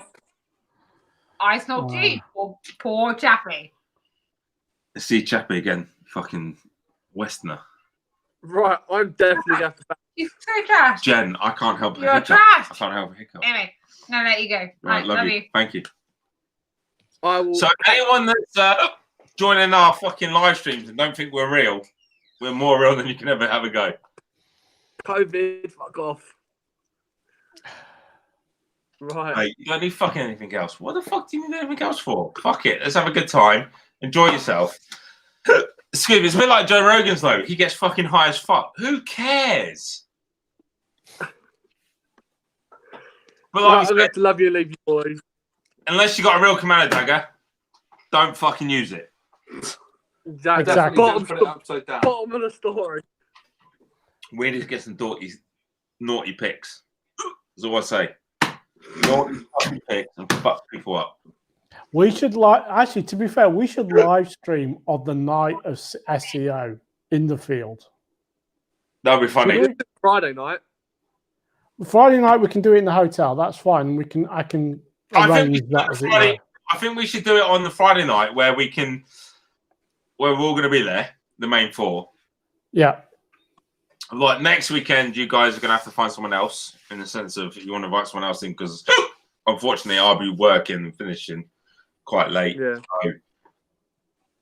But I think the Friday night would be quite good in the hotel and all being around each other. That'd be quite an interesting one to do. Yeah.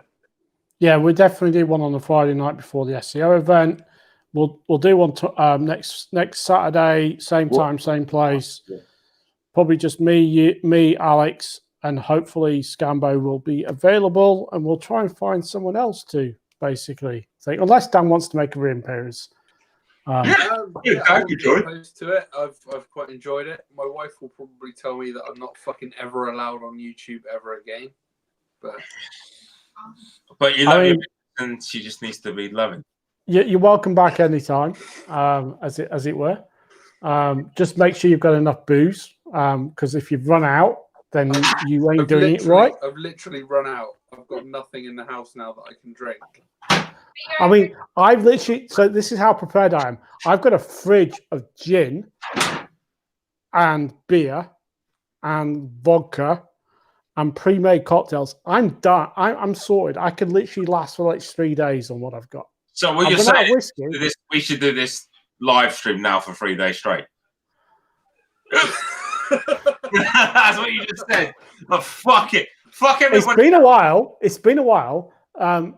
I might be able to do it. I'm getting a little bit old for it, but I could probably just about do it. Yeah. You know what? I've probably got some domestos. I can fucking mix that with a bit of domestos. Right. Bleach. I can drink bleach all day. I'll be all right. No, don't drink bleach. It's bad for your stomach. Yeah, no bleach. I'm not advocating drinking bleach at all. Please, YouTube, don't demonetize what about the video. isopropyl alcohol? The great thing about living in central London is I've got Amazon Prime, so I can get once like 6 a.m. happens, I can get alcohol delivered within 2 hours. Yeah, it's all right for you, but me and Ryan, we live out in the West Country. We can get fuck all. It's all delivered by tractor out here. We gotta have that shit in stock. Yeah, send the missus out. You've got a wife. That's what I've got Amazon Prime to get me alcohol. You've got a wife. Angry wife. Yeah, exactly, an angry wife. Look, guys, I'm gonna call it. Say again. To my mister going, I'm not an angry wife. Yeah, so he's mine, funny enough. You're gonna get a takeaway then, babe. No. So look, I've enjoyed it. I've loved it, and I mean it. Excuse me, I know I drank too much. You know what? It's amazing. Oh my god, I got it. I generally have. I'm gonna have to call it night. Thank you very much for having me, all guys.